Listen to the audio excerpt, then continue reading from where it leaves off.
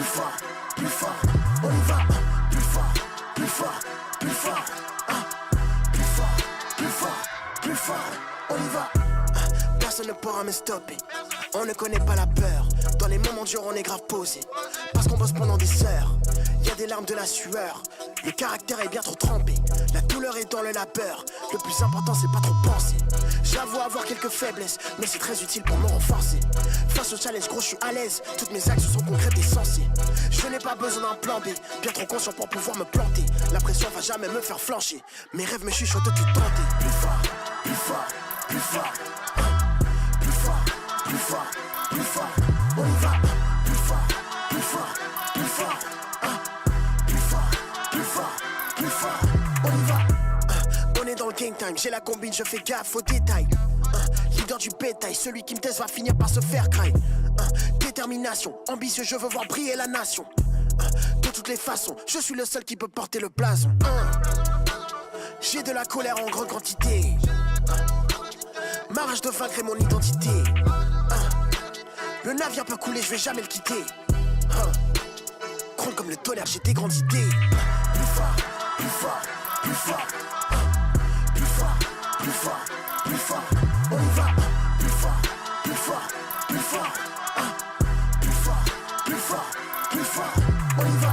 Plus fort, plus fort, plus fort, plus fort, plus fort, plus fort, on y va.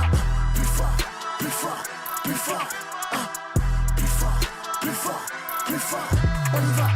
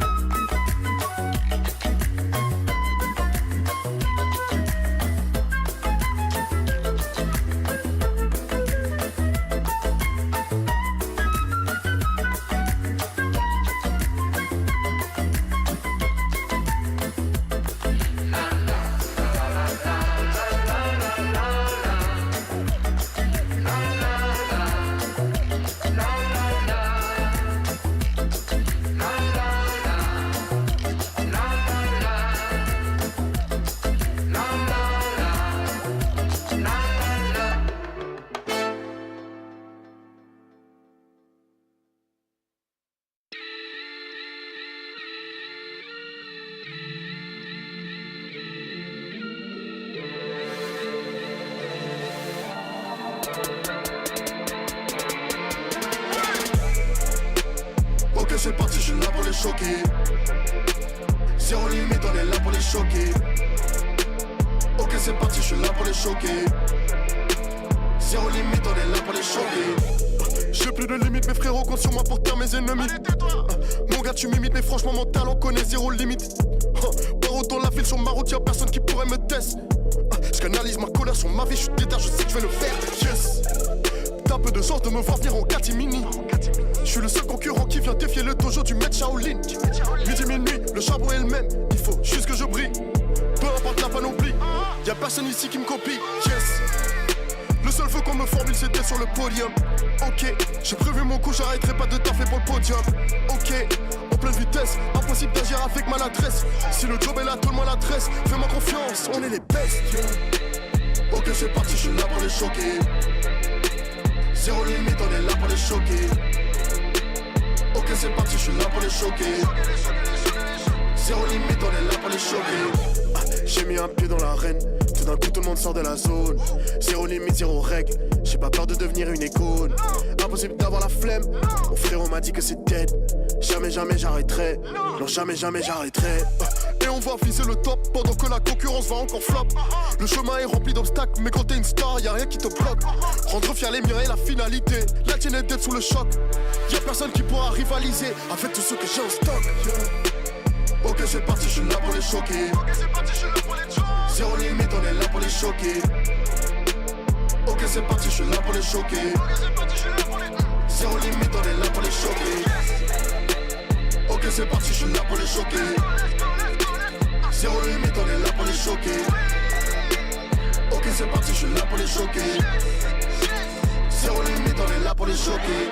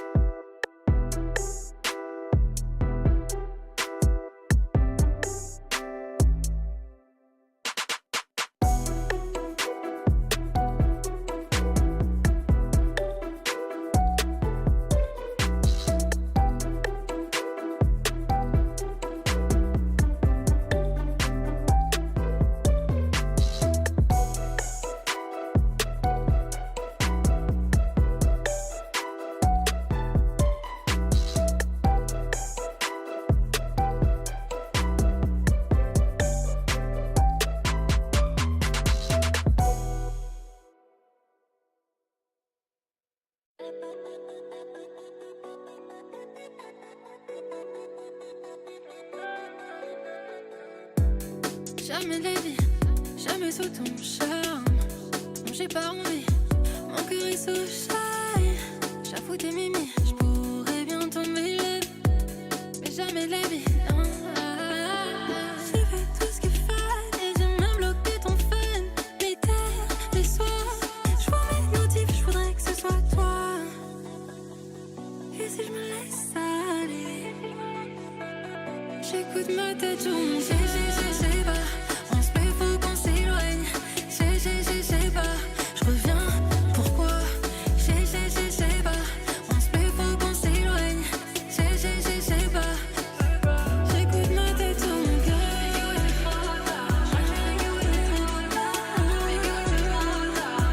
J'écoute ma tête tourner.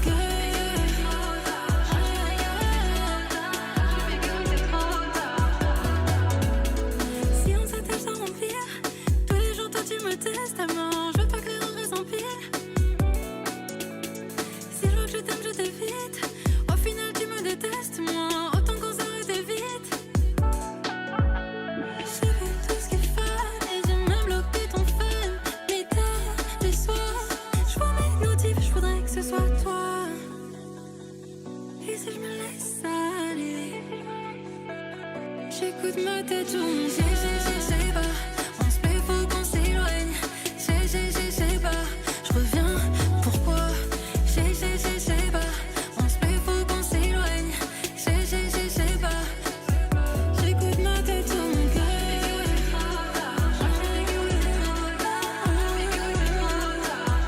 J'écoute ma tête tourner.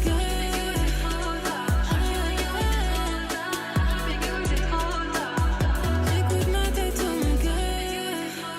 Je crois que je suis big et c'est trop tard. Je suis big et c'est trop tard. Je suis big et c'est trop tard. Je crois que je suis big et c'est trop tard. Je suis big et c'est trop tard.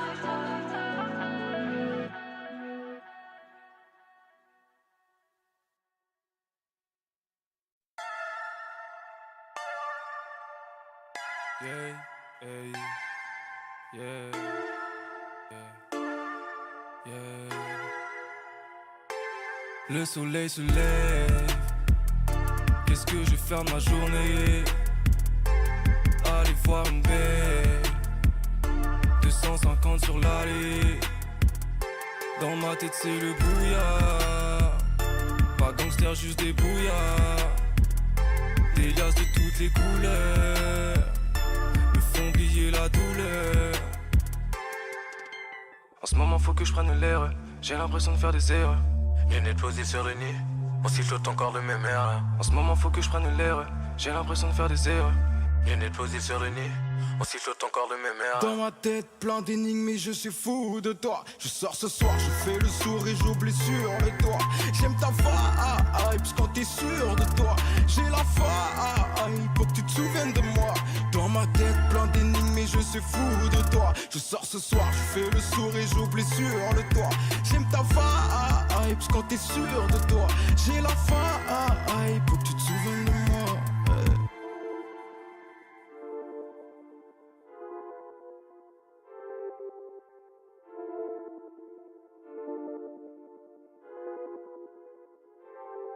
Bébé, prison la glace, tu me parles, le temps s'arrête. Moi je suis dingue, ouais je suis dingue de toi, c'est fou que ça puisse paraître. Et puis on se connaît bien, trop ice, la flamme s'éteint. Je me souviens de ce que c'était, qu'embrasser se collait bien. Je veux finir sur une île, non je ne veux pas d'une autre. T'es qu'un mirage, donc je retourne faire ces milles. Tu sais que je mange pas les miettes, je crois pas au miracle. T'es qu'une coquette fille, une coquette de plus. Oh non non non, plus je calcule ton fils, puis je sais que tu me mens. Non, non. En ce moment faut que je prenne l'air. J'ai l'impression de faire des erreurs. Les nez posés sur le nez, on sifflote encore le même air. En ce moment faut que je prenne l'air. J'ai l'impression de faire des erreurs. Les nez posés sur le nez, on sifflote encore le même air. Dans ma tête plein d'énigmes et je suis fou de toi. Je sors ce soir, je fais le sourd et j'oublie sur le toit. J'aime ta vibe quand t'es sûr de toi. J'ai la vibe, faut que tu te souviennes de moi. Dans ma tête plein d'énigmes et je suis fou de toi. Je sors ce soir, je fais le sourd et j'oublie sur le toit. J'aime ta vibe quand t'es sûr de toi. J'ai la vibe, faut que tu te souviennes de moi.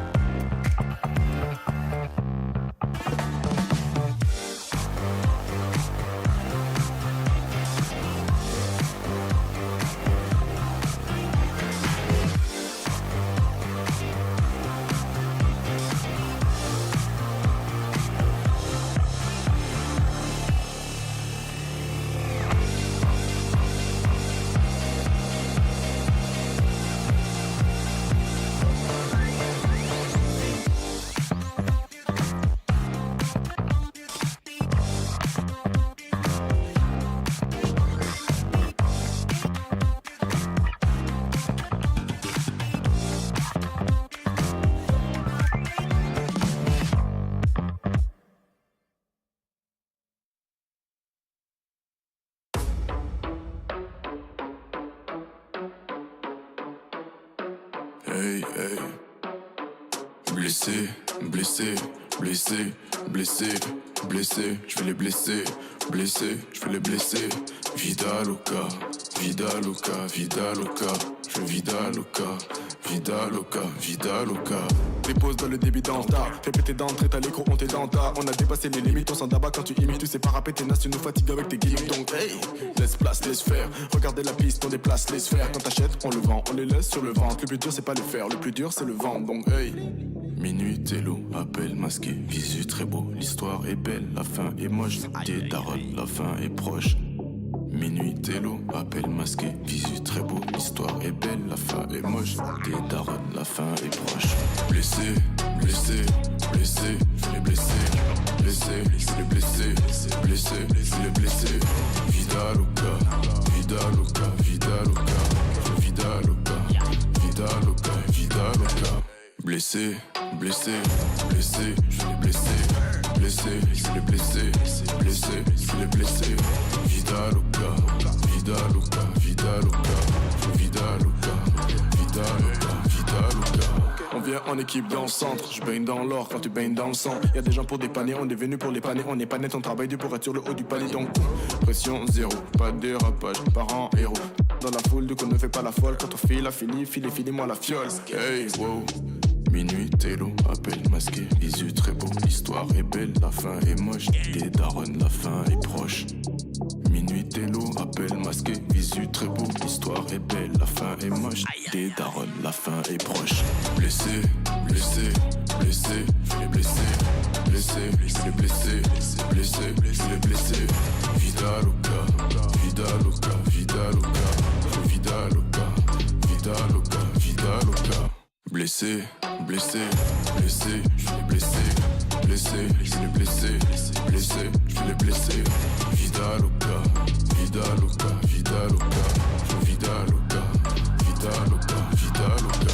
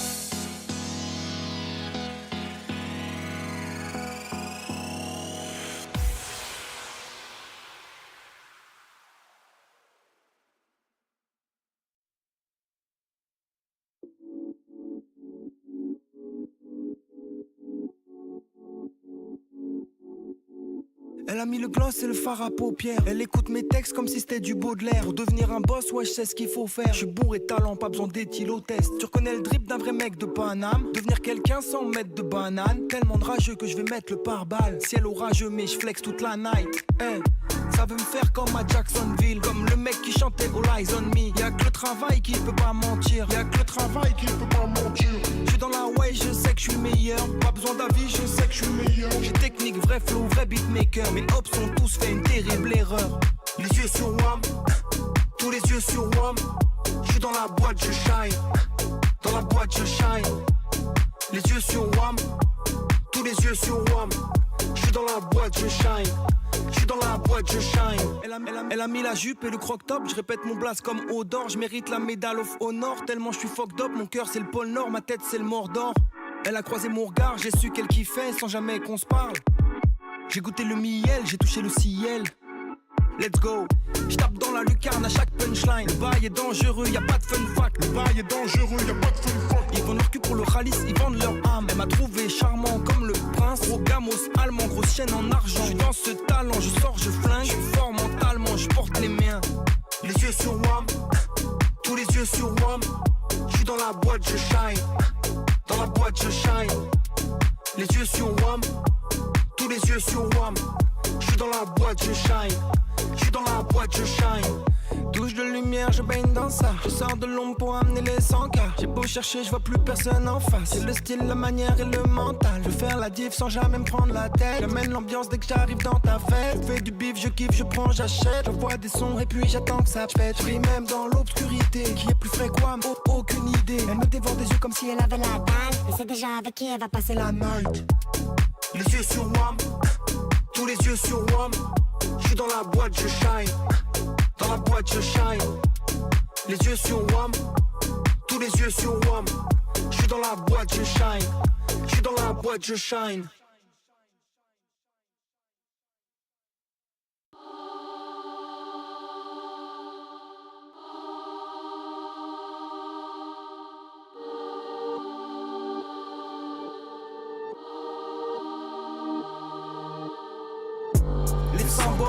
Pouvoir, argent, monnaie, cash.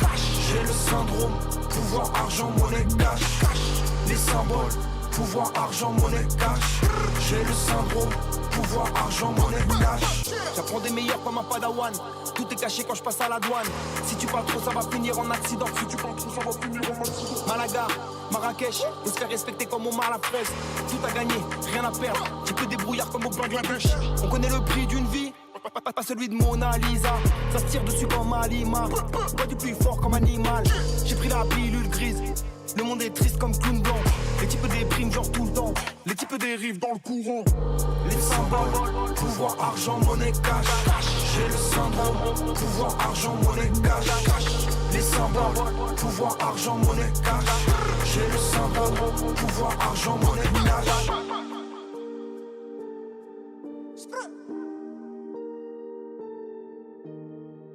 24, je m'envole comme avec un jetpack. Je descends de l'avion, je suis en jet lag. Je descends de l'avion, je suis en jet lag. Tous les flingués comme dans 8 Max. Chipouden, on les prend tous même à 6 ou 7. Ton dernier souvenir sera ma silhouette. Devinez qui vous. Efficace, technique. Efficace, technique. Toujours en tête dans le derby. Toujours en tête dans le derby. Démission, tu me verras pas dans vos émissions. C'est pas demain nous obéirons. Que la famille que nous bénissons. Les symboles, pouvoir, argent, monnaie, cash. J'ai le syndrome, pouvoir, argent, monnaie, cash. Les symboles, pouvoir, argent, monnaie, cash.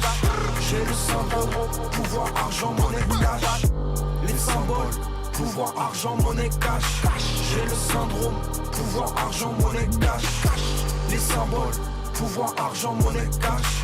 J'ai le syndrome, pouvoir, argent, monnaie, cash.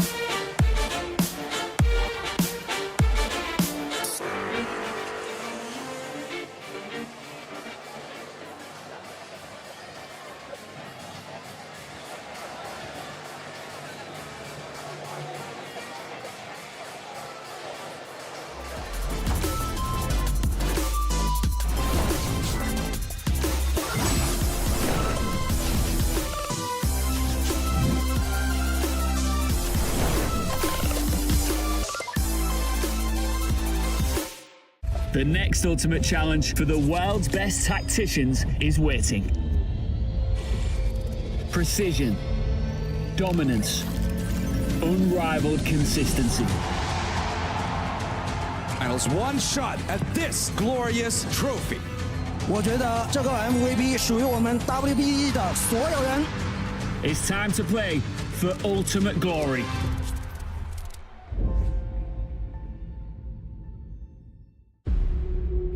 Locking down the Drake is now Doran. Decent position. Double Break down my walls, but I won't rise again. Cause I stand tall in my environment. How could I ever close my eyes as they silence sins? They try to take me down with their violence. Oh, they go back in. Becker flashes in and down goes Light.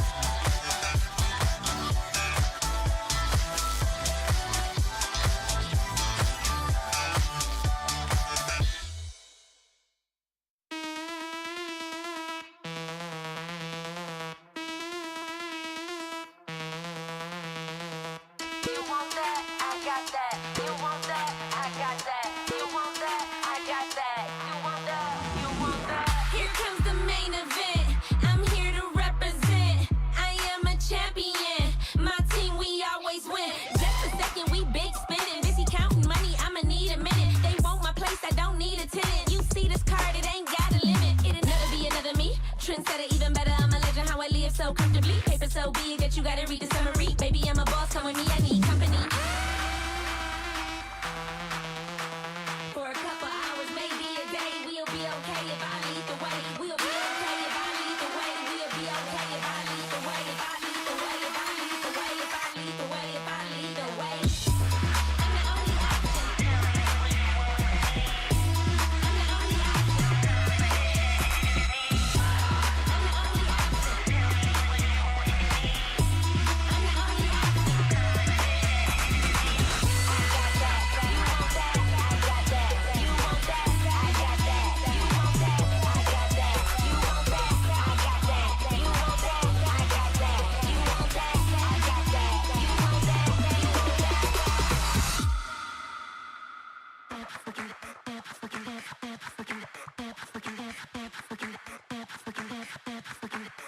Turn it to the max. Haters gon' hate, dollars gon' stack. Throwing them hips, how you do it like that? You're looking like a snack and I only speak fast. Let's relax. Maybe a day, we'll be okay if I lead the way. We'll be okay if I lead the way. We'll be okay if I lead the way. If I lead the way, if I lead the way, if I lead the way. We'll be okay if I lead the way. If I lead the way, if I lead the way, if I lead the way.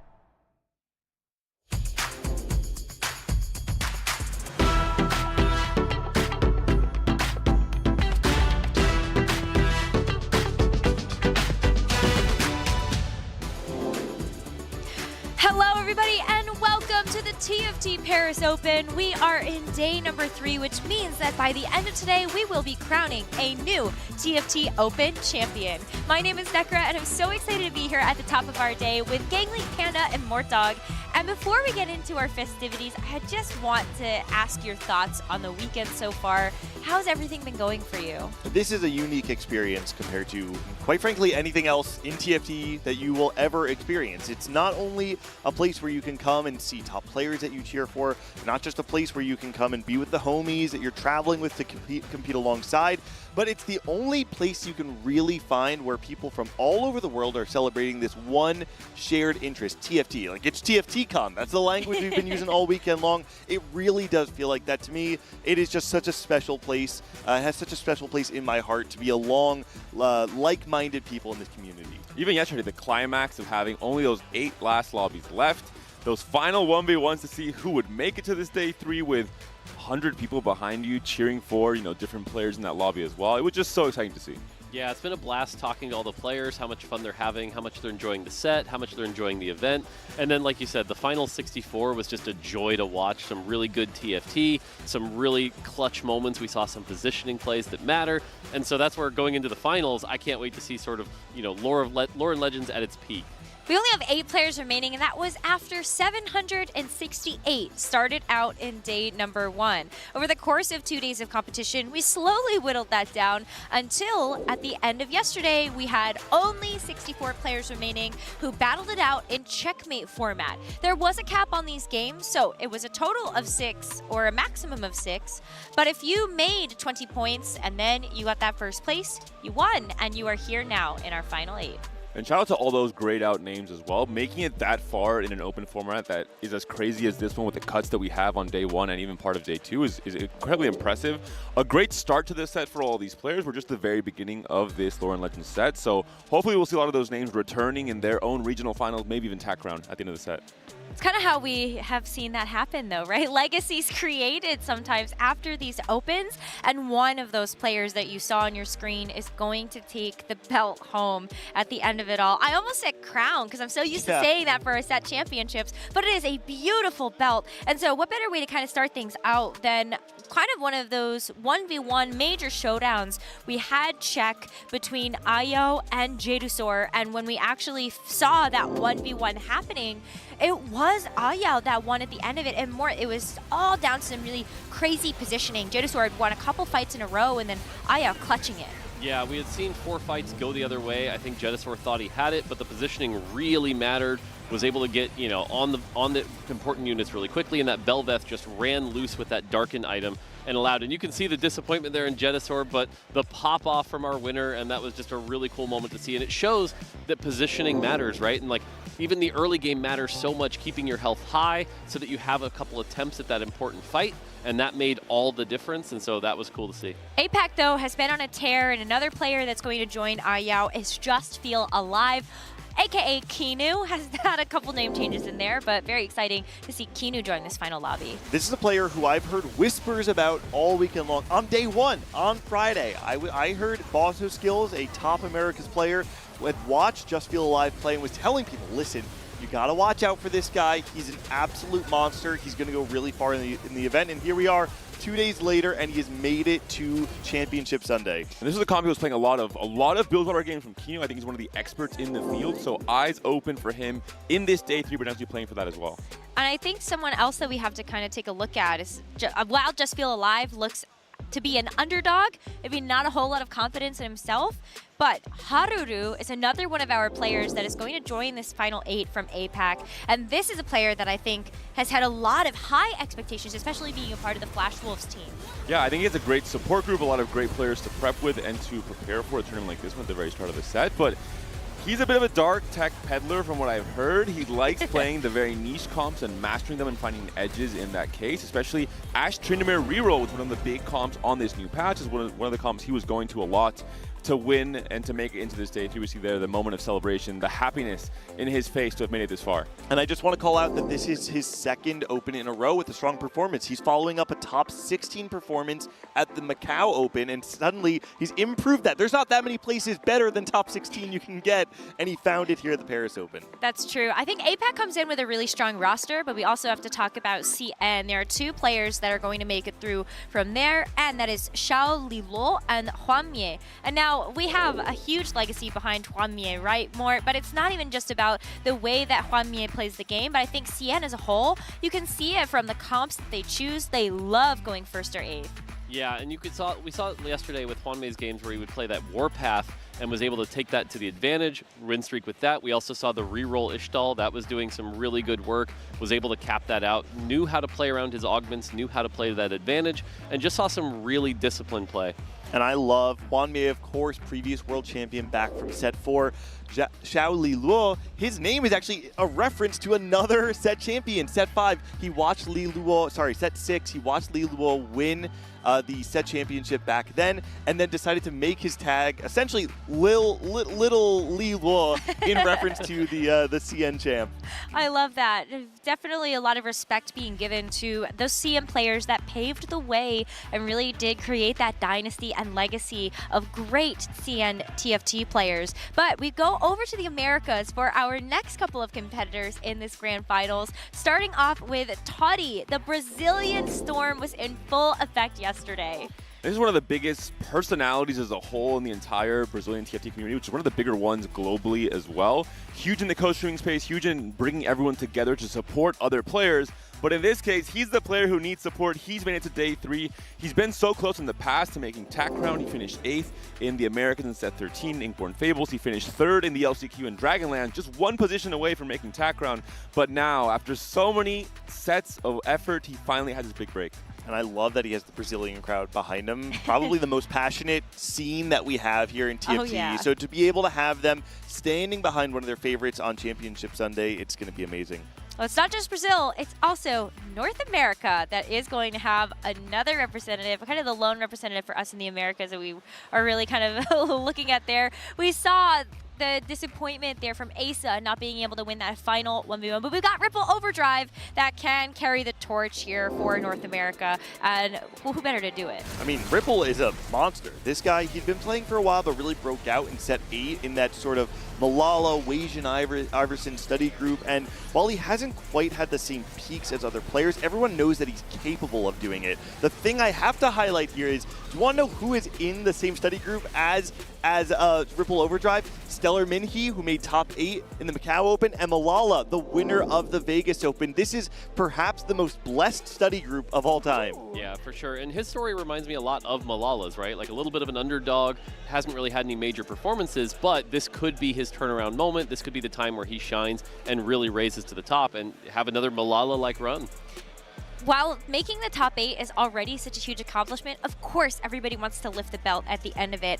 For Europe, it all rests on Safo, an amazing Spanish player. I know, Panda, you've been particularly excited to see Safo. And historically, some would say it's unlikely. This is the first time a Spanish player ever has a big opportunity on the international stage. We've never had a player qualified at TAC round even in the past. It's been a bit of a curse throughout all these different sets of TFT, but Safo has finally done it, representing Movistar Koi as well. We see the happiness there and how, I think, passionate. We're comparable to the Brazilian community as well in terms of how much our players care about this opportunity. And Safo was the highest point earner as well across these first 2 days, so he is clearly someone who has tuned into this set, tuned into this specific patch and meta, and maybe he's the player to take down on this weekend as well, coming into today. Yeah, I think that's the big thing to talk about is the fact if you look at the scores from the checkmate round, the fact that he was at 42, right? Like he didn't even necessarily need a first. He was already like 7 points ahead at one point. He would have been the top earner if he didn't even play that last game. That is a wild performance. And so even though he's the only EMEA representative, I think he's almost kind of coming in as the favorite. And he might be Necro's favorite as well because he loves playing Yordles. Ooh, yes, I'm already a fan, but we are so excited to get things started. So let's go ahead and see the start of the TFT Paris Open today.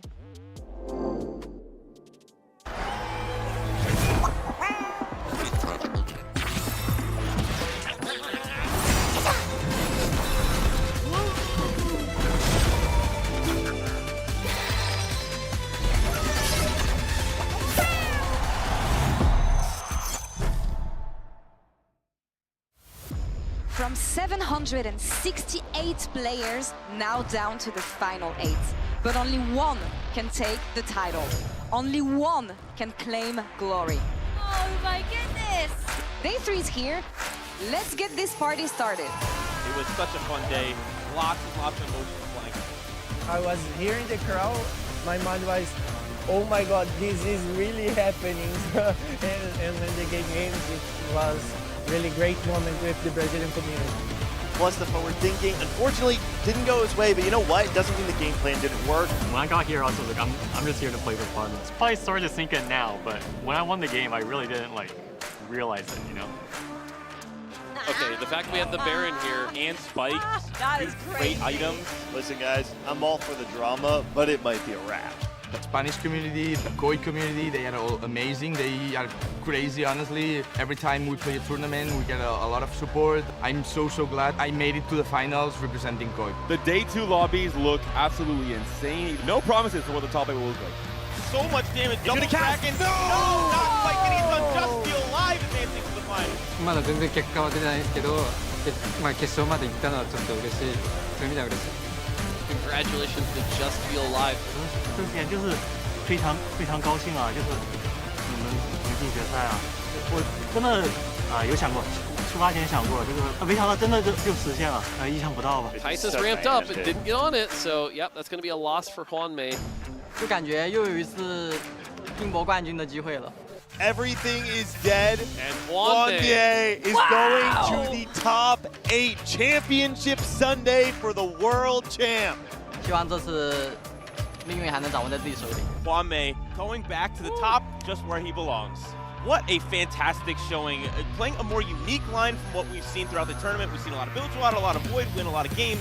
其实这季我对自己最大挑战就是，我希望我自己可以享受游戏。所以在64强的时候，其实我反而更不紧张了，就是每一把就是看一下我这把能够发挥到哪里，然后做到最好。Ramping up, but the Kraken Slayer is not quite stacked yet. It's going to. Whoa!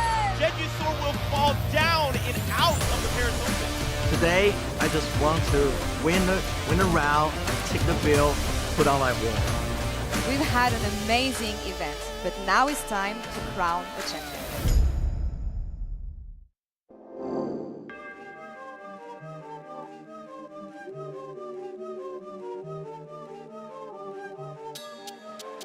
Bienvenue à la grande finale du TFT Paris Open. We had such an amazing weekend with all of you. I hope you had fun. We have a couple more surprises for you before we kick it into the grand final. One last show match for fun here on stage with 8 streamers that we're gonna see very soon. We're gonna be playing Carousel of Chaos. It is the most unpredictable version of TFT. So without further ado, let's welcome our players to the stage.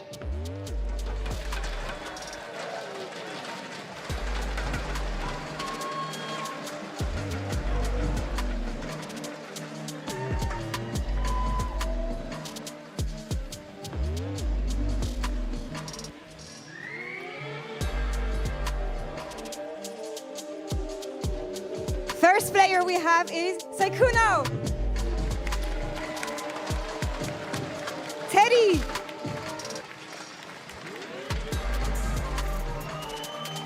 Holy Thought, Raven,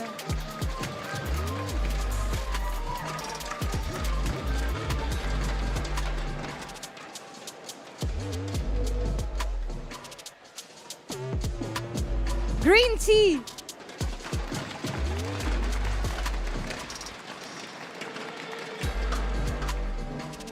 Riri,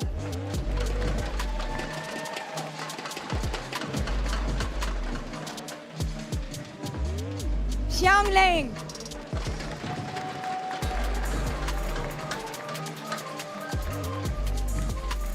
and last but not least, Caesar Baker. The stage is set, the players are ready. Tacticians, to your station, and let's play Carousel of Chaos.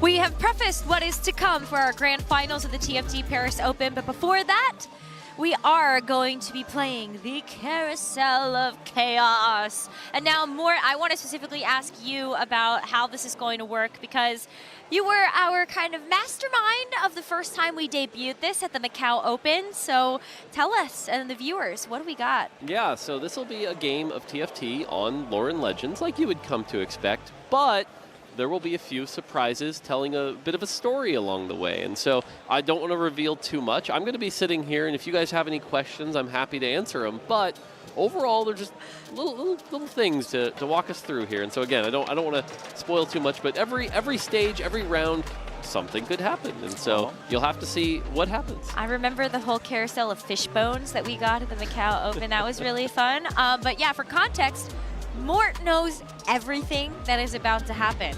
But Panda, Gangly, and myself are all going into this mode blind alongside all of you viewers and, of course, our players. But that's what makes the Carousel of Chaos so exciting. Yeah, and this is something our team put together to kind of, you know, talk about how TFT has been going, surprise and delight players. And so this is a bit of a surprise from the team that put together Lore and Legends. And so hopefully this brings a smile to your face as you see the different surprises that you're in store for. And I think chaos is a good definition of what this will look like. Just from I remember from Macau, I was just surprised. Pretty much every 10 seconds there was something new happening that I thought could never or would never exist in TFT in any capacity. There was one part last year where it was just like a line on your board and we didn't know what it did.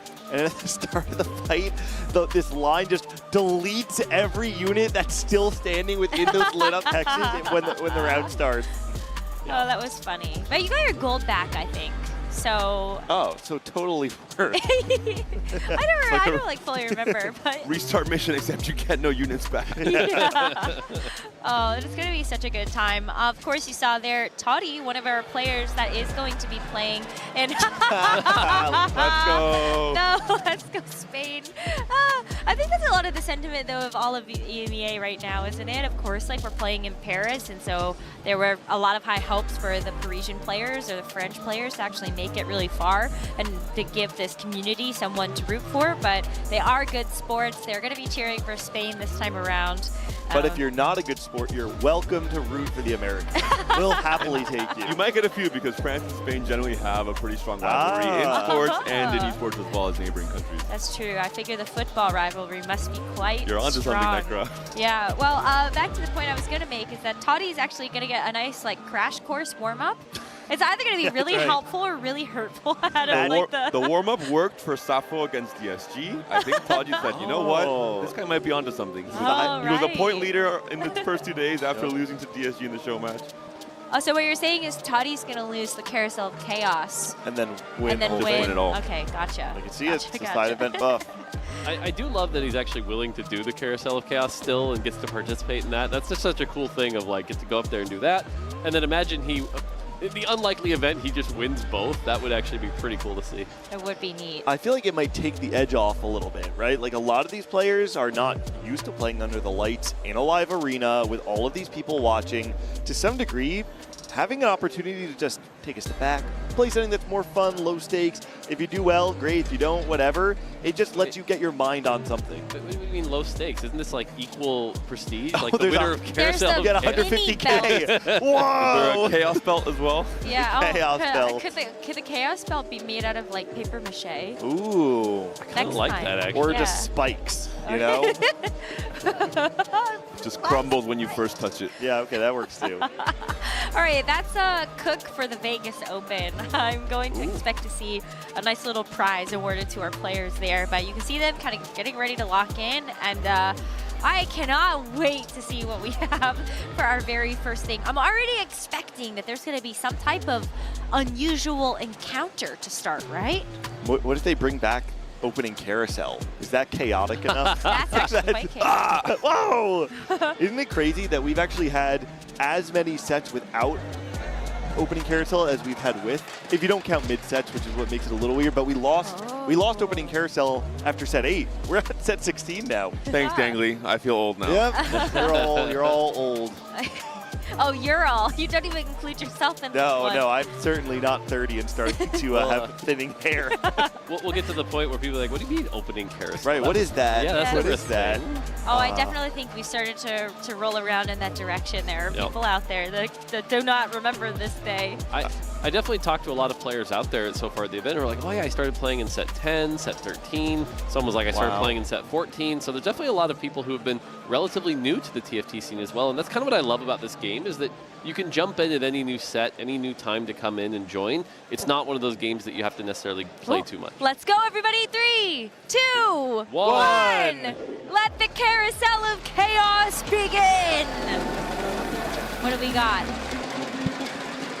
There's so much to see in the Great Library, you're going to need more health to see it all. Oh, that's okay. Wow. That doesn't seem too chaotic. I think this means the game will be very destructive if they need to start with 2 times their health.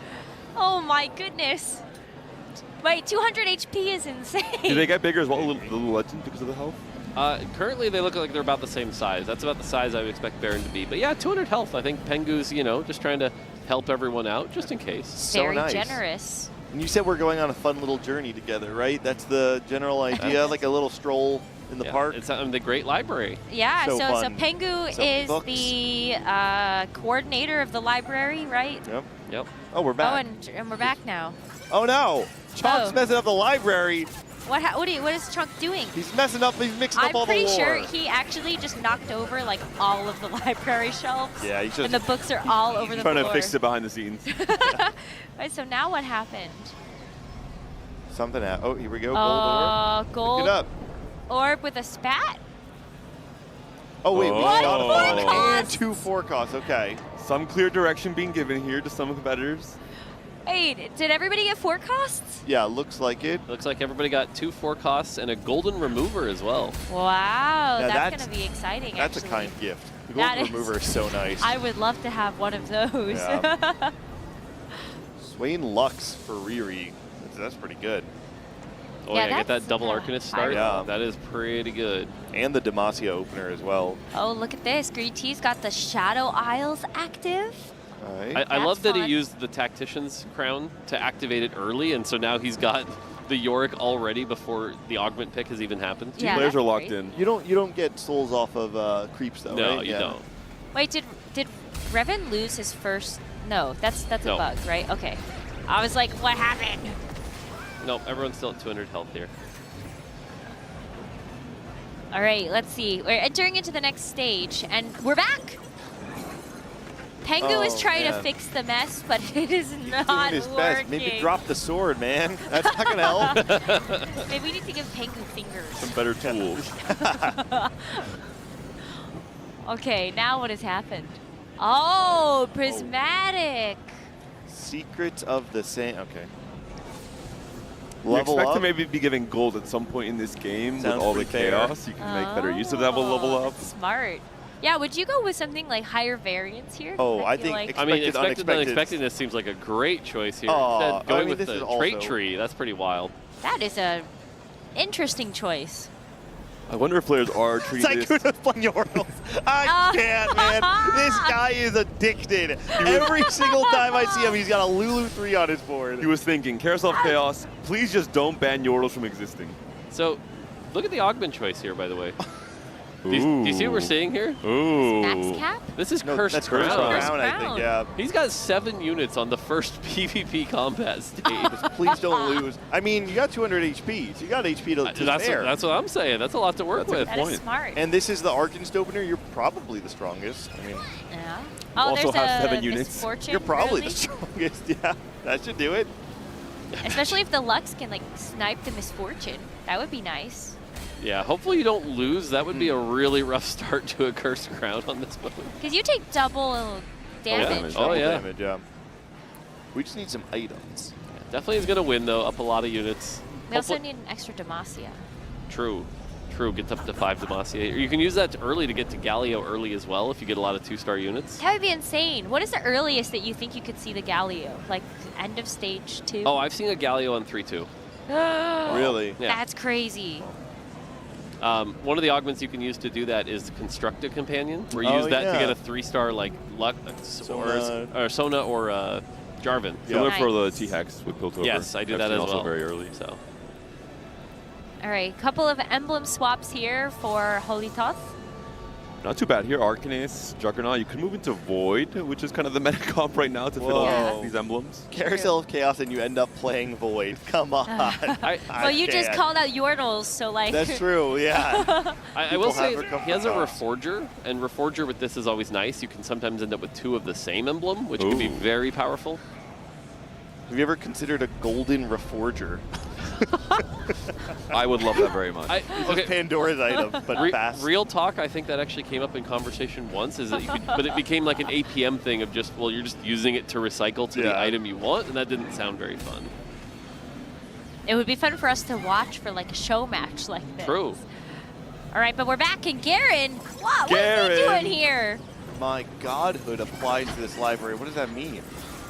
Oh my God, are they all gonna get emblems? He's taking over. He's taking over the library. So if you remember, Cyber City, Set 14 was this year, and so I think Garen might be, visiting, and if we look at the bottom of the screen here. Oh my God, they're gonna get.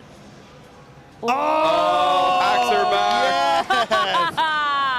Welcome back. Split. Everyone split. Yeah, split. I want to see the chat where they're like, enter S. So it seems like as we're going through the library here, we're visiting some of the past. We've got, a Cyber City call out. We're visiting the lore. I see. I understand. How much gold we get? All right, 15. Was that 15? I think so. I think that was a choose 15. We didn't get to see who got, but if you look at the gold on the right, Oh, I mean. I see Shyamalan Sykkuno and with like Sykkuno 60 had gold some fun. already. Yeah, I think both of them might have split the pot. It was always an interesting choice to watch people make. It's like, will you split or will you just be greedy and take your one share? Or I guess it's safer, huh? Sykkuno is on his way to that Veigar. Yes, I saw that. Yeah. Did you guys enjoy like the split thing from Cyber City? Yeah. I did. Oh, yeah. Did you? Oh yeah, I thought it was one of the more fun things that, you know, there were certain times where it was like 40 or 10 and you're like, ooh, that's a tough one. Yeah. Other times it was like 13 or 10 and you're like, well, why would I ever? And then someone gets the extra 3 gold and you're like, why did you pick High that? roller, yeah. I love these moments of, you know, kind of interaction between players outside of just, you know, calling a certain comp or complaining about RNG. It was this moment of, do we split, and trying to control or manipulate other players and their choices. And the rare time someone would get like 20 more gold than everybody else, you were just like, what? I will then you say, grief that person. it did kind of break the central rule of why I think TFT is such a positive community overall, which is that we normally have a shared enemy in Mort Dog, and instead we had an opportunity to turn against each other in game. True. All right, well, what's next then? If we saw Garen, the god of the net, and we're maybe walking back in history, what do you think? Well, but it's all mixed up, so it's probably not chronological. Oh, maybe not. I'm going to say next up, we're going back to Rise of the Elements. We're going to get... Oh, you went way back. I'm going way back, and I think everybody gets a Redemption Z with GA, and you get to fill up the board endlessly, and nothing dies, and the game crashes. Was I right, Mort? A little too chaotic for the carousel. Did someone leak you the note? Yeah. Wait, but this kind of like, I actually wonder then, because I liked the Kayn encounter as a part of Inkborn Fables. And so I think that would be cool. What? No, what do you mean? Like where it just ends? Yeah. Oh, One of the Cups and EMEA ended on a Kayn encounter. Really? Yeah, I think that was Lakoko winning it. Oh, that's so cool. Well, because it just teaches you to like play a specific way. But obviously you only get that if you get it at the very beginning. So maybe they have to tell you at like stage 6 and they're like, Kayn is coming soon. It is kind of interesting if like the extra health is just a bait and it just like the game just ends. Like actually you 3-2 second dog, right? game's over. Yeah. Good job. Okay, Riri's board is insane. There are so many units on this board. Yeah, he's got a lot of gold to work with. The fact that he's level 6 with 8 units and still has 30 gold left over. Like, that's pretty wild. Now, here's something to think about. If there are a lot of additional resources and people have other ways to exceed the unit cap, what I mean by that is if we have, like, other boards with 10 units on 8, all of a sudden this does mean that Riri could just be taking, like, 30 damage out of nowhere. That's true. Unless Riri is also going to get there with some econ, but we're getting to the creeps, and so I kind of wonder if there is something here. Yeah, the creeps are pretty important right now. If you look at everyone's item count, they're actually pretty low on items. There hasn't been a lot of items to work with, so right now everyone's kind of just playing the base units for the most part. I hope to not see just 12 item components flooding out. I want to see it. Give it to me. Well, I some clear strategies, though. You know, like we saw Void, we're seeing the Bilgewater, we got the Yordles. Did we see how seriously Taji positioned on level 7? He was maybe expecting these to be like mega Krug. Yeah. Okay, nice and simple. No chaos there.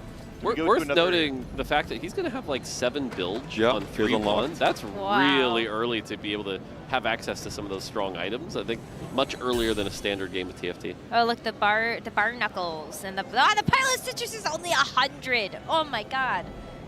700 flat health early is going to be really strong. That would be quite nice. But I'm waiting for the augment. Also, birthday present from this spot is kind of insane because you're just leveling up and you can just add whatever you get to 7 build. You have infinite econ, infinite combat power. True. I think it's going to be a good fight win here. So this out of could potentially playing towards Diana. Has the Leona, has the Rage Blade builds as well for now, just playing a nice frontline backline split. I heard a ping. Do you think it was a ping from Caesar Baker to be like, why is there 7 Bilgewater? I'm looking at Caesar Baker's board, and like if I am him right now, I'm playing an honest game of TFT. Just got a Rage Blade slam with my TF, and I'm looking around. I've got a Cursed Crown with 8 units on the board. I've got a 7 Bilgewater on 3-1. Like, what is this game? Early Swain and Lux. Yeah. Longshot Lux is actually pretty cool. Yeah. I was just going to say the same thing. And also, Riri did just lose, by the way, taking 28 damage in one fight. On stage 3, by the way. Ouch. Wow, there's another prismatic. And then if I'm not mistaken, if you follow the stage icons up at the top, it looks like we might get another encounter at the carousel. What do you Could think? be. Yeah, Could maybe. be.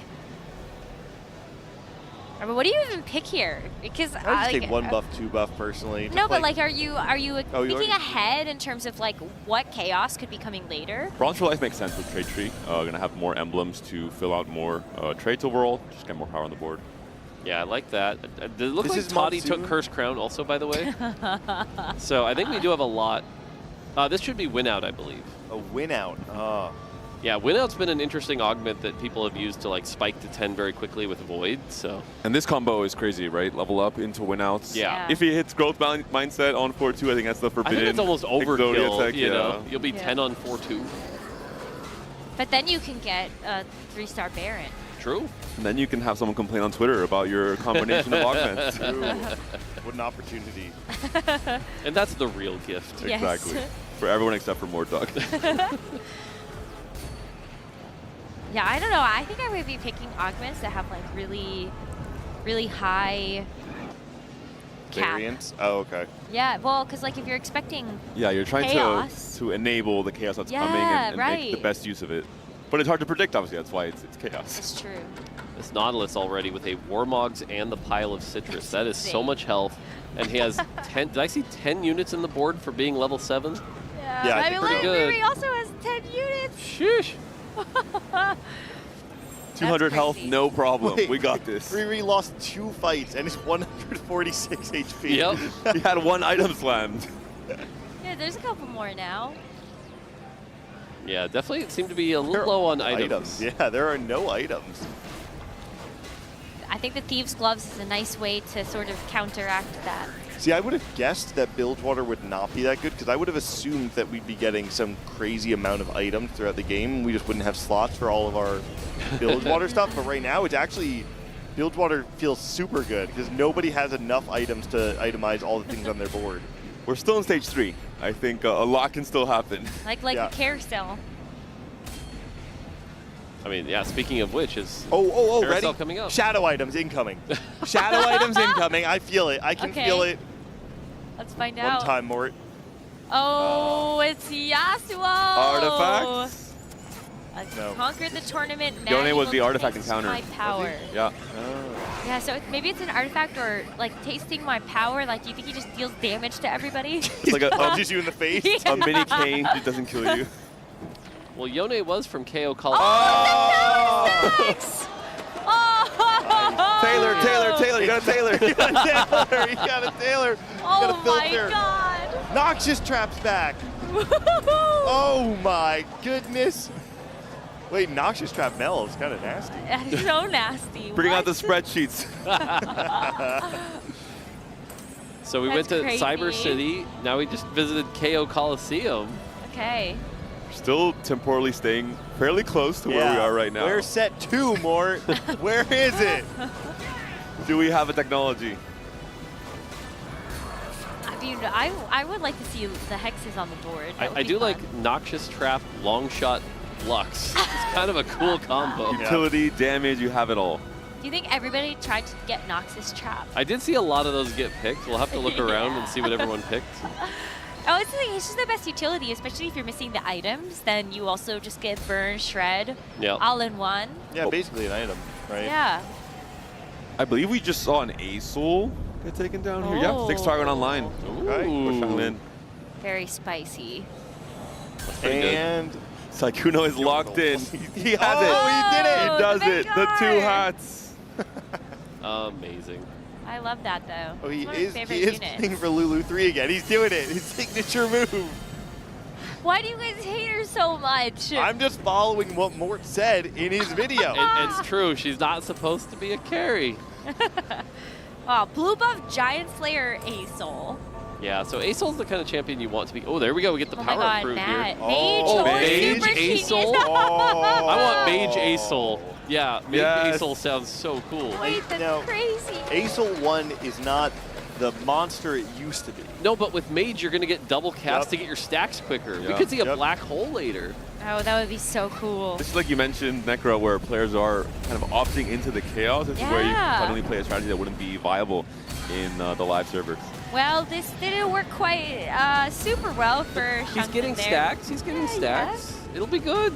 I'm so excited. I love love that. it's like a lose until you win sort of unit. So, That's so many units. Our top player, by the way, still has 200 health to work with. Yeah, Holly thought this crushing it. That was the Swain Lux board, I believe, right? I think so. Yeah, Toddy making good use of the 7 build bar. I like the tank Zilla choice on this Nautilus. That's pretty cool, but considering how much health you've got, that thing's going to be really difficult to take down. By so much time for the Misfortune. I found an early Kindred. Oh my gosh, he also has the boss. Yeah, this is a really good setup from Toddy. All right, he's ready for the final 8. This is the warm-up we needed. Yeah. Oh. Zillion. This is 11? Pengu wonders why champions from the past are here. Uh-oh. Zillion can fix it. Okay, so now we're back in the present. My God. We're about to see everything that will be prepare yourselves. Wait. Okay. We're about to see everything that will be in the future. Wait, well, look at the choice. Get a time undulator, a dangerous bomb that destroys all units. Oh, it's the thing! In an X pattern this time. Ah, we brought it back. Oh my God. Oh, but we told, you know what? I think we shouldn't have told. Wait, where is the pattern though? Well, the item's still on the bench. See the Oh, stopwatch? Interesting. So you put it on. Oh my gosh. Oh, he's going for Misfortune 3. And you can put it on in the middle of the fight? Oh. Let's find out. We have some time-based mechanics in TFT now. Yeah. Oh my God. This is a serious roll down from Toddy. Braum 2 found as well. Rolling for MF3 on 4-2. Why not? Well, I mean, you get the MFs now and then use the Silver Serpents to get some more MFs. Yeah. Wait, you got to use your thing, dog. Use your undulator. Did anyone use their? I don't even know if I'm No saying one that knows right. how it works. No one's using it. Everyone's too scared. Wait. I heard items hit the board. I don't see one. One person's going to figure it out. And then that's going to make everyone else. Yeah. Okay, we got the double mana on the Acel, by the way. So we'll be stacking. All right, show me an undulator. Nope, no undulator used here either. I don't even know if I'm saying that right. I've never seen that word before. It sounds probably right to me. Oh, someone did it. There it is. Saikuno. Leona, watch out. Leave it to Saikuno. He figured it out. Just keeps the Veigar protected in the middle. What happens to Leona? Well, so let's watch the start of. Oh, well, she's gone. Does she die? No, he sold it because it's on the bench. He was checking to see. He's rolling. He's like, Veigar, watch out. Don't worry, Lulu. Lulu will take it. Lulu. This is the test. Okay, we're good. All right, so let's see what this does. Oh, okay, look, you've got the Watch the vein in vein. it. Oh!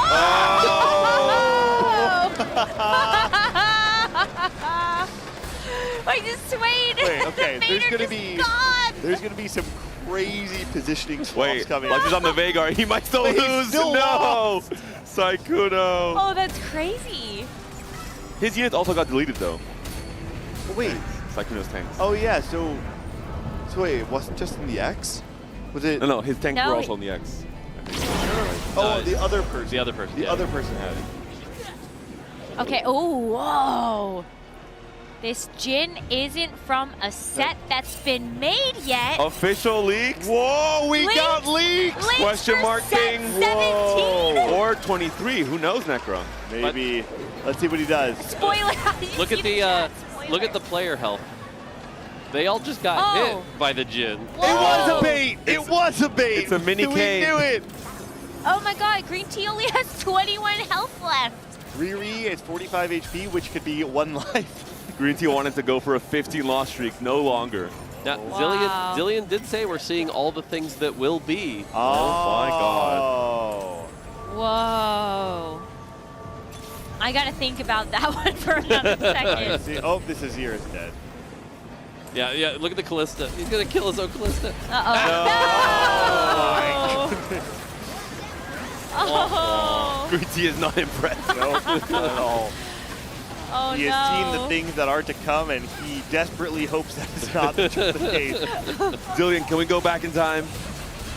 Wow. I This is think like a Green Tea's going to get it knocked out here. Ghost of Christmas Future situation going on. Oh, They'll so still be alive here, okay. but only 6 HP for Green Tea. By the way, Riri is holding on. 6 win streak here. Wow. Question is, when do you fight Toddy? Yeah. What if someone saves an undulator for the last 1v1? Well, you have the golden remover, right? Yeah, Yeah, you can use it every round. Oh. Yep. Oh, but you're also sacrificing your own unit, right? Well, I mean, you just stay out of the X. That's true.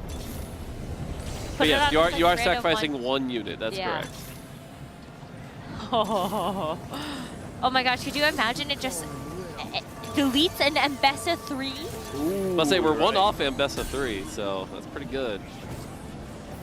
We don't see an MF3 or a Braum on the other side. We're one off MF3, yeah. And 2 off of the Braum. Oh boy! Wow, Xianglin and Okay. Riri just deleted each other's boards.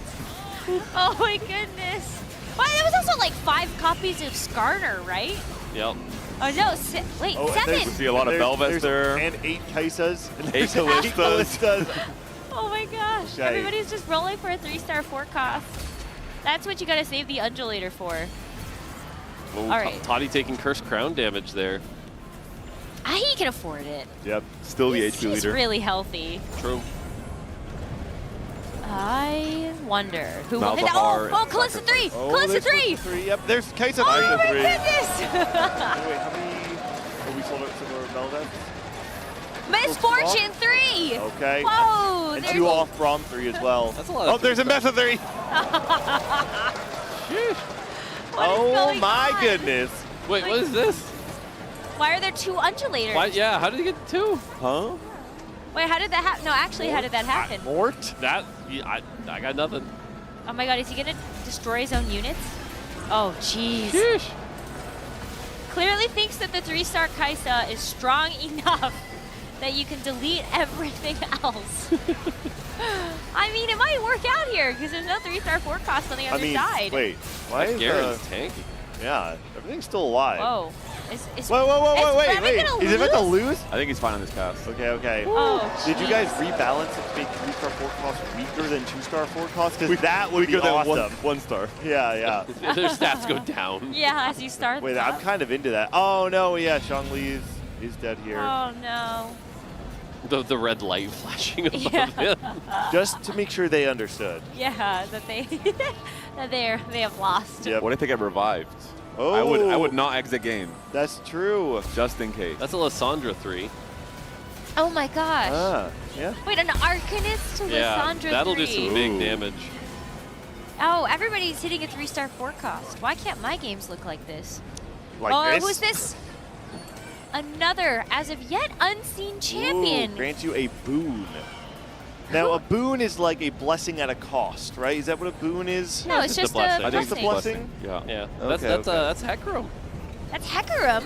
Oh, but the skin is so different. That's true. Oh, that's very cool. Nature-based, I love that. like a centaur. Oh. Lore and legends, but the lore is the legends of Greece. Real mythology. Excellent. All right, oh, very close to Vagar 3. Yep, 3 off. Saikuno has decided to not roll completely. Oh, look at this Misfortune 3 with Looted. Oh, that's disgusting. That's pretty scary. How strong is MF3, Mort? Very, very strong. Let's find out. Is it better than 2 Callista 3s? How did you get the second? Oh, it must have been like a Shadow Hex, right? Oh my The gosh. power up. True. Shadow Clone, that's what it is. Shadow Clone. Apparently 2 Callista 3s is Okay. a little more powerful. Sheesh. Wait, we didn't use our undulator. Nope. I don't think you want to destroy your own board. I think some players maybe think it's a one-time use, potentially. I mean, maybe. 12 units. Ooh.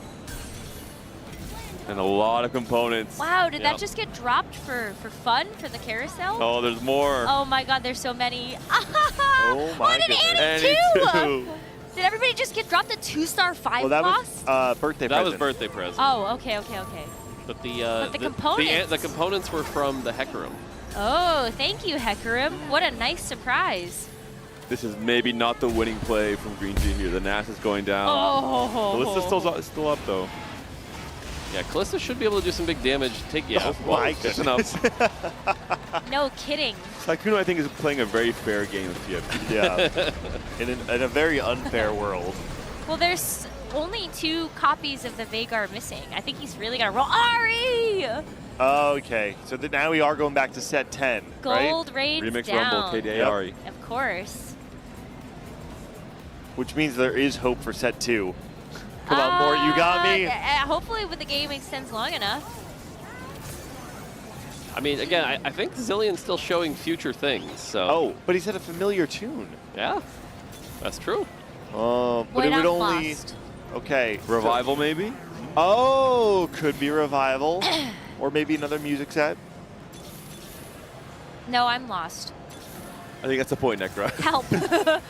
Mission accomplished. Well, I do hear Veigar. right after this we have the roadmap and the State of the Union. Oh, all coming together. Maybe that'll help. Yes, that will Oh, definitely look, the X help. on the Kaisa. Oh, no. Bye, Kaisa. Revan. Or no, it's just out of range. Oh, I see. It's got a range to it. Wow, literally everything died. Everything. Everything is You dead. didn't even have to fight. That is 6 copies of Baron, by the way. Oh, the Mbessa 3 just chasing whoever that was, the Vayne, all around the back line. Yeah, the healths are getting pretty low, but Riri's still holding on here. Caesar Baker also has 88 health. Sykkuno 1 Veigar away from Veigar Roll, 3 roll, here. roll. He deserves this one. Sell your board. He's like, do I have to sell my Lulu? He can't do it. He's selling all the can't do it. legendaries before he sells Lulu. He can't do it. They've been through too much You together. got it. Oh, my God. Oh, no. Oh. Does he have enough health? Ooh. I Could don't be think close. so. Did he find Playing it? a Cursed Crown player. Oh, he found Oh, he it. found it. He found it. He found it. And he didn't even have to sell the Lulu. The best of both worlds. Yeah. Just had to sell Oh, fiddlesticks. Callista's so Swain. gross. Yeah, I love the double Callista here. That's pretty fun. All those little spears. Yep. It's just so big, such a big deal. Oh, Wow, Riri. 33 damage. Oh my God, negative 33. That ought to do it. Well, that's going to be Riri falling out in 7th. As I think Should be. Sykkuno gets to. Oh, he's still alive, no?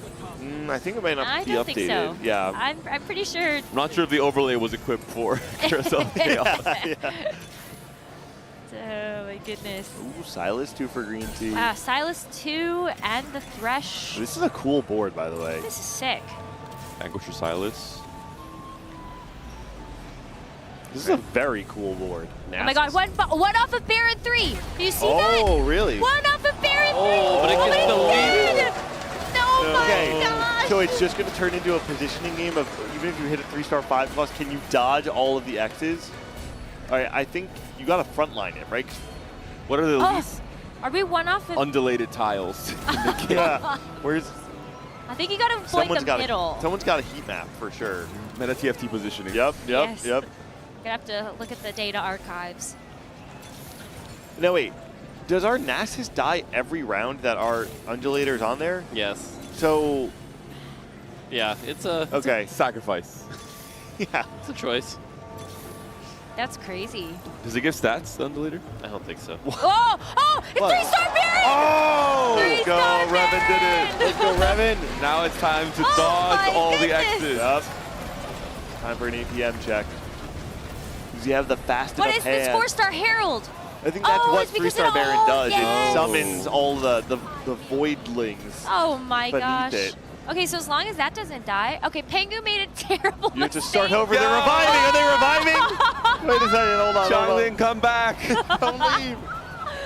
Wait, no, they're all no. All their boards do not get deleted, do they? Oh We my just God. hit the Baron.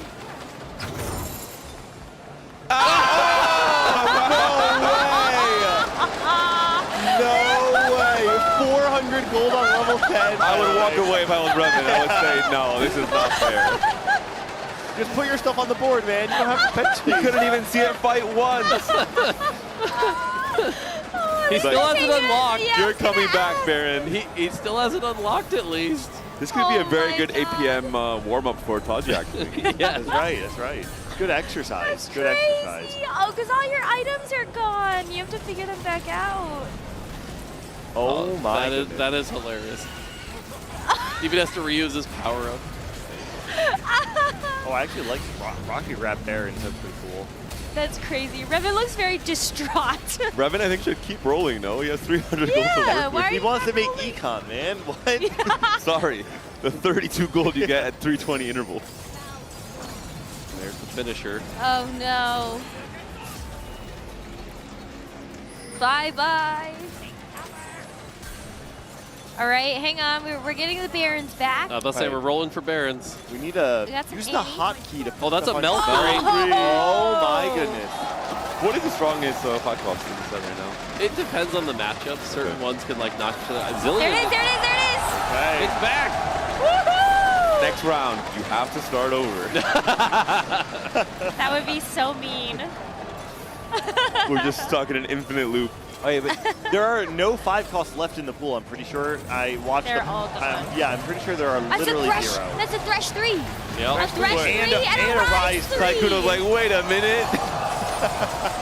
Lulu, I thought you had me. Okay, Toddy's online. You had to pay attention to who the person had on their board that you just killed. Oh my god. Okay. It's every unlockable champion. Oh, Actual nice. carousel of chaos. Brock, get the Brock, get the Brock. It's kind of fun watching them move around in a little conga line I like mean, this. that's 40 champions on a carousel right there. Oh wait, so that's the tech. Is you have to unlock a 5 cost right now.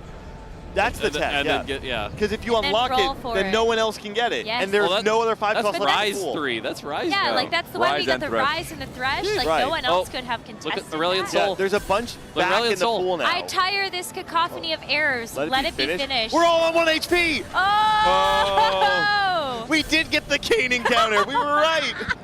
We heard about Biss, now it's Astral Cane. That's crazy. No way. Can Do you your use rolls. Stylus? Oh, we're 1 off Galio. Roll, roll, roll! Go, go, yeah! Wait, did he miss it? He missed it. Oh, it came back. Wait, what was that? What's happening? What happened with that? Galio gives you all the 3-star Demacia. Oh. This is just in the normal game. It's not That's normal. Okay, Oh okay. my god. Is that, wait, We were not who prepared is, for is that. that Zahen? No, wait, so... Who's in the bottom right? Yeah, that's That's Zahen. Yeah.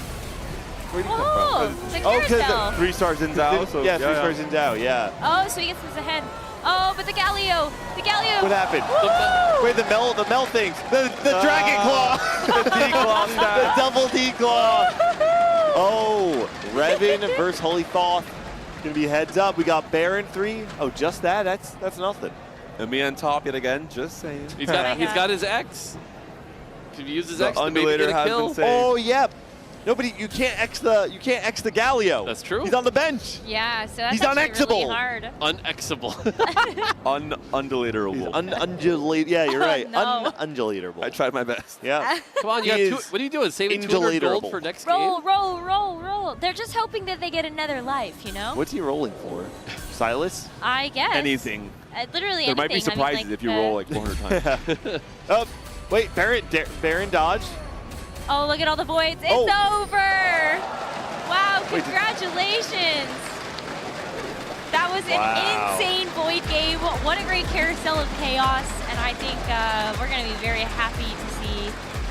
Even in Carousel of Chaos, it's a void meta. Like, what's going on? Okay, but like 3-star Barons Yeah, is Mort. so cool. Fix your game, Mort. Yeah, congratulations to Revan. That was really fun. I mean, we saw that Jin, we saw that Hecarim, and we saw that KDA Ari, so... I'm excited for what's coming up in the next 10 to 20 minutes. Yep. Yeah, Yep. wow, that's good. That's right, because we have Carousel of Chaos to kick off our day, but we will be showcasing the 2026 roadmap for TFT after this. But I don't know. I don't know what to expect now. Because like, there's just so much to take away from this. Can we try to break down things that we saw that we might get glimpses of moving forward, let's right? do it. So we had the Hecarim, which Yeah. gave you a boon, some sort of And blessing. he looked different. And he gave you components. So yeah, there's some sort of woodland theme thing with maybe an encounter Lily that is gives back. you Nico theme. Lily yeah, is back. maybe.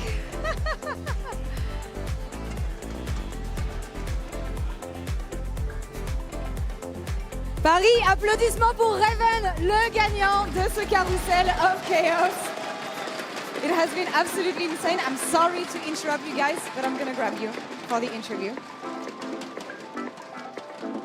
I'm gonna grab you for the interview as you won. Wanna follow me? All right. Man, okay, first question I have is, what the hell was this? Because you get Baron, the whole board gets wiped. How did you react? I was gonna cry, to be honest. I wanted to see how Baron work, and as soon as I get it, Pengu says start over, and I was like, please, no. I mean, you managed to turn it around in the end, a couple 3 stars just thrown around your way. Tell me about the end of that game when you actually never know what was gonna happen. At the end, I was getting crazy because I wanted to get another 3-star legendary, but I had no time to scout what legendary I could get because everyone was buying legendaries.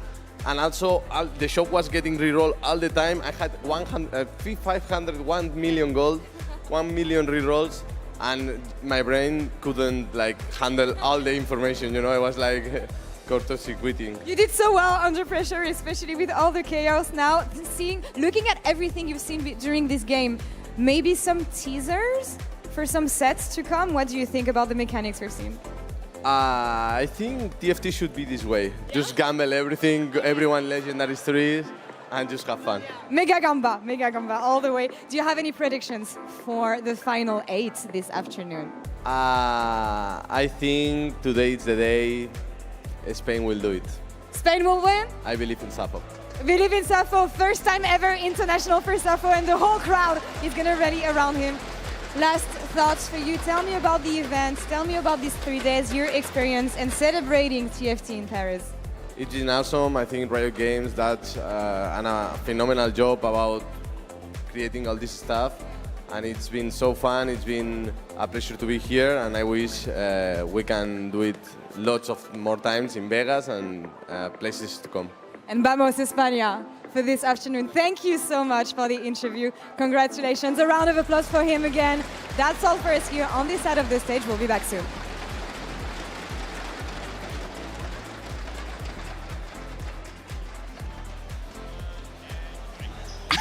I think Reven felt what we all do sometimes when your brain just breaks. Like, you remember, you can get infinite gold printed with all the 3 different tactic crown items.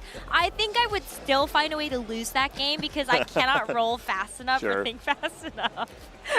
I do love the feeling of despair that he explained to us after having to start over, just to have to do it all over again. And he got it there, though. He got across the finish line. I mean, it's probably one of his peaks of his TFT gameplay in his career, getting that Baron 3 final, and then all of a sudden it gets sold, yanked away from him 10 seconds later. I don't think we could have planned that much better. Just the reaction of like, wait, I just got this. That was perfect. I loved it. And yeah, like you said, that's Carousel of Chaos. Now, I don't know that we'll follow that suggestion that every game should be like that. Maybe not the play, but hopefully a lot of fun. And a lot of people here on the show floor are going to be able to play Carousel of Chaos, I believe, as well. So nice. Yeah. Wow, the next step is please let us play this in our clients at some point. Even if for 24 hours and it breaks the servers just once. Well, I mean, I think we're going to be talking to Peter and Jeff soon, so they'll be the kind of people you can ask about that and see what they can do. So. Well, you know, before that, please check out the shop. We do have the fabulous Fleur Chonk that is available for purchase alongside our Paris. I was gonna say, I actually don't know what it's called, but the Paris board, the cafe, as well as the beautiful Fervent Pengu. That's actually not what it's called either. But please just go check out the actual shop. There are so many amazing cosmetics that were created to celebrate the TFT Paris Open. So if you've enjoyed the Carousel of Chaos so far, or any of the other things that we have seen and shown you, then please support our show and take a look at those beautiful cosmetics. Take a look at this also, because throughout the weekend we have been working on something very special from the bright mind of Dracos. So please take a look at the TFT Paris Open rap video.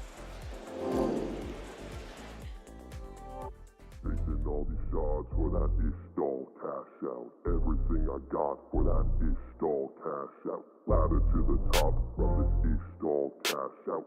In every game, if I whip, I'm a crash out. Chasing all these shards for that Ishtal cash out. Everything I got for that Ishtal cash out. Ladder to the top from this Ishtal cash out. Forcing every game, if I whip, I'ma crash out. On the hunt for Emilio, got Nico and Kiana. Gonna play the odds like it's Vegas, you can call me Milala. These quests giving dollars, I'm after those shards. I got clean calls like dish soap, you know I go hard. Nico poppin', play like title when I lock in. Double 6-1 the way I'm lobby toppin'. Shichu Victor, pick 'em up and drop 'em. Yon verse broccoli, never stoppin'. Mastermind like Mortdog cooking strat with the lab. They see my Moldiver 3-star, they want a duo so bad. But I'm rolling solo, yeah, I'm a champ without you. Got a 900 cash out popping off like I'm at Moo. Sunshark stacks, yeah, they start to flow. Ish still force even if I throw. First or eighth, baby, here we go. Bard and Brock full of rock and roll. Chasing all these shards for that Ishtal cash out. Everything I got for that Ishtal cash out. Ladder to the top from this Ishtal cash out. Forcing every game, if I whip, I'ma crash out. Whoa! We are joined here by special guest and premier artist. Who are you? Do you have an artist name? Call me whatever you want. I'm gonna call him Crash Out. That's actually pretty good. Ishtal Crash Out. That's your new name. Wait, that was the song so name and the artist name. Well, that's like pretty common, right? You got like you can name a song after your name, whatever. Oh, but that was like so much fun to film and like to be a part of. To be clear, Mort was the star of that video. I think we can all agree on that. Yes. The shot we cut to Mort. Yes. It was so good. It was great just randomly getting pulled aside like, hey, Mort, can we borrow you for like 10 minutes? Just stand here and make these motions. Okay, Did you have context of what it was for before I mean, accepting? They're like lightly, like, it's going to be a thing we're doing. And I'm like, okay, sure, I'm happy to help. You were tricked. So, I think it turned out okay. It turned out amazing. Let us know what you think, and make sure you give some mad props over to Dracos and that just incredible mind to put all of that together. It was so much fun to be able to see that come to life and to see it all realized in that music video is definitely a great time. But now it is the moment you have all been waiting for, and that is to take a look at our 2026 TFT roadmap. Hi guys, and welcome to the show floor. We have a lot of matches going on, but none are as important of what is going to follow next. Our mascots are over there and they're getting ready. So Pengu, Chunk, 3, 2, 1, go! Pengu is taking the lead, immediately gets the gap, gaps Chunk, can Chunk follow up? It's gonna be a close finish, but in the end, Pengu, you won! Congratulations!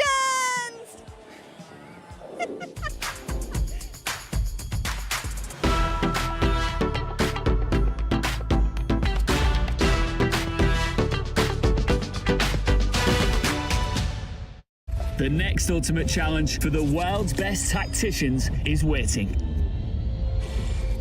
Precision, dominance, unrivaled consistency. And it's one shot at this glorious trophy. 我觉得这个 MVP 属于我们 WBE 的所有人。 It's time to play for ultimate glory.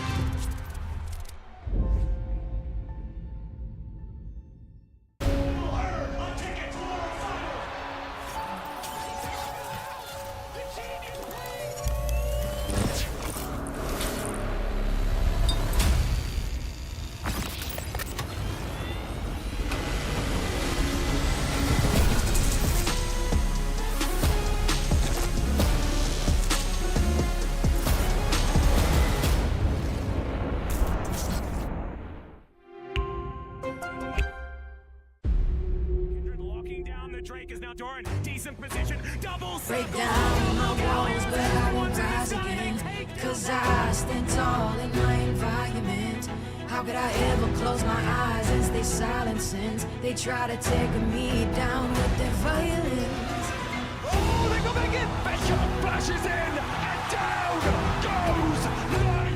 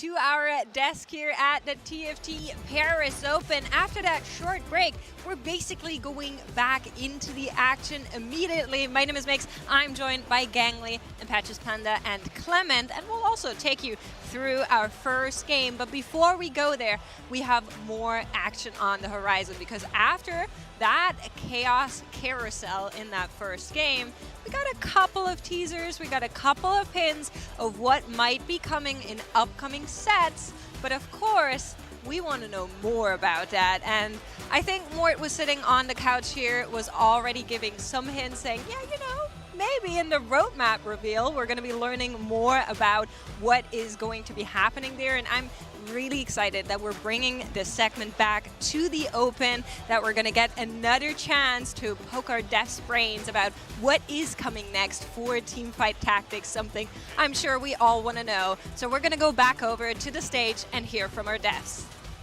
MCR.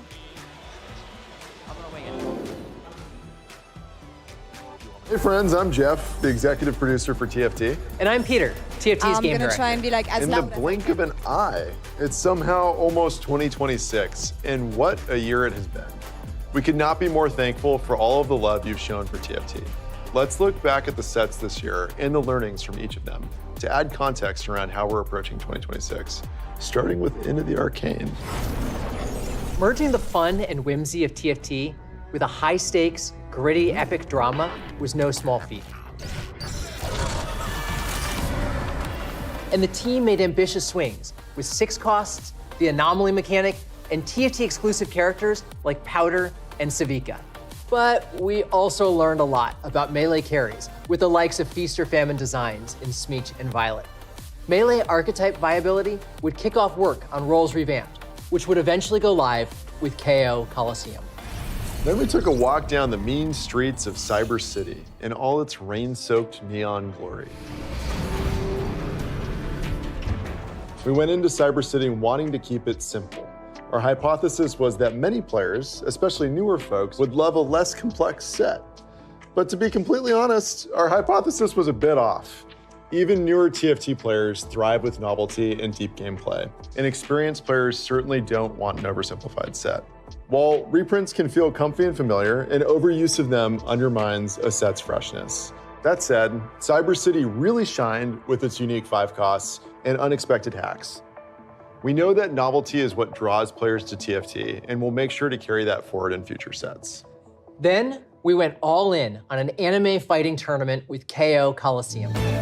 This was our biggest thematic swing yet, with custom shaders, shiny new top 4 ceremony, and anime references infused into traits, abilities, and power-ups. That said, it was far from perfect, and we heard that from all corners of the community. We ran into major balance issues, especially with power-ups, and a general feeling that the set wasn't flexible enough. Though some sets will inherently be more flexible than others, we definitely hear you on this. And we're hoping that Lore and Legends satisfies your craving for more flex play. We also know that bugs and instability are major pain points for our players. Our team is committed to staying agile and responsive to player feedback, and we've already been hard at work on future tech and tools investments to improve player experience across both PC and mobile. We also took a big swing on PvE.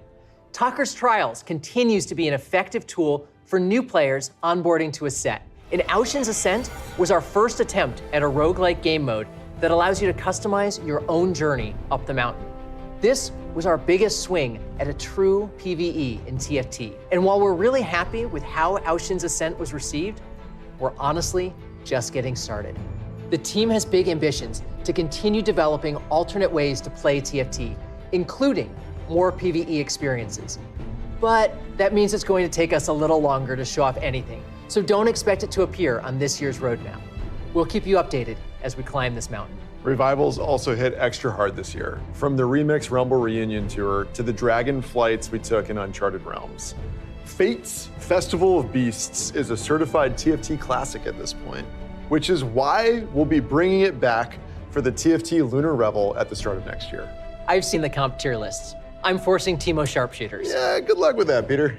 Looking forward to next year's sets. After our journey through Runeterra, we'll be looking to the cosmos and bargaining for favor through a brand new approach to a long-time TFT system.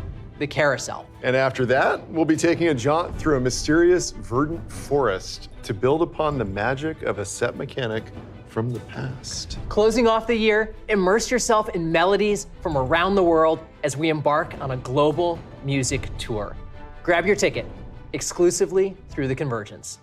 TFT has had unbelievable growth through the years. We shipped TFT 6 years ago with a small team who wanted nothing more than to make a fun new game mode, and it's grown into so much more.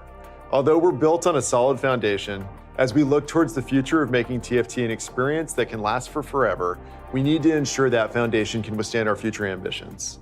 So we've spent 2025 doing some work on ensuring TFT is the best forever game it can be. And to that end, we're going to be shipping some tech and tools upgrades next year. We'll share some more information soon. Being able to celebrate TFT in Paris is so special, and it's also been a huge year for esports. This is the first year we've expanded the competitor pool, and we can't wait to see who, amongst the 768 competitors, will take home the belt this year. The Open is the place to be for anyone who can show up and shine, and we're committed to making that possible for even more players next year when we return to Las Vegas. Pango and Chunk have been to a lot of places this year, and we've had the opportunity to bring TFT events all over the world. It's been such a pleasure hearing and seeing your passion for the game. Keep it coming and let us know where you want Pango and Chunk to show up next. Until then, we'll see you in the Convergence.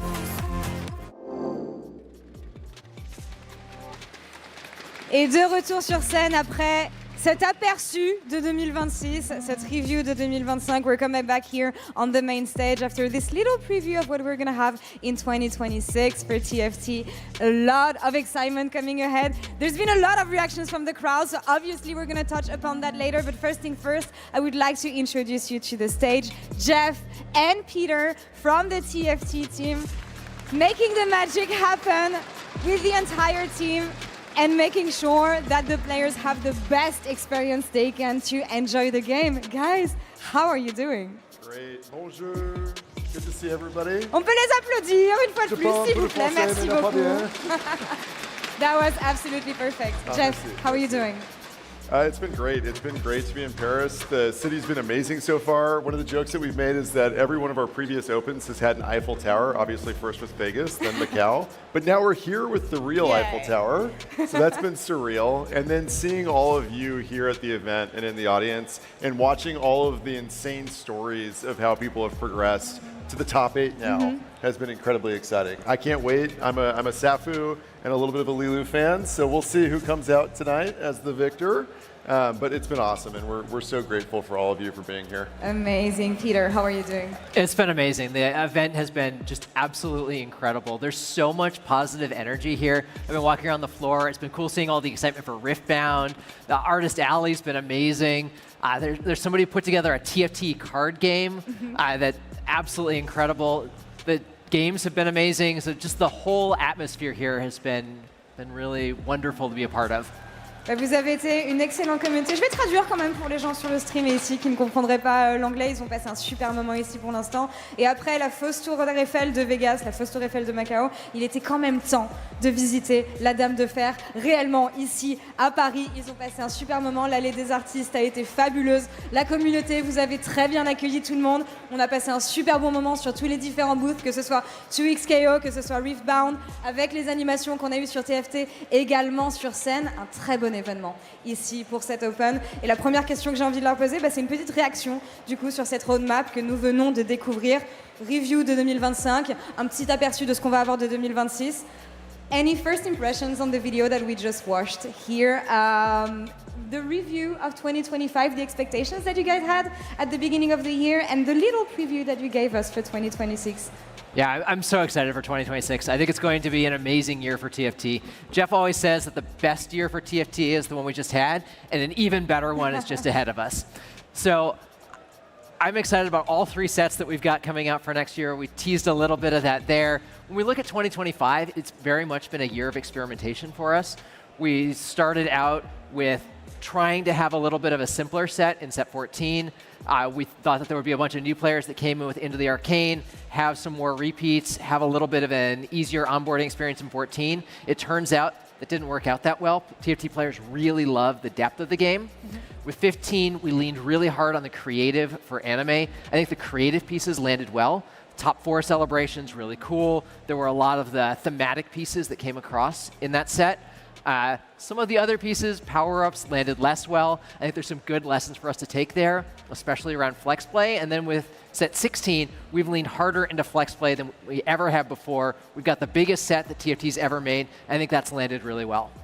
I think when you look at TFT, one of the things that I love about it is how we get to learn with each set. And I think one of the superpowers of TFT is our experimentation. And so, like Peter said, with each of these sets, we get to take big swings. We get to try new novel mechanics, change out our champions, change out all the different traits. So that's been, I think, really fun for us this year. And then when I look ahead to 2026, also I can't believe that it's almost 2026, that's crazy. When I look ahead to 2026, I think we're incredibly excited about the lineup that we have. Set 17 has some absolutely insane mechanics that we're experimenting with right now. Set 18 is coming together really good. And set 19, you know, we've got a little bit of a secret there. And so I think that'll be really fun for all of our players to get their hands on. So as Peter said, next year is going to be an absolute banger. Beaucoup de choses au menu pour l'an prochain. Évidemment, il teasait un petit peu 2026 avec le set 17 qui va introduire de nouvelles mécaniques. Énormément de choses auxquelles on peut s'attendre sur le set 19 qui sera celui donc de la fin d'année. On voudra introduire de nouvelles mécaniques. On parle du set 16, pardon, le 16e set comme étant le meilleur. Est-ce que vous avez aimé le 16, le set 16 ici dans la salle?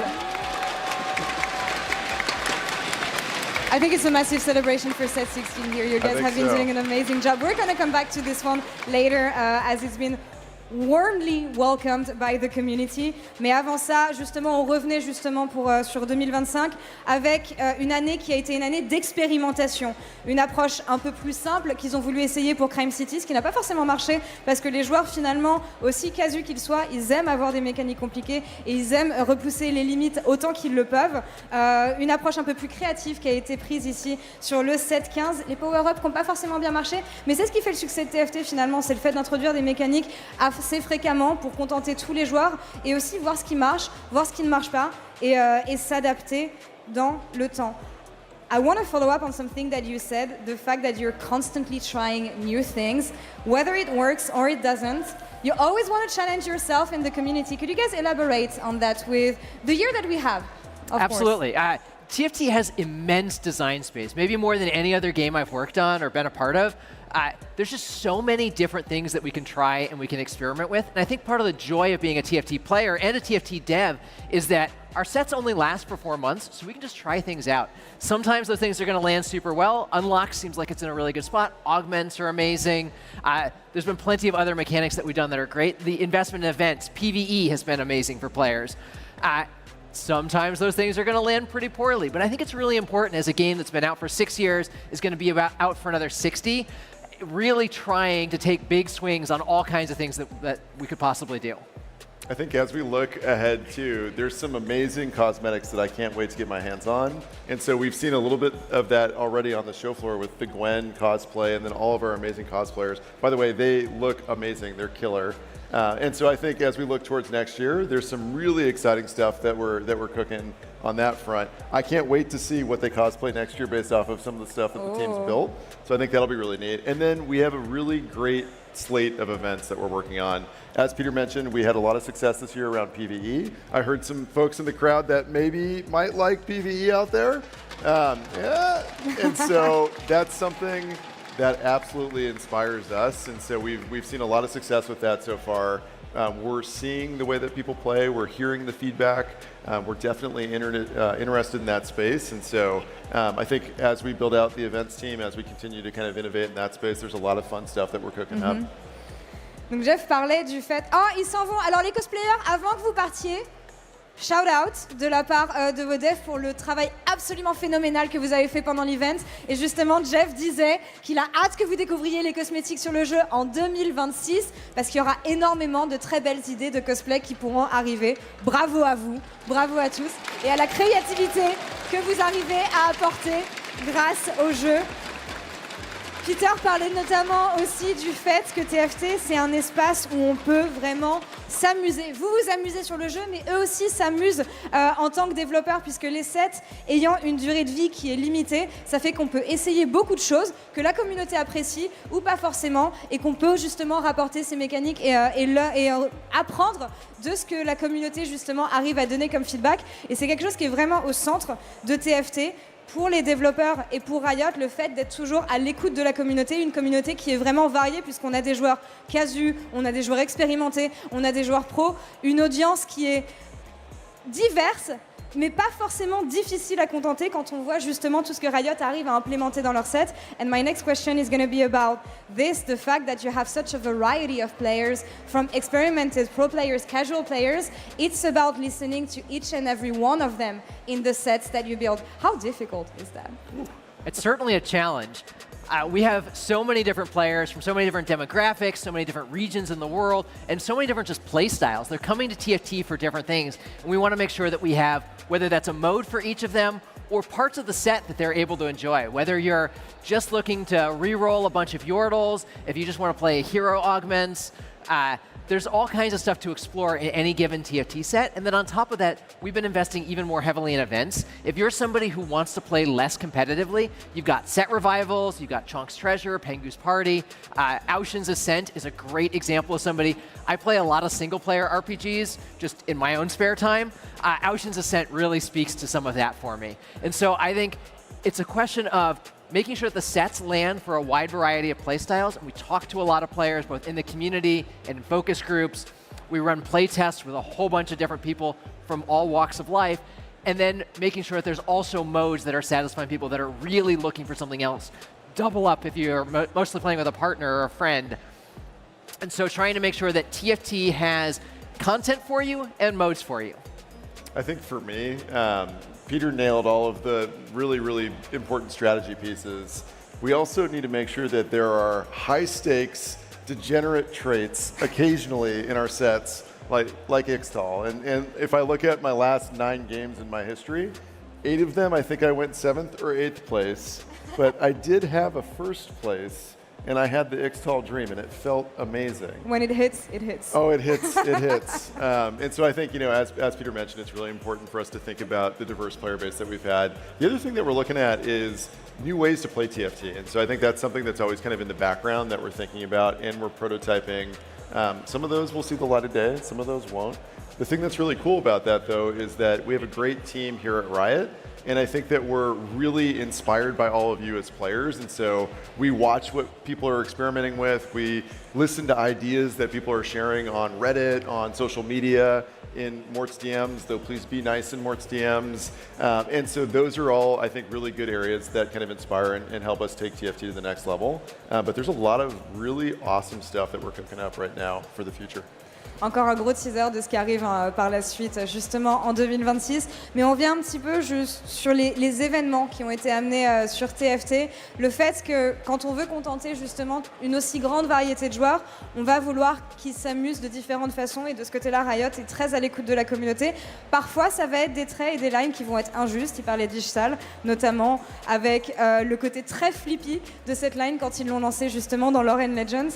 Mais ce qu'ils veulent constamment, c'est essayer de repousser les limites pour offrir aux joueurs des expériences de jeu qui vont être diverses, qui vont être variées, que les sets ne se ressemblent pas. Même si, encore une fois, il y a des choses qui marchent sur un set qui ne marcheront pas forcément sur un autre, ils sont à l'écoute des joueurs, ils sont inspirés par ce que les joueurs arrivent à faire en jeu. Donc c'est justement grâce à vous que TFT arrive aussi bien à fonctionner et aussi bien à se renouveler. C'est grâce à votre créativité et grâce à tout ce que vous faites en jeu. Vous pouvez vous applaudir, vous faites un super bon travail. La communauté de ce jeu est absolument fabuleuse, de toute façon. Et vous avez chaleureusement accueilli le set 16, Lore & Legends. C'est un gros succès de TFT, justement, pour célébrer cette fin d'année. Et j'aimerais qu'on revienne ensemble sur ce qui a fait le succès et le fait que ça a été aussi largement apprécié par la communauté. You're talking about the fact that you always want to content a majority of the community, which is not something easy to do, but with set 16, as you said, as the community said, you hit the mark so much and surpassed expectations, and fans absolutely adore playing on this set. There's been minor adjustments. It was actually almost perfect from the get-go. Did you expect such a success from this one, and how did you receive such a warm welcome from the community? We've been really excited about this for a while. I think that our core Runeterra sets have generally been really good. You see sets like set 6, set 9, set 13. This one that people have really gravitated towards. I think that when you're looking at the unlock mechanic, this is our biggest set of all time. That's been really successful. It gives people a lot of different opportunities for how they're going to play, a lot of options for how the game's going to unfold, and that gives a lot of good variety. This is the set that we've had the most time in development, in a kind of a stabilization phase. It's been really important to us as we looked at some of the stability challenges or balance challenges that set 15 had to really get a set into a good spot and have enough time for our finalization team, for our balance team to go in and clean up the set and make sure that it was going to ship in as good a state as possible. And I think we're seeing a lot of the success there with set 16, that the traits are fun, there's a bunch of great champions, the augments are really good, but also just the balance is in a great spot. I'm not saying we're not going to make some tweaks. There are certainly always going to be things to improve. I've read Reddit too, but I think that for where it's at right now, I'm really happy with where set 16 is, and it's been wonderful hearing that from the community. Yeah, I think as we look at set 16, it's been such a pleasure to see how much everybody's playing, and I think that's a great indicator for all of us. It's inspiring. It's super, super inspiring. And one of the things that Peter touched on that's incredibly important to us as developers, again, is that player feedback. So we heard that feedback with 15. We looked at ways that we could try to increase balance, try to increase stability, and we really, I think, doubled down on 16 with that. And that's something that we're committed to as we look at our future sets. And as we talked about earlier, we're not always going to get it right, but we're going to work incredibly hard to make sure that we have strong balance across the entirety of a set, and then we have strong stability within those sets. Un des challenges justement sur ce set, c'était dans sa préparation. Déjà, il savait qu'en revenant vers Runeterra, forcément, il aurait beaucoup de succès du côté des fans, puisque c'est un univers et des régions que généralement les fans adorent approfondir et adorent expérimenter. Il y avait beaucoup de stabilité dès les débuts du set, puisque c'est un set qui a pris assez longtemps en développement et sur lequel ils se sont vraiment longtemps penchés pour que quand il arrive, il soit balanced le plus possible. Peter disait qu'il regarde Reddit quand même, donc il sait qu'il y a des améliorations qui devraient arriver et qui arriveront sans doute. Mais voilà, pour l'instant, on a un set qui est relativement stable dès son moment de sortie, ce qui était quelque chose qui était une des plus grosses ambitions justement quand ils sont arrivés avec cette idée. Et moi, sans plus attendre, j'ai envie de me pencher sur 2026, sur ce qu'on a vu dans cette vidéo, sur ce qu'on aura à la fin de l'année, sur le retour de la musique potentiellement, sur le set 19. I want to touch on 2016 now. I want to talk about what we've seen in the video. Anything you're excited about in the 3 sets and all the events that we're going to have? Tell us everything. I mean, yeah, all of them. One of the things I'm most excited about, man, the experiment for the mechanic in set 17 is insane. It's really cool. It's been really fun to play with, but it's certainly experimental. I love the theme for set 17 as well. It is epic in a way that we've rarely touched on before. Set 18 revisits an old mechanic in a magical way that I'm pretty excited about as well. And then with 19, I loved set 10. I thought that the music system in set 10 was something special. And being able to revisit music, especially with some of the tech investments that we've talked about, I'm pretty excited for some of the possibilities that we can explore there. Yeah, I think just to plus one everything that Peter said, next year is got a banger set lineup. And I think with 17, we've got some really, really cool stuff that we're cooking up. I am a big fan of the 18 thematic. I love forests. If you could just immerse me in a forest constantly, I think I would live there. And so that's going to be, I think, something super special in terms of the theme and the way that the team's kind of cooking on the mechanic for that set as well. And then 19, I'm excited to see as we start to get deeper into development on that. I think we've got some really interesting ideas, and we've got a really talented team that's working on all of these different sets. And I know that they're super excited to get them into your hands next year. So, yeah. Des inspirations qui reviennent du set 10, hein, forcément pour le set 19, un retour à la musique. On tease des choses qui vont être très intéressantes pour ce qui sera le point culminant de l'année de TFT à la fin de l'année. Jeff disait que lui, il avait très hâte personnellement d'être au set 18 avec cette thématique de la forêt, cette thématique un petit peu plus mystérieuse justement. Une question que moi je veux en savoir un peu plus parce que je vous ai vu réagir.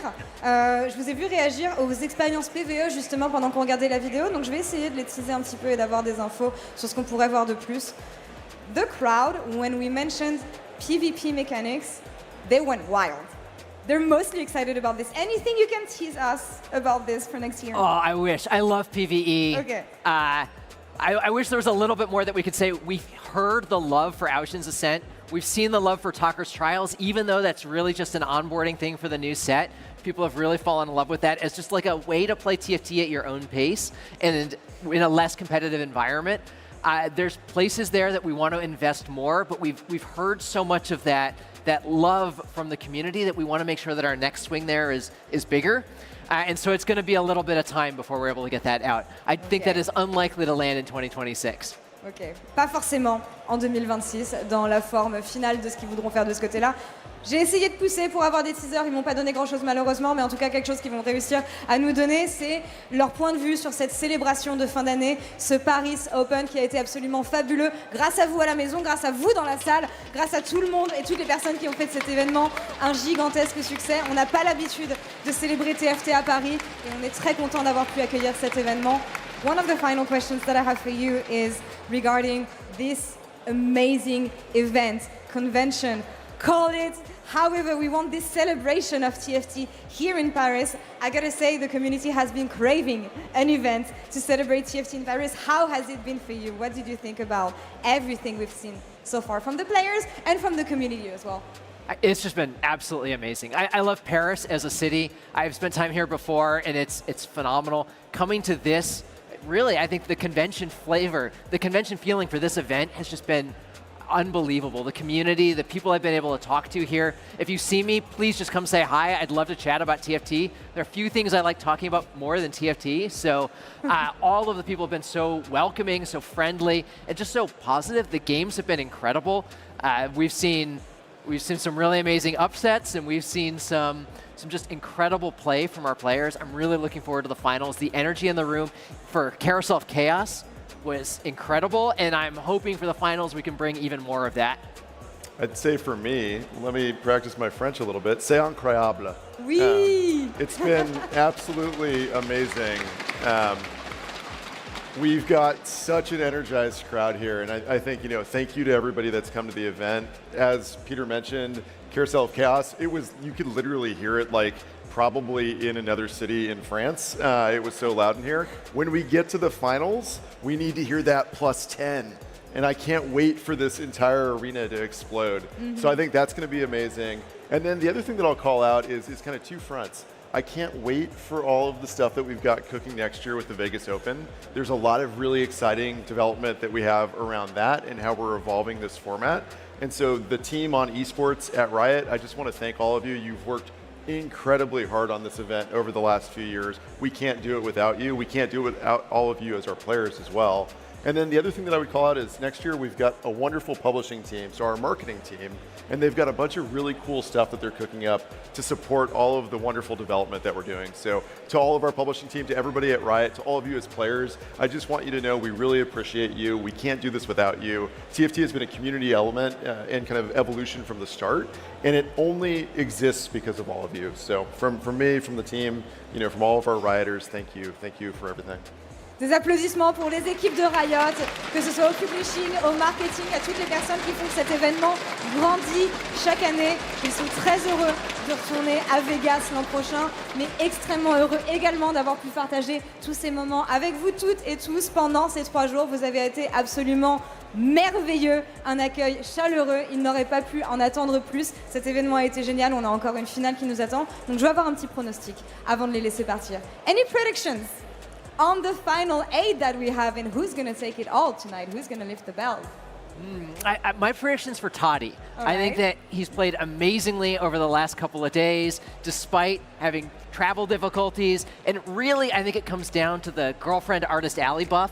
We've seen that people with partners in Artist Alley just play a little bit better, and his partner is just making these incredible stitched TFT characters in Artist Alley, and I think that's just going to empower his play on the main stage. Love it.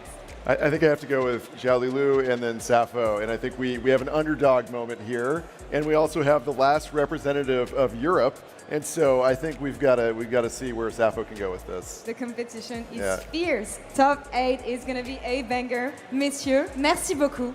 Thank you guys so much. A round of applause, please, for Jeff and Peter and all of you who again made this event absolutely incredible.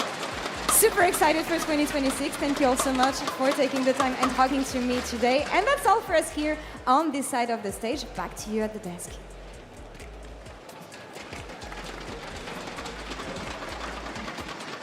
Thank you so much, Laura. Thank you so much, Laura, and thank you to our amazing devs for that very interesting sneak peek at what is coming up. I took a couple of notes throughout. I think the biggest one that they didn't talk about in depth there was a very sneaky side comment in that first video where they said Vegas was going to be even more players, which has me incredibly excited. Yeah, I mean, we've upgraded year over year, right? Going from what was once 512, I believe was the cap for previous ones, and we're at 768, I think is the number we actually landed on for this event. And it's crazy. I mean, every time we get to see these events, they get bigger and bigger. Riot has been even more ambitious this year, increasing the cap. To go back to Vegas, NA soil, and to know that we're having an upgraded cap. I mean, they didn't say that explicitly. That's how I'm going to interpret it. It seems like that's how you did as well. It would be lovely to see. I want to see 1,000 people playing in Vegas. And there's always so much demand. Everyone wants a piece of this pie, wants to be able to experience this, not just as a spectator from home or even here in the venue, but as a competitor to play against some of the top players around the world globally and maybe have this upset, have this heroic run into a day 3 as well. Exactly. You know, today even we have some of these players that we completely haven't seen before. Most of them are regional level players, but for someone like Ayao, he has no tier 1 competitive experience. And that would be so cool and much more likely if we have 1,000 players here at the conventions. Yeah, definitely something to look forward to, but so are our next set. So, of course, we don't know much about it, but a rework of the carousel already sounds kind of insane to me. I wonder what they meant with that Celestial Blessing. I really hope that there is more of a focus on the drafting aspect of the game. I think the thing I'm missing with set 16 is because everyone's unlockable, you're kind of doing your own thing. What I want to see is trading units on the carousel. Whoa. That would be so cool. It would make us truly a drafting game. Interesting. That's an interesting take on. Hire me. I'm excited for the music revival as well. Clement was just guessing. I was a huge fan of Remix Rumble. I think, as Peter mentioned, just the integration of the music with the game, with the champions you were buying, the comps you were playing, I think was something that I had never considered a possibility in TFT, just technologically speaking, but it happened. So I'm excited for what comes in the future with more music team sets. My only request is that we bring back the disco track from set 10. I think universally agreed upon. Yes. I thought you were going to ask for an Ishtal cash out trait in the game. Oh my goodness, wait, they have an opportunity. It's getting to his head. Relax, wait a second. They can hire me. Yeah, hire me, guys. Well, actually, we kind of skipped over the one in the middle there. The verdant forest, They didn't say much. They said a verdant forest, and they're bringing back an old mechanic in a magical way, whatever that means. I hope for some bamboos. That's all I'm asking for. I could see. I was thinking about charms. Maybe. But that's not magical. that old. Yeah, it could. Wait, so what if it was something where returning to the forest reminds me of set 2 Rise of the Elements? Maybe we're bringing back elemental hexes, but they're, I don't know, somehow a little bit more magical. I don't know. I just want a chill setting. You know, usually when I play TFT, I'm pumped up. I want to slam on my keyboard. But if we're in a verdant forest, I feel like that's, you know, a much more chill experience. More relaxing, I need something more zen. to counteract my natural uppityness, something to bring me back to center. All right. Well, I do like the forest setting for what it's worth. I'm very much with Joth here. I just think that's cool. I want to be immersed into that magical forest world. So I think that's pretty awesome. And I couldn't agree more when they said this year has been awesome and the next year is going to be even better. I agree. TFT never seems to reach its peak. We're just keeping going here, and that's exactly what we're going to be doing with our show as well, because I'm sure chat has already added when start games, casters start game. Listen, we're on that. We're working on that. We're going to be going back over to the stage to learn more about our top 8 players. So here they are at the TFT Paris Open. We want to hear from our players. Bonjour Paris! Mesdames et messieurs, bienvenue au TFT Paris Open! Un lieu où s'affrontent toutes les stratégies, où les choix millimétrés se jouent à une poignée de points de vie et où un seul gagnant partira avec le titre ultime. Mais avant de commencer, mesdames et messieurs, veuillez honorer comme il se doit les gagnants de Vegas et Macao qui nous apportent le trophée. Veuillez accueillir Minala et Chicuz. Et ils nous apportent la ceinture emblématique du TFT Paris Open qu'un seul gagnant aura le droit de rapporter à la maison. Aujourd'hui, 8 nouveaux prétendants prêts à entrer dans l'arène. Mesdames et messieurs, un tonnerre d'applaudissements pour vos 8 finalistes. Le premier à ouvrir le bal, digne représentant de la région Sienne, Juan Mi.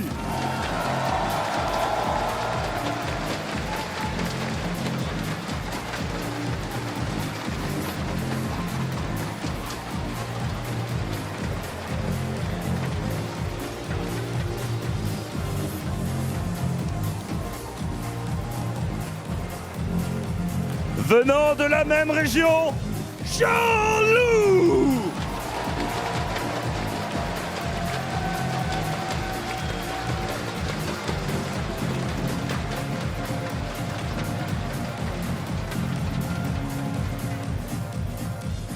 À sa suite, représentant de la région amère, Ripple Overdrive.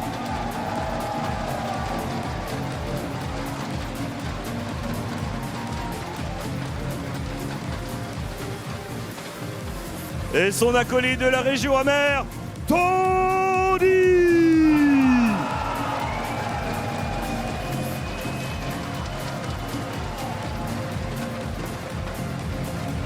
À sa suite, représentant de la région APAC, Just Feel Alive.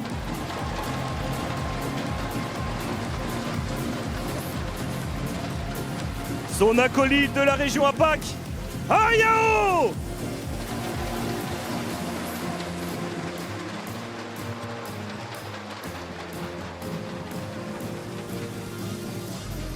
Dernier représentant de la région APAC, Haruru.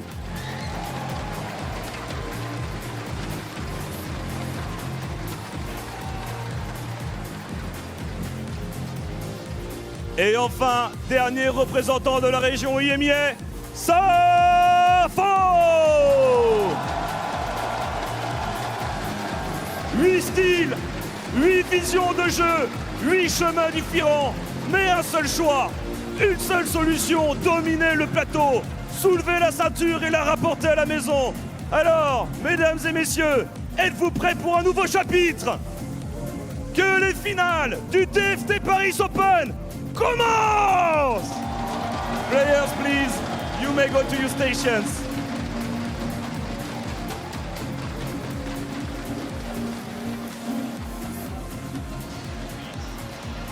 What an amazing intro for our top 8. I personally am ready for that next chapter. I hope you guys are as well. We're going to be your team for that first game. So I'm joined by Gangly, Patches Panda, and Clement still to bring us in. And of course, with that final day of something as epic as a TFT Paris Open, there are a lot of new eyes coming into TFT. There are a lot of new people watching for the first time.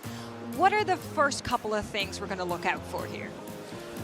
The main thing is going to be a consistent game plan. It has to be something that you play for just standard points in the first 3 to 4 games. The format is checkmate with 20 points as the first threshold. So usually until game 4 at the earliest, we won't have a player that is actually going to be in check with a chance to win it. Once you get to 20 points, Then you have to sprint for that first place. You have to play things like the Ishtal, like the Void we've been seeing all weekend long to try and get that final victory. On the other side of the coin, when somebody else reaches that 20-point threshold, especially if it's only 1 or 2 people, you need to pay attention to who is playing defense. That's the term we use when we're talking about players who are trying to deny the win from 1 or 2 players. That changes, though, once you start to get more people in check, because at some point, you cannot play defense against everybody. I do want to take a step back and just celebrate how we have every single region represented on our main stage there. And of course, there are 3 APAC players.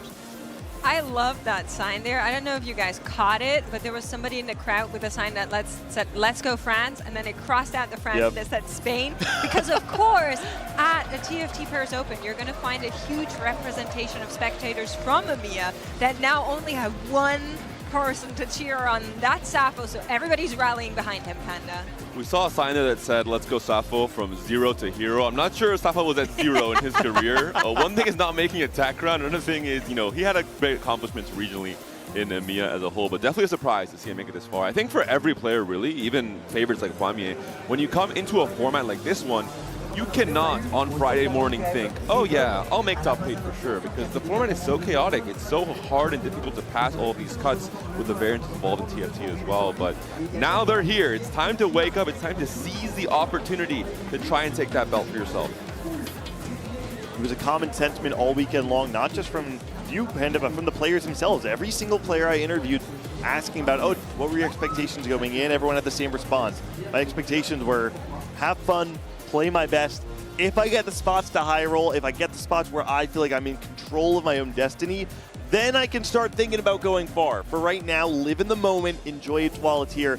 Round of 64 is where it felt like everything changed last night, because all of a sudden, 6 games are played, people have way more control over the format, and now the 8 players remaining, I love this mixed bag. We have some players, like you're saying, have the history behind them. Huamier at one point in time was being talked about as the GOAT of TFT, the first player to ever have 3 consecutive Tacticians crowned, and then players like you said with Ayao, who has 0 games of Tier 1 competitive TFT ever played. Most in the middle do have a lot of regional experience to back that up. So this field is very, very well known outside of the maybe bottom Ayao right there. And I do want to highlight one of them in particular. Xiao Liluo is not Liluo. Let's just get that out of the way right now. Xiao Liluo is a fan. He's paying homage to his favorite streamer right there. He is a regional caliber player, but much less known and usually considered as a Tier 2, very, very stable type of player. And this could be where his history is starting to be written as his own entity that everyone has to fear in future opens to make it this far. I believe we saw some stats. He was one of the highest APM players as well in this field in terms of how fast he can transition in one turn. So we'll keep our eyes out on him for his Fast 9 board. I think he played 10 total games of some variation of Fast 9 AP, either with Diana or with the usual set package as well. So really curious to see how he handles not just these first few games, but when he gets into check, how he can try and dominate the lobby. And the coolest thing we have about this final table is everyone has brought their own secret weapon. We look across the board in compositions. The Fast 9 comps are relatively simple, but for Safo, he played 2 games of vertical Yordle. For Huamier, he had 46% first place rate. He played a lot of Ixtal Bard. So everyone has that secret sauce outside of the standard Fast 9 lines that hopefully we can learn more of. It's important to know which of these players has actually been able to win in a checkmate format before. That's the one where, again, all eyes have to be going to Huamier and be considering him a favorite, because he is a player who has not only been able to win in checkmate, but has experienced it so many more times than anyone else in the field. On the other hand, players like Ripple Overdrive, despite having such a high perceived cap in the Americas region, has yet to win a major event. For your first ever major win to be here in the Paris Open, it would be much more akin to someone like Malala. We think back to the Vegas Open, making that deep run, people know you're good, but you haven't quite crossed that threshold into greatness yet.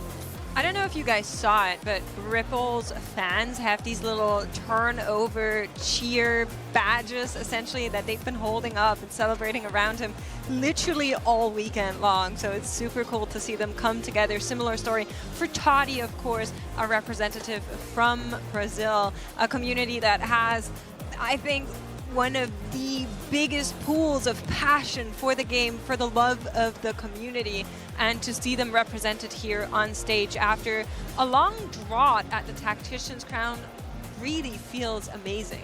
But it's really taking the page from Saidera in Macau, where he came in as someone who was not really competing in the usual circuits, was working full-time, didn't have time to really commit to TFT. But he said, you know what, in an Open, I can prepare for just this one tournament and try and pop off. And he managed to make that top 8 last year. And he was saying just that, right? He was in Macau cheering for Saidera, saying, I wish I could be like that one day. I wish I could be in his spot one day. And here he is, living up to that dream. And it's such a beautiful story, almost as beautiful as our belt that we keep showing off here with the detail shots. I love the little Pangu that's on there. And yeah, I mean, look at all these cool fan signs. Absolute cinema. Wow. Talking about cinema, we do have a player that's name is actually just cinema. Close to it. Very close, very close. Sorry. It is Just Feel Alive. He used to be known as Kinus, coming in from Japan here. And this is a player that has been to multiple regionals, been known as a bit of a ladder warrior. Didn't really make it through just based off cuff performance, but because of the ladder guarantee. We've known him from a long time. This could be a bit of his breakthrough play. And he really captured my attention because he was the only player here to actually full flex a Rise board. It wasn't the usual Freljord Ionia board. He actually went with the Noxious board. So very interesting, creative player. Full flex with the Rise, but slightly inflexible in some of his comp choices. He's a player who's played the most of one specific comp, that's Bilgewater. So if we see him with any Bilgewater openers, he seems to be incredibly comfortable on this line in terms of reaching that max cap with the 7 Bilgewater, then dropping down to that legendary cap we've seen before. Hailing from Japan, it is hard to ignore the fact that someone like Just Feel Alive has to be living in the shadow of title in some capacity. You think back to Set 7 Dragonlands, the Japanese Championship, where Just Feel Alive narrowly missed qualifying to the Tactician's crown. And in Set 11, when the merging of the regions happened, Clement, you alluded to this earlier, Just Feel Alive has, generally speaking, struggled when it came to large-scale competition. To go to the Paris Open and make it this far in a competition that is not just your sub-region, not just Japan, but internationally renowned world champions here and there all over the floor. This is a breakout run for Just Feel Alive in a way that he has never been able to accomplish before. And someone that's actually close to title as well is going to be Haruru, also from APAC here. He is known as a dark technology specialist. He pioneered something like the EDM Jax, and after the previous Macau where he went 15th place, title was like, I need to get in touch with this guy. I want him in my study group. Same thing with YBY as well. So there are a lot of great players that go to Haruru and say, can you show me your secret tech? For the tournament so far, Haruru is most known for playing the most Ashe Tryndamere of any other player. So if you want to learn that line, you want to get in on the tech, he's the player to follow. Of course, he's also teammates with Ironbog and AQ18, so has a lot to catch up to with the remainder of his teammates. And Ashe Tryndamere, not the comp we'll probably be seeing when you are going to be in check, but hopefully in these first few games, there's a spot for it. Very cloak-dependent comp. You need to have that QSS and that BT and the Krakens, of course, for the Ashe. One of the big winners, I would say, from this recent B patch that came in through this week, the small attack speed buff on Tryndamere. I think the comp was already viable and playable, but that kind of opened up the eyes of most of our player base in terms of, hey, I can play for this comp and probably have success, go for a top 4. I love when we have players that have this pocket composition that they're willing to play, that some others just are not willing to angle toward. And of course, it is a composition at large that needs to be played from ahead. But what's fascinating is that even, sorry. No, you're so fun. I get it. In an event like this, there are, yeah, it was. There are lots of players who even play at an incredible caliber of play, who see lines like that and they're not willing to opt into it. And so it's very possible that Haruru has an uncontested line into Ashe Tryndamere if the other 7 players in this lobby are not confident that they'll be able to pilot it to success. As you can see, we are waiting for that first game to be ready. Nice. You got more talk, well, hopefully not for our players. Paper there in the crowd, one of our cosplayers that we saw yesterday with the Chong cosplay as well, also made that smolder you were talking about Beautiful. The other day. Really, really cool work, just being spotted in the crowd there. But I believe we are getting closer and closer to that first game launching here. Nice little touch, by the way. I don't know if you guys noticed, but the clappers that they're using, those are actually baguettes.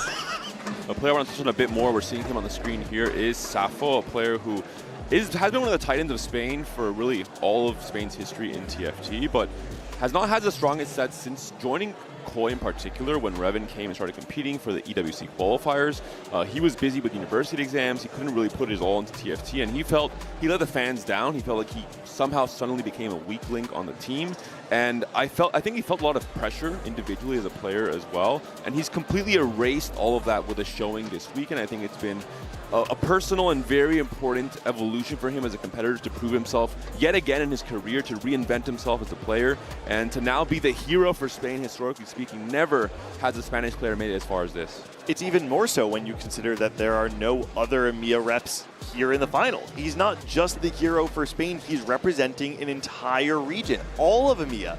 I imagine that all of these French fans, or at least many of these French fans, we can't say all. Maybe not all. Maybe not all. Some grudges are too strong. Many of these fans from all over EMEA are looking to Safo to represent their region, a region that, quite frankly, has had a long drought of finding international success. And I think it's not a coincidence that his full player tag is Safo 20. Checkmate 20. Oh. Is this the prophecy coming together? Wow. I hope so, Panda. You're really selling me on this one. Good. No one said I cursed it. Thank you, Nick. Not for now. I do want to mention the histories of the Opens themselves. Whichever region has managed to host the Opens has managed to also carry back the belt in the end. So Safo will need to carry on this tradition and save it for EMEA. Why are you guys shaking?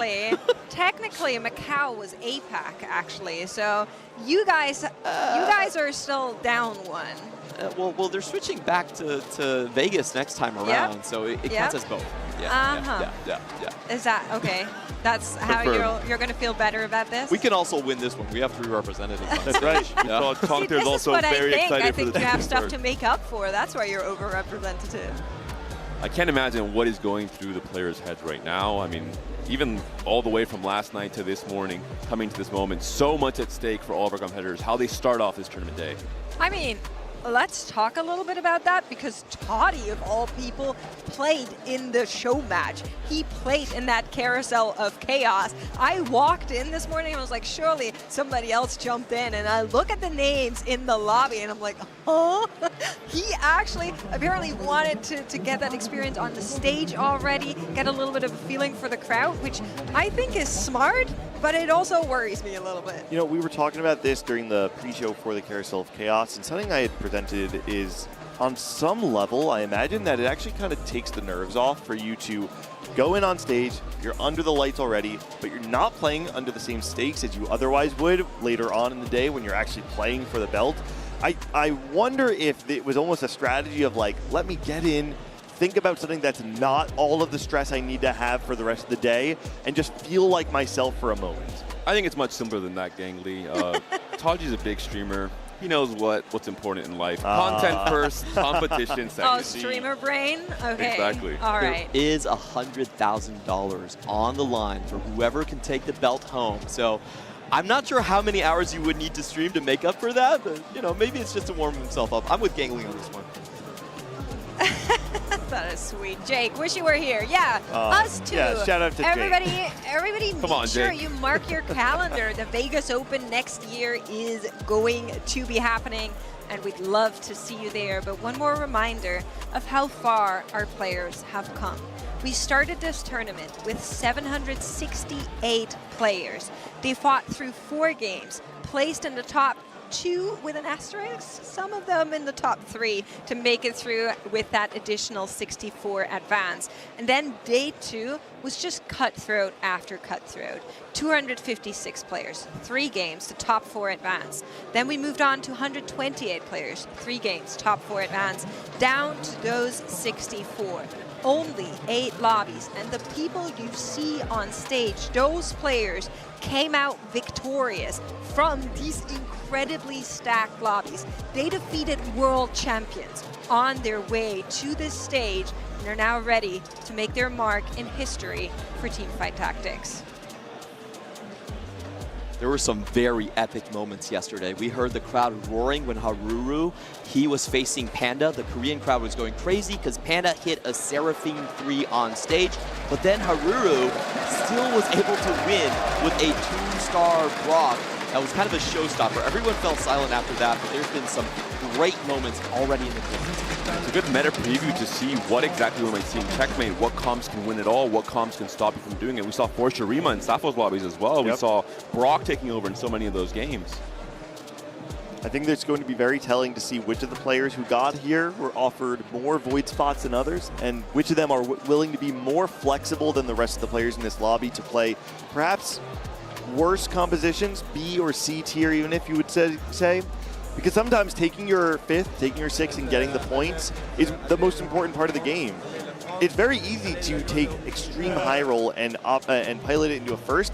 It's significantly harder to take low roll and pilot it into a 5th. I think that the margin that this tournament will be won will largely be in how efficiently you can get to check, because eventually you will be given a spot to go first. You cannot force it. You have to give yourself additional games to wait for the high roll to present itself to you. We even saw pocket picks like Freljord Draven reroll from Hwanmei, a variation of Draven that we haven't seen from really any other players. Vayne was played 2 times among the field of these 8 players coming into day 3 as well. So there are these niche reroll comps where if you have this 1 in 20, 1 in 30 spot, and you're comfortable on the comp, you know how it can succeed, where it spikes in tempo, you can go for that in these early games, just trying to accumulate points, as you're mentioning, Gangly, race up to those 20, and then switch your game plan into the Ishtal, the Voids, the usual suspects when it comes to winning out. A couple of those level 8 compositions I would like to mention would be the Freljord Yanara. It doesn't look very good in the stats. It's averaging maybe like a 6 amongst our finals players, but as you were mentioning, you sometimes have to play for those sort of top 4 comps, and this was without use strategy in the previous TAC round. He wasn't trying to go for first place in the few games, just trying to avoid 7 and 8, and then pounce on the opportunity like Angly mentioned. Another one of those compositions I think people are angling towards on level 8 has got to be Diana. This is probably the premier low roll opener composition. People are using the term homeless openers lead you to Diana.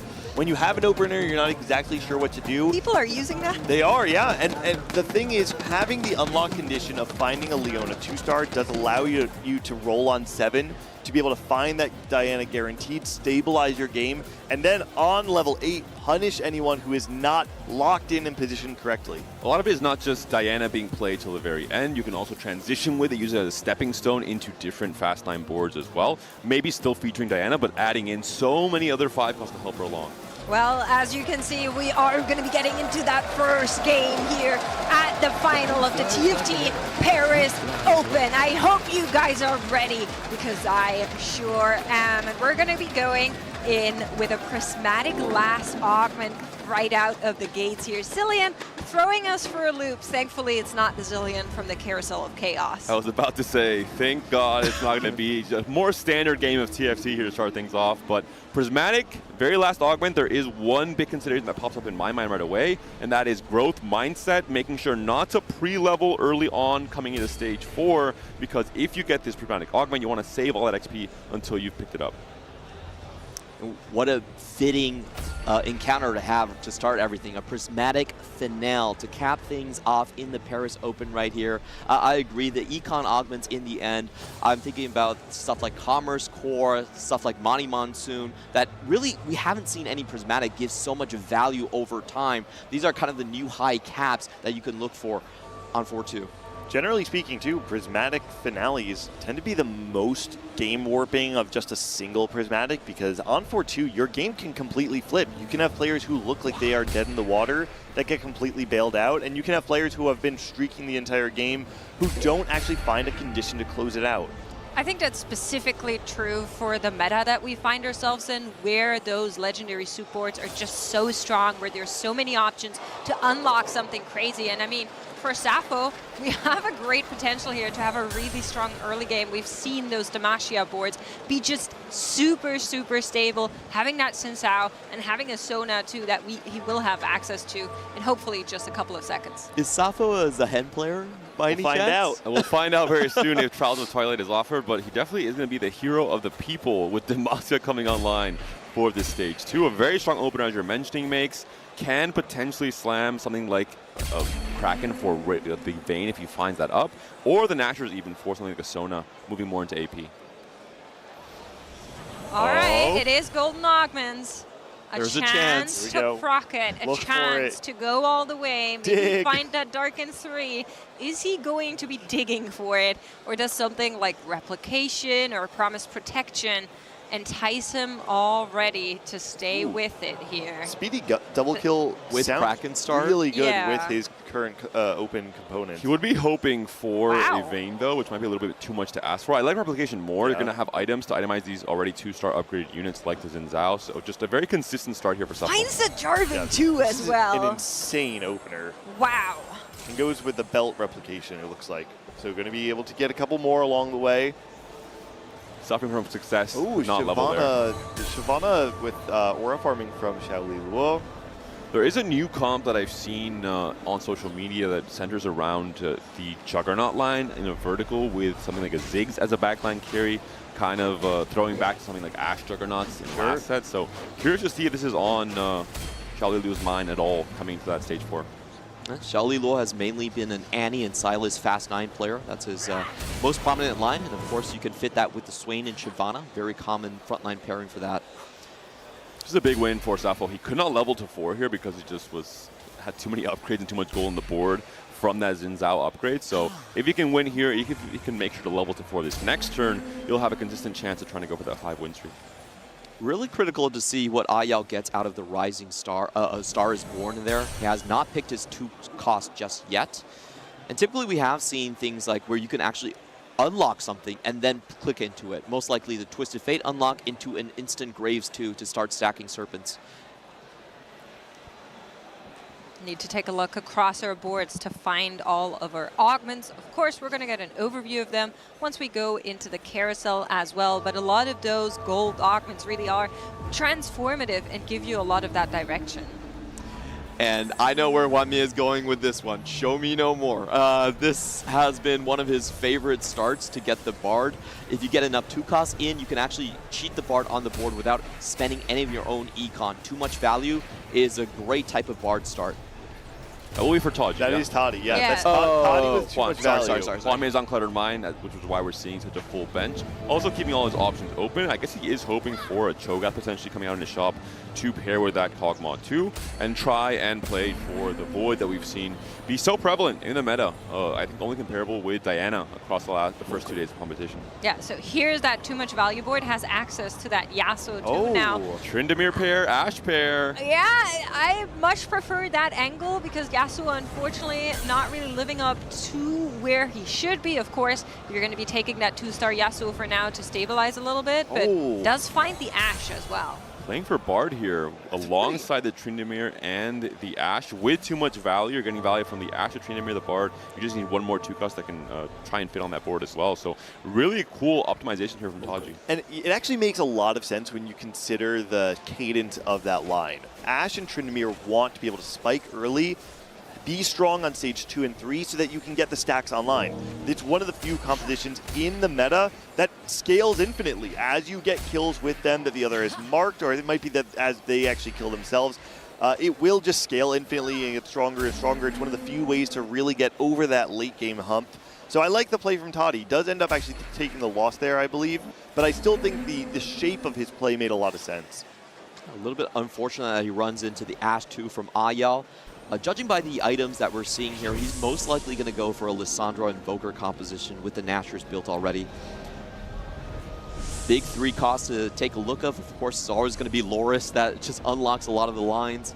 We're seeing late game skilling as well picked up by Just Feel Alive with the very evident Yordle opener. So this is the line that I think we saw from pretty much every single player on ladder last patch because of how easy it was to transition from Yordles into that set flex board in particular, with Kennen and Kabuko staying on and then just joining it with a ton of AP legendaries like the Annie. Does anyone have any clues on where you think Ripple might be heading with the Steadfast augment and an IE slammed? Could maybe just be a Yunara game? Yeah, I think it might be with Wukong in particular. I think he'll benefit a lot from the extra HP on the Steadfast.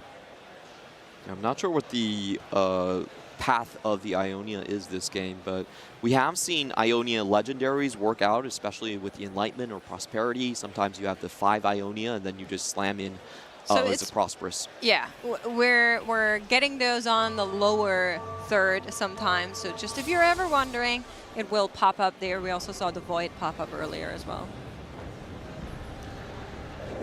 Such an interesting too much value board. Unfortunately, still the Tryndamere pair, and that is the unit that Taji is currently itemizing with the QSS for those stacks. So really hoping to find that Tryndamere 2, hoping to turn this loss streak around, make it a bit of a win streak for all of Stage 3. Usually, 2-cost reroll comps, they tend to spike hard on 3-2, and then hopefully maintain a win streak until at the very least Stage 4. If you can extend the win streak by hitting your 3 stars early, that's really the big deal with a 2-cost takeover and can land those second or third places. Yeah, so... Wow.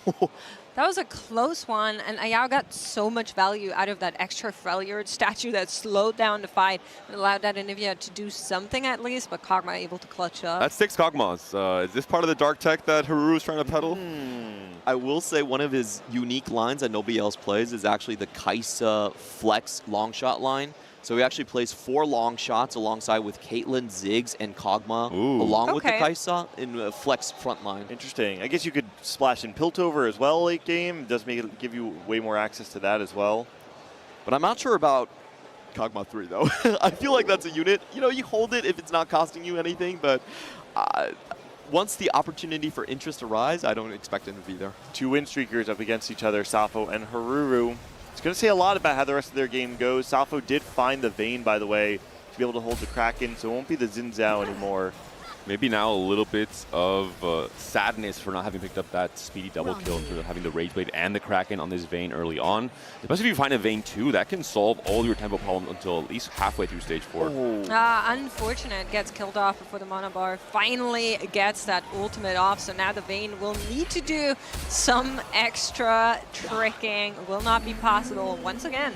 I mean, Kog'Maw 1 is doing a lot for Haru right now. I would be inclined to hold the second one as well. Safo very poor as well, unfortunately, because of that Xin Zhao upgrade, because his board just cost so much and he didn't have an Econ Augment to pair alongside it, picked up Replication instead. So Safo might be in trouble. If he can't really win streak and dominate Stage 3, he could come into Stage 4 very, very poor. And on the other hand of the win streakers, we have the full loss streak from Hwan Mie. He should be looking to turn the corner now that he has a double gold generation on his board. He does need to start killing things off to get that gold, though. We mentioned Draven Freljord that only Hwan Mie has played, I think, in this top 8 and maybe the entire tournament, considering how rare the comp is. Could that be what Hwan Mie tries to angle with his Rage Blade that he's built? I imagine when he played that, I imagine it was a roll-on 7 Draven reroll game, so most likely not with Cluttered Mind, right? But it's possible. You could maybe just play from tempo and play on 8.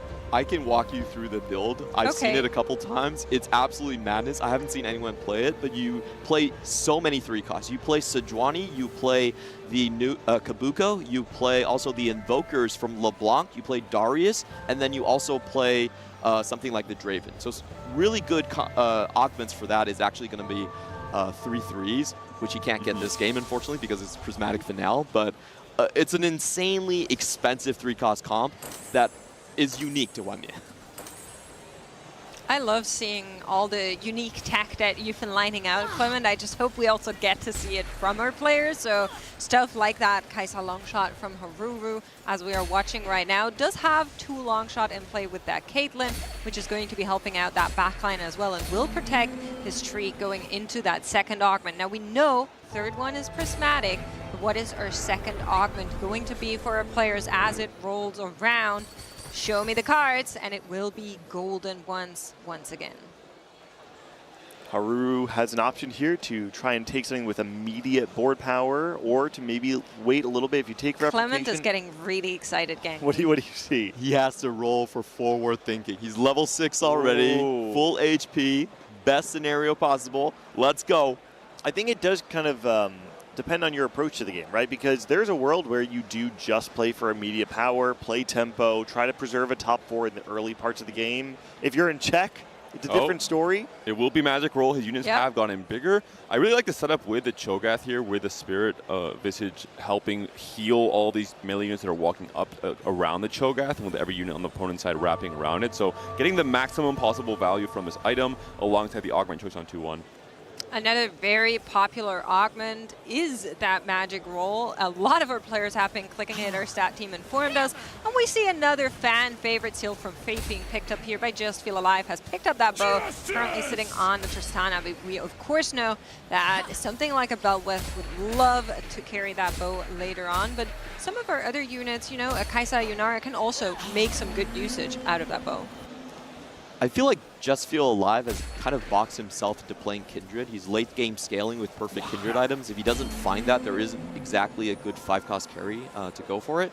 We'll see how much HP he can preserve with the 6 Yordle. That is going to be the key to his game plan. Big carousel coming up soon in stage 3. I think probably the most important forecasts we're looking at are going to be things like the Beltweth, for example, in terms of spiking your Void board, especially if you've had Void in since 2-1, because on 3-5, after 8 rounds, you get the Rift Herald, you can access 6 Void pretty much immediately on that round. So things get really spicy really quick. I like the take of the Heroic Grab Bag to get the immediate tempo of making Draven 2. Hwanmie realized he needed to stop the bleeding from that early loss streak, and so he stabilizes with this upgraded 3 cost. Already has a strong front line. You can see it here between the Bruisers and the Wardens. I believe with the Xin Zhao too as well.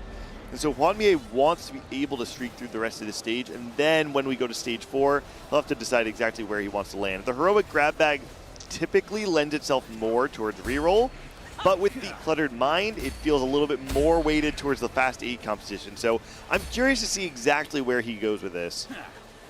I'm also curious where Ripple is standing, because last time we checked, he had a pretty open board. He hadn't really locked himself into something, as some of our other players have done. So let's take a look. He's on the other side here, and we have seen the slam on the IE already. That has been accompanied by a Rage Blade now. Misfortune for Sha Li Luo would be massive here. Easiest unlock into 7 Bilgewater to start getting those massive items in the Citrus and the Barnacles. Let's see if he can get it, or if someone will play Deny for him. Oh, he's thinking about it. Doesn't want it. Goes for the belt instead. Just plays for belt. Really valuing the item component over the units. Maybe we'll have access to MF, or already has access to MF in maybe his the shop. Bilgewater shop, so has maybe an easier path to get there, and values just the general BIS on his units later on in stage 4. Curious to see also the Tryndamere Ashe player. I believe that was Taji, if he has rolled fairly deep, if he's used those too much value and those Bard rolls. 7 Bilgewater is now online for Xiaolilu, as we mentioned, Clement, and he has the Shyvana coming in already with Aura farming in stage 4, so it's going to be a really scary board to face. Okay, so Toddy is on a 6 loss streak right now. We can see him using a lot of those rerolls. How many Tryndameres do we have right now? Looks like just 5, and then we have 7 Ashes. Doesn't have Freljord in, that's the big thing, right? He has a Braum on the bench, but maybe feels he doesn't have the space. Is there maybe a decision point between benching this Bard or giving up on the Bard? You got enough value from it already, and playing for a stronger board soon. No bows, too, is really brutal for Toddy here. You really want to be able to have something like the Kraken Rage Blade on your Ashe. Otherwise, you just don't have enough DPS. You want these fights to be able to last a little bit longer, and then over time have the Tryndamere whittle them down as Ashe is doing supplemental damage in the back. And on stage 3, I would argue that Ashe tends to do more damage than Tryndamere until Tryndamere becomes 3-star. I will say he does have Salvage in his second augment, so he can break apart some of these items he's already built and hopefully rework them into better BIS variants coming into stage 4. As you mentioned, though, I'm surprised he didn't pick up any bows from the carousel, considering he was first pick as well. Was it just not a bow on offer? Was it in the wrong side? I'm not sure. Maybe, yeah. We'll need to keep an eye on that as we move through our PvE stages and into the next carousels. Taji is definitely not in the healthiest position out of our players. Is now 1 copy of that Ashe. You can see the rolling commences, finds another Tryndamere, needs 2 more of that as well. 7 losses in. I don't think you have much time here. I don't think you have much resources to give. He needs to find something to stop the bleeding. We'll likely sell the Bard after this fight and give up on it. We're seeing he's not purchasing any Bards. This is not a comp where you're trying to 3-star the Bard or make Bard the main center of the composition. Instead, you're just using it for the free rolls as you're losing in stage 2 and 3. Look at Ripple's board. 2 1% hits on level 7 right here. Wow. Senna plus the Zillion this early. That feels illegal. Huh. Interesting. That's how we do it in NA, baby. I was going to ask. I'm it. glad you said it yourself. The Draven gold farming from Hami as well. So players already starting to scale in different ways into that late game. And we're still in stage 3. Ooh, Safo finding the Vayne 2 is quite nice, but unfortunately, streak is going to be snapped there. That was a 4 streak all the way up to 3-6. I think that's 2 stages in a row, actually, that Safo was full streaking and then lost to Haruru in the final fight. Checking back in with Tori. Can he find those upgrades? Like you called out, Panda, that Bard has been sold off. We no longer need it, as we're 1 copy off of both of those units, but he will need to find them, and he needs to find them soon. Yeah, you can see he also sells the TF to get the Draven online, so now he's holding the Briar, he has the Swain on his bench, he's going to be able to play both the Noxus and the Freljord, but the problem here is we're completely bench locked. There's a Rod. We don't have Rage Blade. We don't have any more free rerolls coming through as well. And compared to the lobby, we're not particularly rich. We didn't really hit that much faster than we're expected to. There's that Tryndamere, first big upgrade coming in, but also needs that Ashe. We were talking about how much lifting that Ashe 3 can do, and now with the Rage Blade that has been built, should hopefully stabilize. I am, however, a little bit worried with some of the other upgrades that we saw on those boards. I mean, something like Ripple with that Lucian already in play. I'm scared about how this Freljord board is going to be doing. And Yao's very quietly entered this stage 4, level 8, 50 gold, a stable board with a Nivea as a carry yet, 80 HP to work with. He might be considering just going for fast 9 from this spot, considering he has a lot of HP to use as a buffer in this stage 4. And 4-2 could have a lot of options for him to extend that economy and tempo lead. Prismatic's coming up as a reminder, thanks to that Zillion at the start of our game, so growth mindset would be pretty insane in this spot from Yao. Wanmye's streak is finally going to fall here at the hands of Ripple Overdrive that we saw earlier. And on the other side, Ayao is going to take another hit to Safo. Prismatic's coming through. Let's see him. All right, here they are. Chosen Wolves. No, okay. I was... don't tempt him. Don't a man can well, dream. he re-rolled it and then insta-clicked. And, you know, sometimes players actually see something and insta-click it, but he just checked what's behind that other door and then decided to go another way. Saw the jeweled Lotus pickup, which is actually insane with the Nashor's built already without having the JG by itself on the Nivea. So it can be a really strong AP board setup. Just Feel Alive on a big roll down here, has leveled to 9 already. Thanks to that growth mindset, and is now trying his best to assemble the strongest board possible, hopefully filled with 5 costs. Really needs to find those bow users that we have from the artifact. So he's keeping both the Yunara and the Belvith here, but of course the prime one would be the Kindred. Doesn't get it in the first roll down. Can unlock Aatrox with a Gunblade Slam if he wants to go down the 2-Slayer route. We'll see if that's the case. Yep, gonna go for the Gunblade Slam, so Aatrox will be coming onto this board, and this could be just a kind of Slayer Juggernaut flex board, maybe capping out alongside Azir and Mel, with Ambessa coming in for Vanquisher and the Fiddle coming in as well. Having the Aatrox online will allow us to heal up as we're winning, which is important when you're 22 HP. If you can get to a place where you are 3 lives instead of 2, that's a pretty huge break point. But sitting at just 22 HP does mean that we don't really have the opportunity to sack, and we don't really have enough gold to make our board that much stronger immediately. So we're going to have to check back in with Just Feel Alive in a little bit. Xiao Luo taking Call to Chaos. Not really sure what he got out of that, but he does have the Shyvana 2 online on this round. I believe it was TG's. Oh, okay. On the right-hand side, we're seeing Haruru. And we were talking about that Kai'Sa, that 4-long shot that you called out, Clement. Kai'Sa finally has entered the board. He's already on a 3-win streak, so that is looking very promising for our APAC representative. And this stage is where you kind of figure out who's going to be staying on level 8 for a long time, who's going to go into that Fast 9 board. The Fast 9 boards, typically they will need more rounds to ramp up. So if you run into them, it feels a lot better. You get that tempo. And this Fizz is an absolute menace at the start of this stage 4 when there's still usually 1-star copies of these 4 and 5 costs in the backline. He's able to snipe a lot of them down. Oof. And a big win for Xiao Lu, who is on the lower end of the HP spectrum coming into the stage 4. Something I would like to see from Ripple is actually swapping his Senna positioning to be on the side that Set returned from. There's a lot of times where that Set, that something can be on that Senna, and having the Set come in and bring that off is going to be huge. We were talking about Just Feel Alive's necessity to find that Kindred. Unfortunately, none on that carousel here. None on his board either. Is currently playing that Yunara instead of that Velvet that we saw earlier. But only 10 HP. He can't have any more losses right now. And Just Feel Alive didn't have Slayer in, I'm pretty sure, when he had the Gunblade Slam on the Bel'Veth, which is why you need to have both the Dark Bow, the Gunblade, and 2 Slayer to unlock Aatrox on that same turn. Oh, it is actually going to be the Freljord Draven. So this is the build that actually got a lot stronger recently. Bronze for Life is actually its best augment because everything fits together so nicely. And Darius was recently buffed in the recent patch. It's actually a huge buff to the healing and the attack damage, very underutilized as a main tank. Unfortunately, not going to be able to fill up the bench, so we're going to lose some Cluttered Mind value for a couple turns as we finish up the board, but at least Wanbei leveraging the econ that he's had all game long to upgrade most of that reroll board. Check this out. So sitting on 2 Yunaras, no Kindred. We sold off that Bel'Veth earlier on. Has Sappho up against himself, which I think at the current time is probably one of the favored players to roll into, as he hasn't found that full upgrade just yet.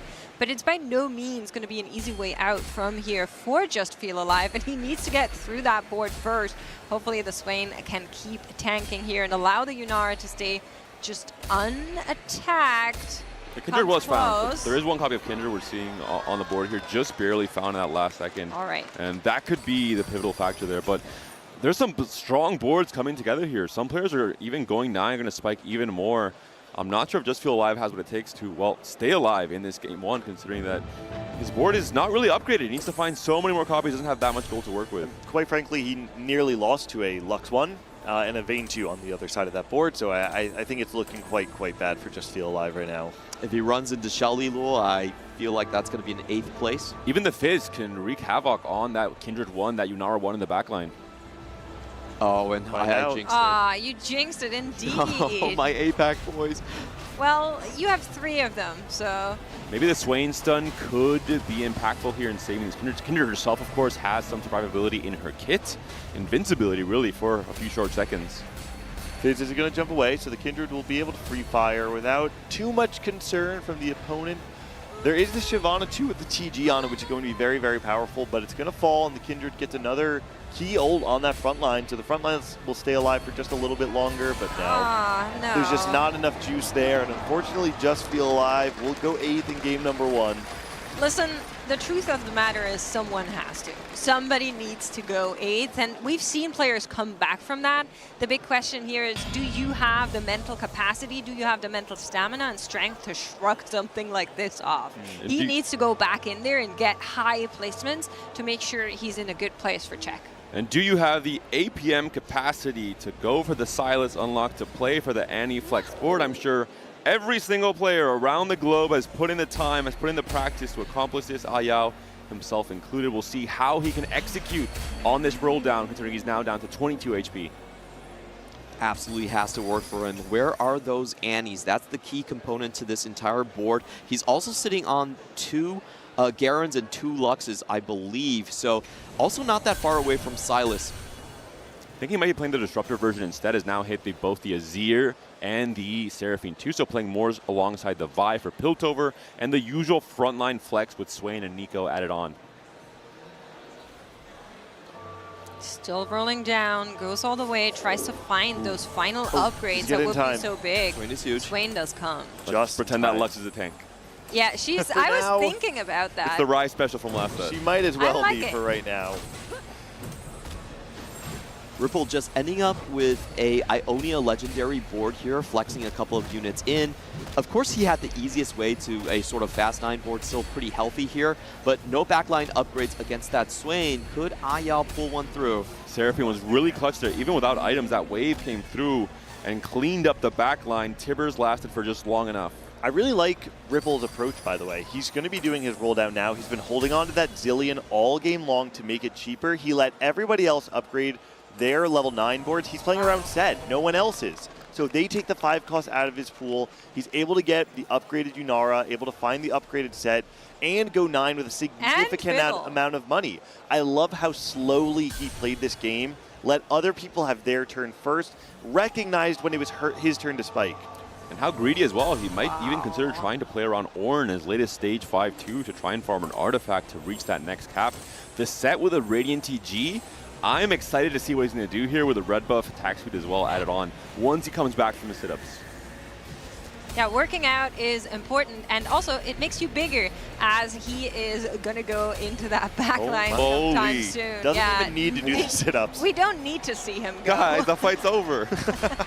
Look, you guys finished without me? Nice. We will see Ayao take another hit there by the hand of Zhao Li Lua. And Hwanmei, who was playing around this Cluttered Mind reroll board, pretty unique line. I will say this feels very Hwanmei to me. This is a player who has been known, I think, to play a little bit against the grain for a long time. You think of one of the old school greats, that's truly what he is, right? He makes it to the Set 5 championship. The way in which he won the Set 5 championship itself was playing an off-meta line, playing around, I forget exactly what it was called. It was like the Dawnbringer Legionnaires, that's what it was. Hwanmei has forged his own path in TFT up to this point in time. To see him start Championship Sunday with this almost like the tension of the Cluttered Mind plus Heroic grab bag into a level 7 reroll line feels very Hwanmei. And I do want to talk about the stakes for Hwanmei here because he really started the fandom of TFT in that CN region, but it's been a very, very long time since we've seen Hwanmei actually ascend into a finals. There's a saying for Hwanmei that he either wins his own way or he goes out his own way. There is no in-between for him, and usually his best performances are at the start of the set, where his unique take cannot be copied, nobody understands the ins and outs just yet, and he can find the most leverage with his uniqueness. Yeah, there's a couple of different ways to play TFT, right? That is what it comes back to. There's players who are really good on reiterating comps that are there. They're really good on capping boards that exist, finding those unique ways to make something that's out there even stronger than. There's players that are really good at flowchart TFT, as we've been calling it, and there are players that are really strong innovators. And I think Hwanmei falls in the category of the latter, where it's just really, really interesting to see him figure out a set, which is what we're essentially seeing right now. Just a quick mention, of course, I'm sure you all caught on already. We're having a slight game pause there for our players, but hopefully that won't take very long. Curious to see as well where Safo is going with his game. We saw he was playing around the Vayne early on. I think he picked up Growth Mindset on 4-2, which he needed considering he had very little gold. It's one of the problems in his early game.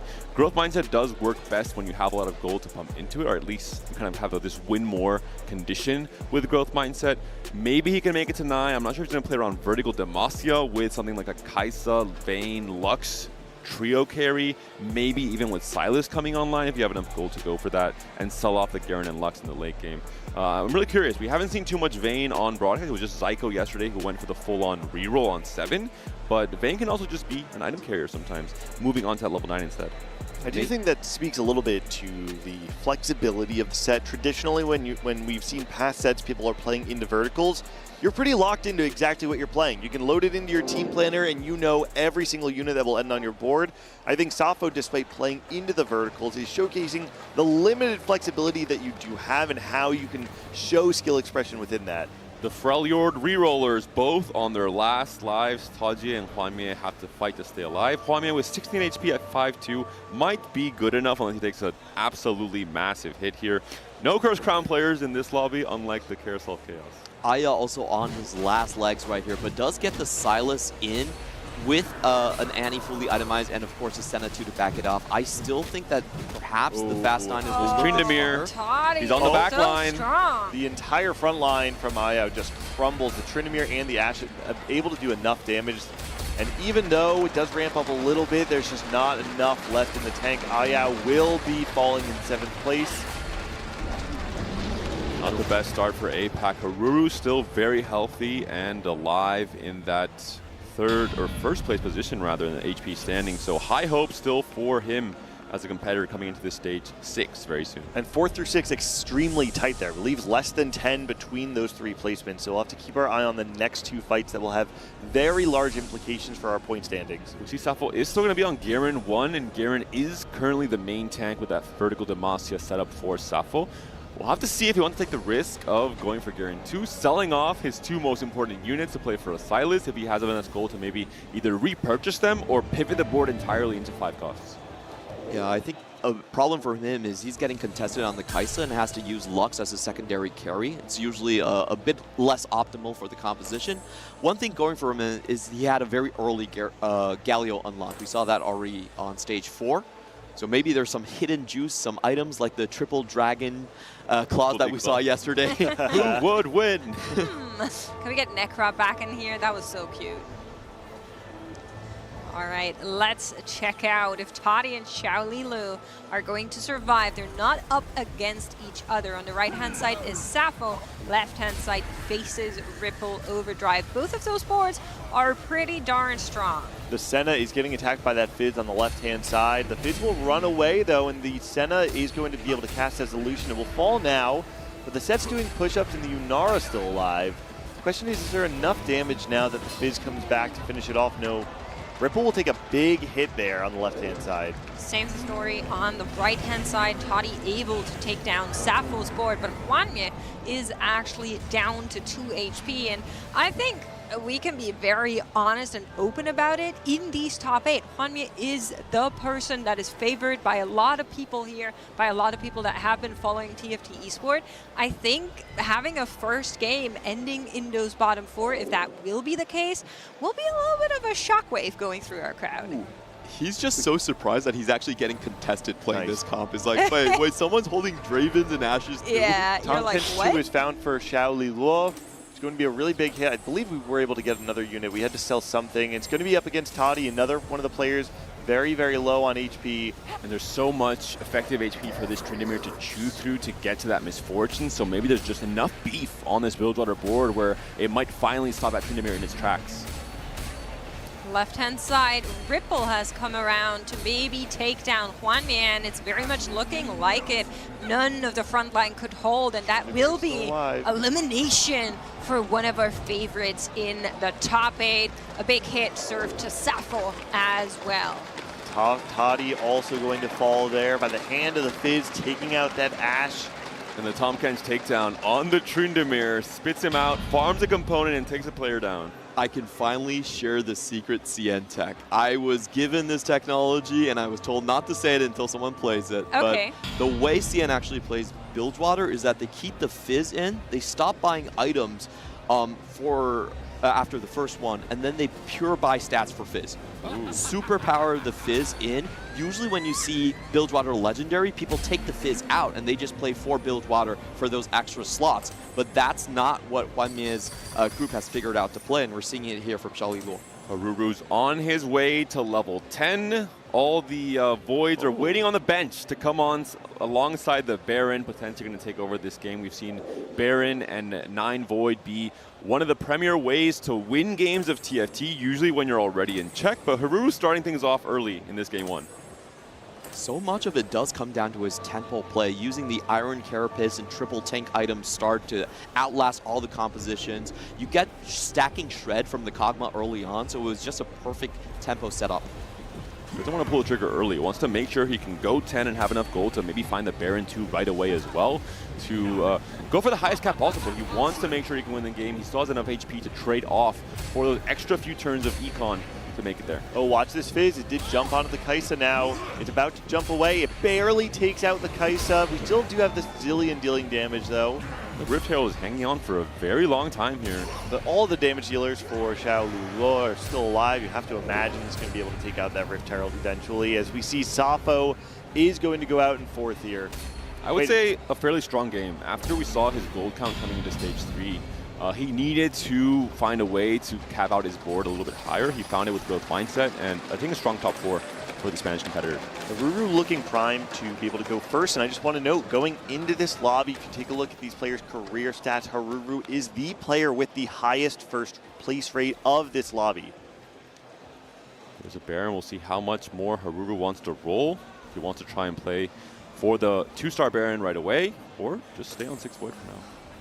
I think with the health that you have and with how little health the other players have, it does make sense to try and preserve a little bit. You have confidence in how strong you are, and we're going to be seeing how it works out. Xiaolilu on the last life. Ripple still has 2 to give. Will need to take out Xiaolilu on the path here to try and claim a win in that first game. Is it going to work out? Background, that Misfortune is still going strong. Fizz has found the back line, but the Yunara stays alive. Unfortunately, not enough, and that will be a hit for Ripple, and Xiaolilu hanging in there by a threat. Ripple can't even play the game. He puts his things in the back line and they just all fall. It is such a hard positioning puzzle. I'm very curious to see what changes he actually can make to keep both of his backline damage dealers protected. Even the Tahm Kench is placed perfectly to deny the set from getting too much value. He's eating him the moment the set comes out, tries to knock out the rest of the board. And he's only going to be stronger and stronger as the game scales on here. So if you want to knock out Xiaolilu here, Baron 2. That's a big upgrade being found there. Xiaolilu is going to face it as well as Ripple as Haruru fights 2 of those boards. He could get double elimination here. Ripple rooting for the Baron here to take out the Bilgewater board. Can he do it? It's been his most played and most favorite composition. Maybe it's back to repay the favors. Ripple taking a hit is going to be eliminated. All eyes on the right-hand side as Haruru watches his ghost copy deal with Xiaolilu's board. Is that good enough? The answer is no. Xiaolilu hangs in there. A 5-win streak now for Xiaolilu, but only 1 life left, 11 HP for the CN player. If Haruru has maybe some fight RNG, some positioning on his side, that could be first big win for the player representing Flash Wolves in this game 1. The key thing is to see what the TG gets on the next fight. If it gets perfect Baron items, he has an unitemized Baron 2 sitting right here. So TG, do you want to win the game? Those are pretty good. Those are pretty good. We also had no anti-heal on the side of Xiaolilu, so Morello being picked up is going to be a pretty big spike, especially when you're dealing with things like this Baron that will be healing up quite a bit with that Bloodthirster. Does he still have a remover for the TG onto the Volley Bear? That's going to be a pretty big spike for him. Guinsoo's plus Sterix, good Volley Bear items. I think it's not the case. I don't think he has it. I think he would have moved it by now. We'll see as Kai'Sa stays protected. The Fizz is out looking for blood, but so is the Baron coming onto the backline right away. The Misfortune also trying to stay alive in that top right corner. Xiaolilu was able to beat the ghost copy, but here's the real deal. That Baron board just got a little bit nastier in that carousel break time. Can he take it down, or is Haruru going to reign supreme? That Baron does not go down. Xiaolilu falls, and Haruru takes game number 1. Potentially a bit of foreshadowing for what we will be seeing throughout the day. Void Supremacy. Once that Baron comes online, Haruru's patience was rewarded in terms of waiting to go 10, waiting to find that 2-star Baron in particular to try and take over the game and outscale the Bilgewater that was in very early. We had 7 Bilgewater as early as stage 4. I really like the way he played the tempo of that game. He didn't actually rush for 6 Void, which is the most common way. He actually went 4 Bruiser, unlocked the Volley Bear, and used that to stabilize until he could go to level 10. So showing a lot of intricacies on how the comp is played. I think it's a great visualization of what makes Haruru one of the best first place players that we have in this lobby. It's recognizing the tempo of the field, understanding when it's your turn to spike, and I think most importantly, it kind of calls back to what you're talking about, Clement. It's this optimization of resources, recognizing that you don't need to overroll to play a cookie cutter version of the board when the options you have in front of you can still get you to that end game, because ultimately it's not about capping on 9. The question is, how can I get to level 10 most efficiently? In the end, he believes that it's the 4 Bruiser variation, and he finds a good way to cap out that way. Yeah, I mean, honestly, I kind of love that we all saw these kind of niche secret techs you were talking about, the hidden tech that some of these players have, like that long shot on the Kai'Sa, like that Fizz in the Bilgewater comp. I think that really made a big difference here, and that maybe gave some of the players already something to think, because keep in mind, this is the first time they're playing together in this lobby. They haven't, or probably haven't faced each other in the previous lobbies just yet. So another look at our leaderboard here. And you might consider for some of these niche comps, it's the comfort picks, but for some players, they go into niche reroll lines for the first time in the entire tournament on the most important game of the tournament up until now for them. Someone like Taji, first time playing alongside this Ashe Tryndamere reroll. Safo as well, first time playing with that Vayne as a main carry across most of that game.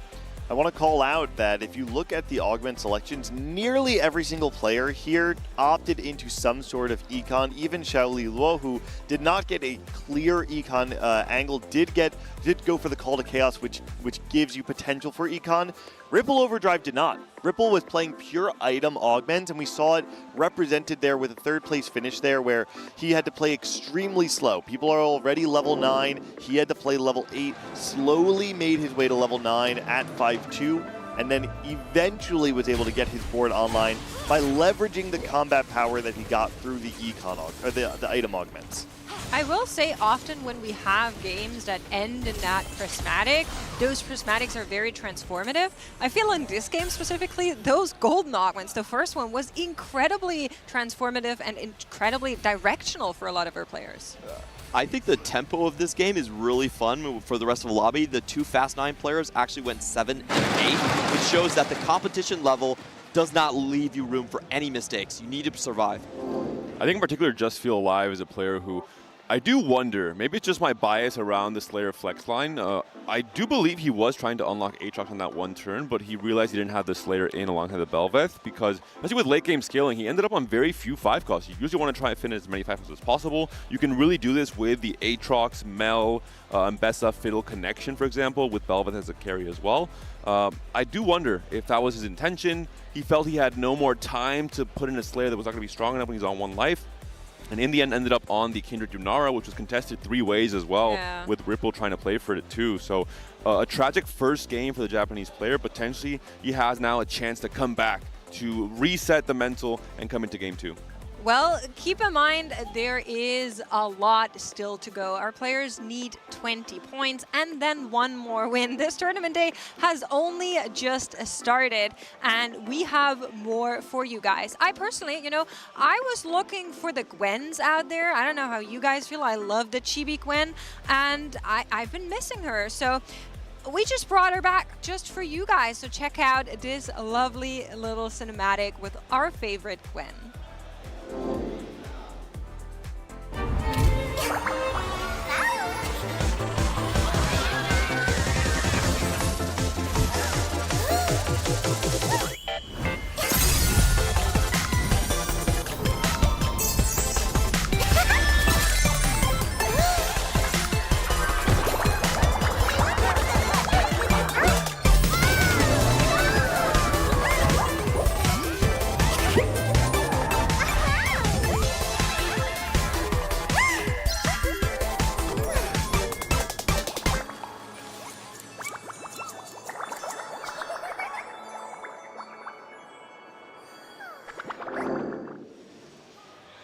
Yeah, she is coming your way, so stay tuned. I'm going to be spending a lot of money on that one, so I'm really excited. I love Gwen. I think she's one of the best chibis just permanently, so really cool to see her make her stand on the TFT Paris Open as well. We have a cosplayer that's dressed up as her. It's gorgeous. Very, very cool. So cute. Lewis Lau and the team from the cosmetics side always do such a great job in integrating the cultural moments, the fact that we're in Paris here as well to really highlight that across this entire weekend. Just so cool to see. Well, we have more cool stuff to see because Necra had a chance to talk our beloved artist Wanda and check in on the mural that she's been live painting throughout this entire convention. So check it out. Hi everyone, I am here with Wanda, who is the beautiful artist that has done this mural here at the TFT Paris Open. And I'm just checking in with you since it's day 3. You have filled in the biggest blank in this canvas, which is the 8 grand finalists. So how has it been working on this for you over the weekend? It has been honestly amazing. Also a bit tired, of course, because it's a huge wall. But it has been my dream for a long time to be able to paint on such big canvas. So I'm living a dream right now, even if I'm like all over the place sometimes. It's a dream. It was really cool to see your process from start to finish. When we were in our rehearsal day, Thursday, I got a chance to see you use the projector to get the image onto this big canvas, because that I feel like was the tallest hurdle to cross. How to get your image from your head onto paper onto this giant wall. Yeah, exactly. Working on digital is pretty, like, it makes things pretty easy in terms of like scaling with the projector and everything. They did me the favor of like turning off a little bit the lights, because otherwise I cannot see. And it was like a bit challenging, but it was fun. It was fun. It was chill. There was not a lot of people here still, so I could like talk to people while drawing, which is always fun. You have lost your artist hat. We want to make sure. I love your outfit, by the way. You're very chonk themed. It's been a great day as well. Like, talk me through your creative process of getting the finalists realized on the mural. So actually, we had planned this central part to be especially for the final 8, since they were not in the poster for the show matches. Well, the posters that I did for the show matches.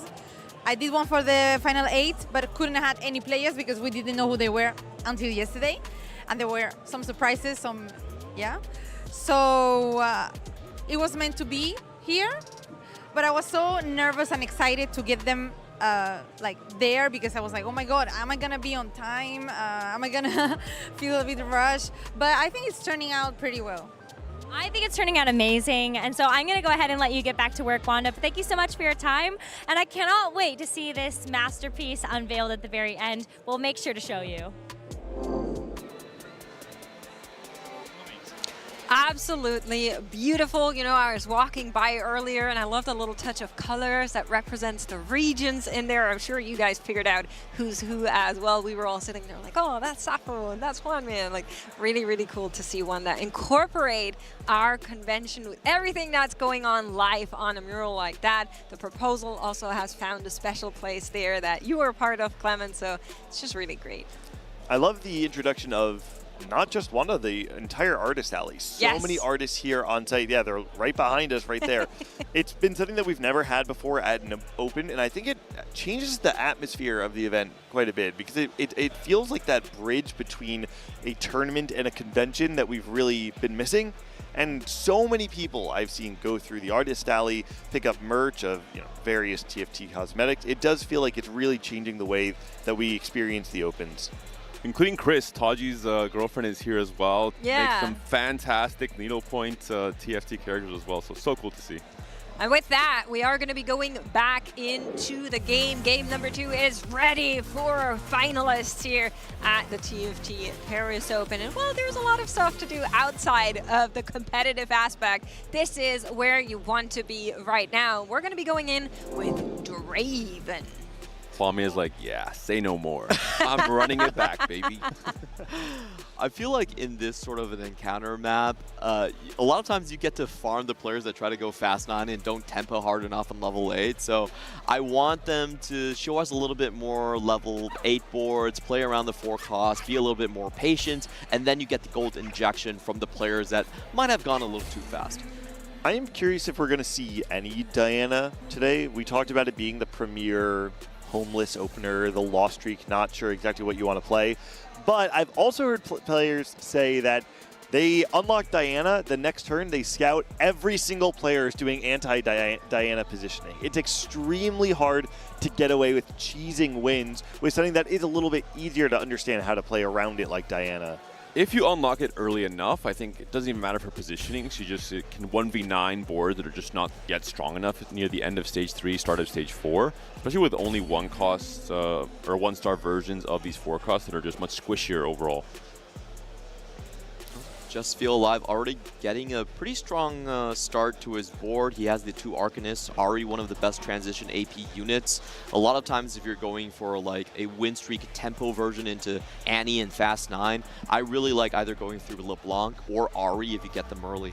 Especially if the Ionia is something that's giving you additional resources like the experience or the gold. Yeah, I think we might not see an opener as strong as Sappho's last game. That was definitely more of an outlier that was found there. But if you are able to get any of those 2 stars early on, something like a Kiana can really go a long way for these players. So we can see what they're going to be finding. A lot of graves unlocked here on the right-hand side as we're going to be going back into golden augments for our players. Sappho immediately picks up the slam-in, trying to play for tempo, trying to play for that little bit of extra econ throughout every turn.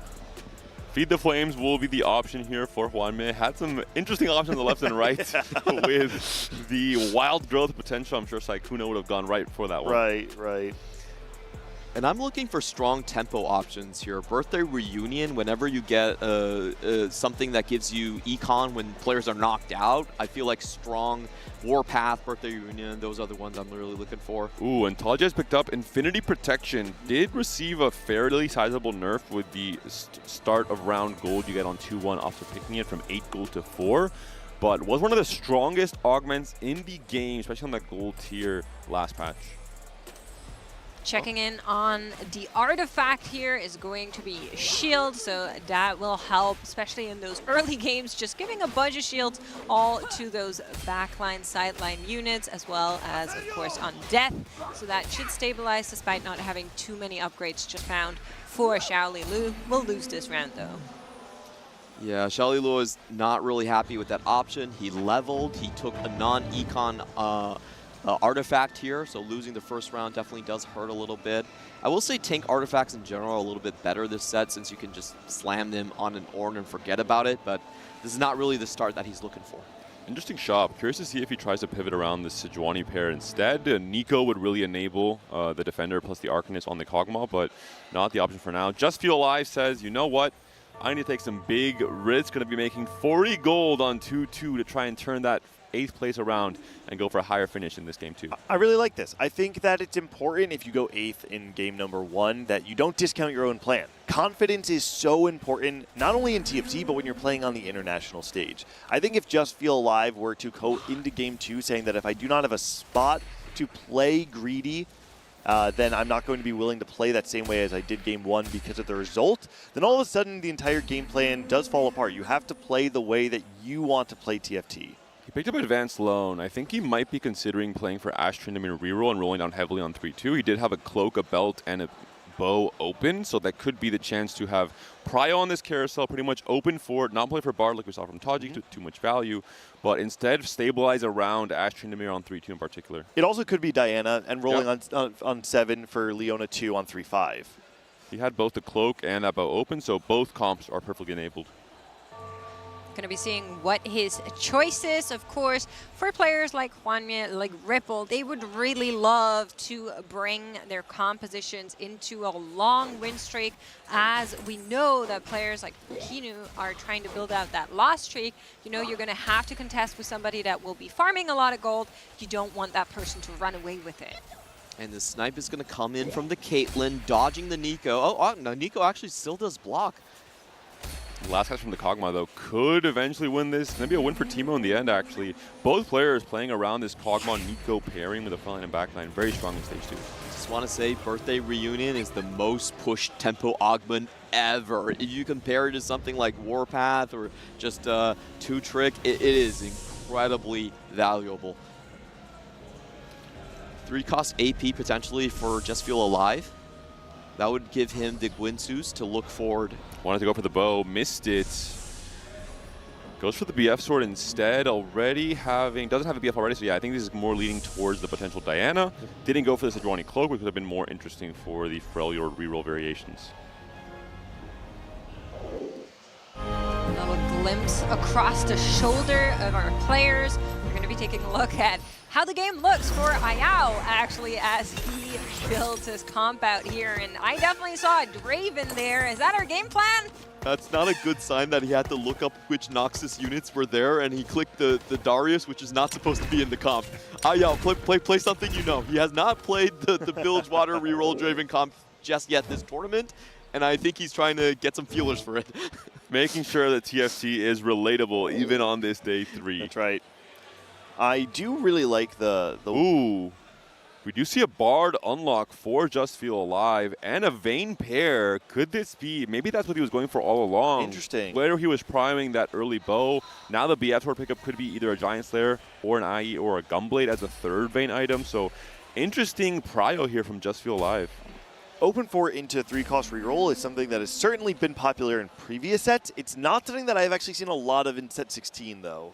It was really popular by Hwanmi in set 10 when you had headliners. Right. Riven, really good to play from Open 4, but that was 6 sets That was ago, headliners also, so you don't get the econ. I'm not sure about Open 4 3 cost.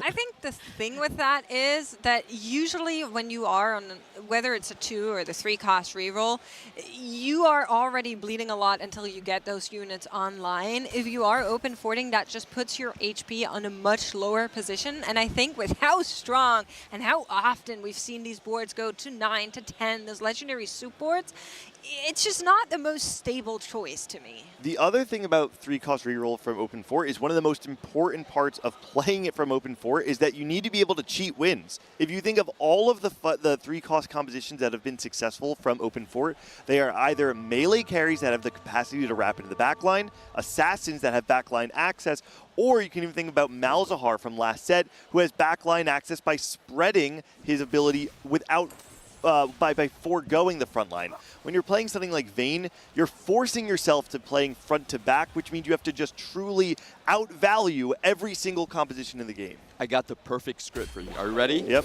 We're going to go restart mission. Save us, please. Ah, there we go. But then his veins would disappear. And he'll have to play Diana. For my final magic trick, I transform 2 veins into 3 veins. Draven pair here for Ripple decides not to go for it. Probably scouted, saw Ayao's spot and said, you know what, not the best idea. Maybe some regret now, having found the Sejuani 2-star as early as 2-7. Could have tried to emulate Hwami's game plan that we saw last game. And this is probably Ripple, I think, leaning pretty heavily into the Ionia package with Yunara most likely carrying this Rage Blade. Doesn't have Void in from all of Stage 2, so going to be harder to try and play for Kai'Sa with the Rage Blade slam for now.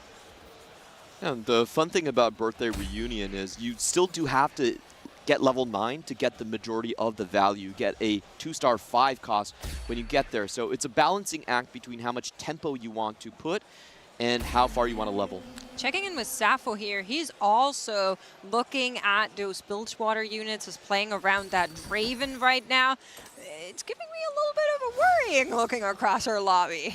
Really good orb drops as well. Picked up the Cho'Gath, opted not to buy that final copy. Gets that early Swain as well for this Noxus setup with the Draven. Really strong and beneficial PvE round there for Sappho, who is on slamming, who is on a bit of a win streak, not quite as dominant as Ripple, but trying to push for that level 8 as quickly as possible. Very curious to see if Ripple does opt to level 6 here to maintain that streak. GP2 for Ayao, huge tempo spike starting the Stage 3. Doesn't get the key items for Draven, though, so one of his big gold generation engines is not going to be online. Unfortunate for the PvE round. No Kraken, no Gwynsu. Checking in with our win streaker here as he goes up against Xiaoli Lu. This might be the end of it. Maybe that Alawi looks very strong, but yeah, there's no one really here to back her up. She is going to be falling. Eventually, there we go, and Ripple will continue to get that streak. Same is true for Just Feel Alive. We were talking about the streak potential as we look at our augments. This is so big for Just Feel Alive because of the advanced loan that he got. His augment will be 1 tier down. Nobody's getting a prismatic augment, which means he's just getting a silver. If he had looked and it was gold, he would be very upset right now. Sitting still only on that Vayne pair. Has gone to 7 as early as 3-2, using those Bard free rolls to play for that Vayne 2 right away. So this is a very early level 7. Usually some players would be patient and wait for that 3-5 spike. But he feels like he has to go now. Has to start pressuring this lobby, making sure they're feeling that pressure and capping a little bit lower overall. Yeah, with how fast the lobby tempo is, especially with someone like Ripple, just being on full win streak, I think he needs to roll for the 2-star Vayne right off the bat there, so goes below 20 just to make that happen. They're going to fight now. 20 back, so at least that will be saved in resources, but definitely digged pretty deep for it, right? Great timing from Just Feel Alive, knowing that Ripple was in his pool. He does end up hitting him. So this is a great opportunity for Just Feel Alive to slow down Ripple before he gets too far ahead. It's a question of whether or not this Vayne can actually break through the front line. It looks like even by going to level 7 and rolling down to 20, it's still not going to be enough. He takes a 5-unit loss after leveling and rolling. The slight buff to that Teemo coming in and helping out Ripple with that win streak. The early Sejuani 2 as well coming to stage 3. Just a very beefy front line. This is all that Teemo needs, all that Teemo wants. As much time as possible for that damage over time to spread. And he also gets the Yunara in the shot. Oh. I think we should check in on Haruru whenever we get a chance, because of course he did win that first game, and a position to get a high placement here in the next game will put him in a great spot to make check. So let's see how this board is looking. We're currently playing around those long shots in the background there. That Kog'Maw 2 doing a lot of lifting. And we have Piltover online. I'll just say I think the Baron is already tunneling. You think he's digging his way to Haruru? Yeah. He said, say no more, Haruru. I'm on my way. This is the Haruru fan experience. He typically plays his own way. He has his own special brand of transitions. And if he wins, it's great. If he loses, he's still going to play the same brand. Very similar to kind of like a Wanmian. Snaps Ripple's streak here, which is pretty important. So he was also on a win streak and ends Ripple's in the same turn. And for Just Feel Alive, was that a win? Slight win for Taji there, it looked like, against Sappho. Yep, and Just Feel Alive does take another loss there. So he's going to an 8-loss streak. It's exactly like you talked about. He just doesn't have the front line to actually keep that Vayne from ramping. That is the risk of playing a front line, back line, 3-cost reroll from Open Fort. You don't have the tempo. You don't have the ability to sneak out wins.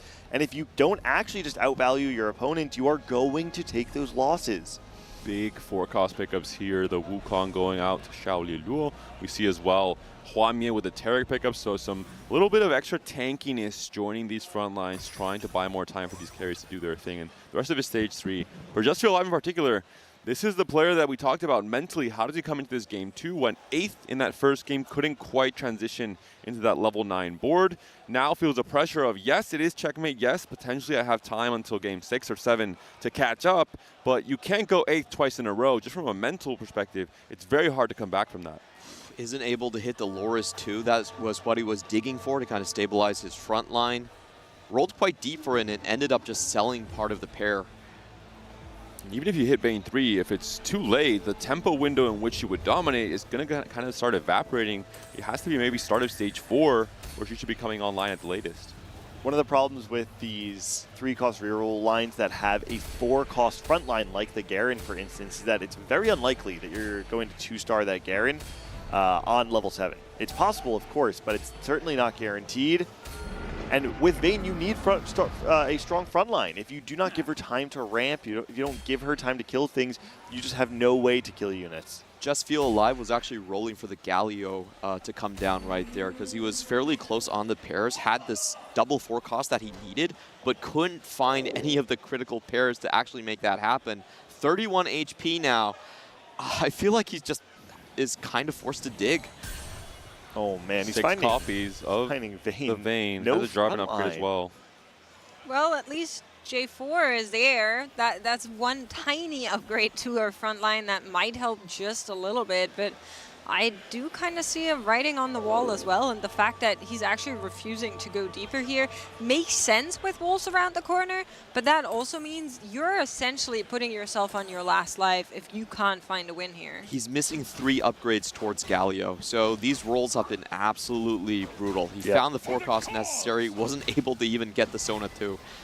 And Poppy, Xin Zhao, and Sona would be the 3 that can get it for him, even without finding the upgraded Lux or Garen. In the greed of going for the Galio, he had the Loris carrying the item, found a Loris in the shop, didn't buy it, rolled, and found the next Loris, so potentially could have had a Loris 2 to win this fight at the very least. Potentially could be. This is where You gotta tell yourself. you just feel alive when you're on the edge, when you're on the last life. So I want to see a bounce back from him. That's so funny, because I feel the most alive when I'm Ripple in this spot. And I'm 92 HP and rich and streaking. Strange how that becomes. So funny. There's Well, the Lux 2 upgrade, the key upgrade. Actually rolls and the now Vayne 3. already before the PvE round starts to make sure he has enough time to get it all sorted out. It's got the Galio next round. This should be good for at least the start of Stage 4, hopefully the end of Stage 4. He has to turn this 10-loss streak into at least a 5-win streak if he wants to have any kind of positive projection in this game too. He also needs really good items. Still missing one bow. He gets the double Kraken. The bow that was taken away from him in the Stage 3 carousel. He doesn't find it. Items are pretty hard to...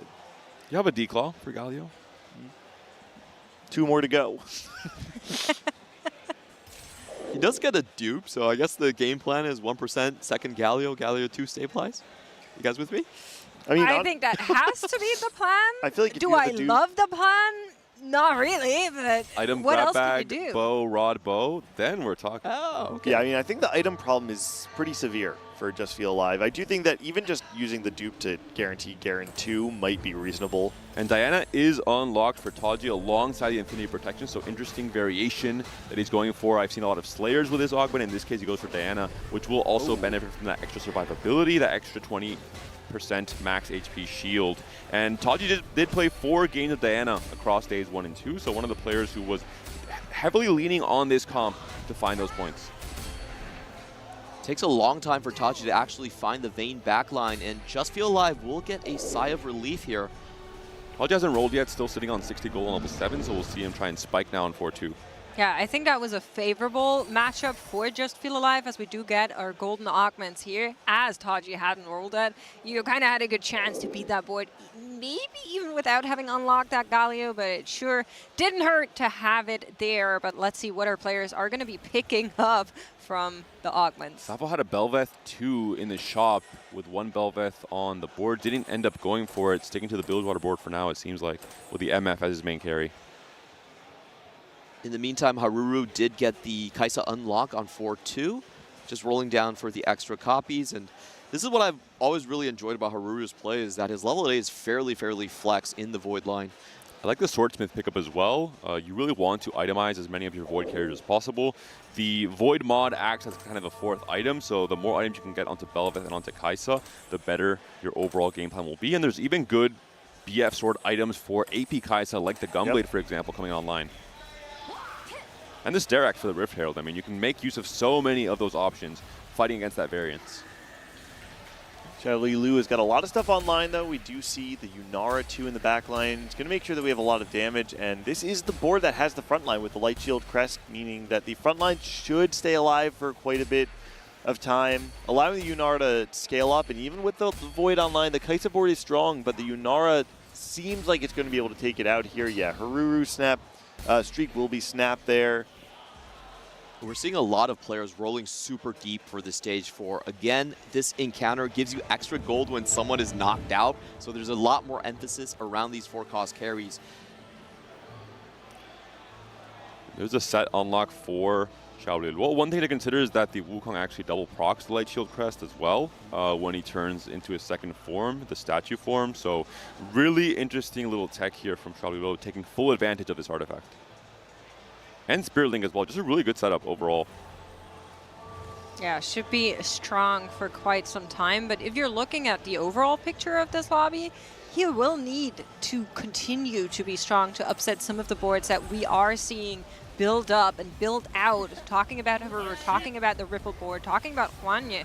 I am not sure in the long run this will be able to compete, but we'll need to see whether or not he's able to find those legendary upgrades he, of course, is going to need. Will be good enough against Safo, who he's rolling into right now. Yeah, the scary part is really just the fact that we have to be on 8 for quite a while there are other players like you're talking about with Haruru and Ripple who are free to level up. They can save their gold, they can try and go level 9 from here on out, whereas Xiaoli Lu is kind of stuck there until he gets Wukong 2 to truly stabilize him. I wonder if Taji uses this Diana just as a tool to make it to 9 with the reinforcement, kind of a tempo option, making use of Infinity Force. He doesn't have the typical Diana build, and Diana is much worse without exactly BT, Rageblade, and Titans, even if you're adding an artifact into the mix. So I'm curious to see if he ends up maybe going into something like the Aatrox. You can unlock it very easily on PvE with both the Gunblade and the BT slams. Hwangmye picks up a spat there. I don't quite see. Does he have open tier? And Taji has a Rift Herald, so it would be a cool setup with the Bel'Veth as well. All right, we're taking a look at Just Feel Alive's board on the right, and I believe this is Hwangmye on the left. Yeah, it looks like I was waiting if we see that spatula being slammed, but for now, we're just going to continue to roll to find those upgrades. First was, of course, correct order of actions being executed by Hwangmye here. Has a lot of gold to roll, has a lot of silver to spend as well in the Bilgewater shop. You can see that spatula there on the left-hand side. What a TD roll for Fizz. I would say that's close to the Astral Abyss on Fizz if you can choose any items, the Rabadons and the QSS. Onto the Draven, might pop him on his second ult if he goes back in that direction. I really like this pivot from Hwangmye. I think both players, Ayao and him, were looking like Draven rerollers, and he actually just chose to level up afterwards, knowing that there's 3 Bilgewater players in the lobby, going for the Fizz CN build instead. Does Just Feel Alive win this next fight? That's the big question we're seeing now here. It's going to be Haruru facing off against Taji's Diana. She's slowly morphing into her Biz. Now the Titans has joined the party. Gunblade moving onto the backline onto that Seraphine. And Just Feel Alive does take another win, so he's going to stay alive as the health totals get significantly closer together. You can see these very clear steps of 20 HP for Just Feel Alive, who's been below everybody. But once you get to 7th place, all the way up to about 3rd place, it's just 13 HP separating them. Everybody is still very much in this game.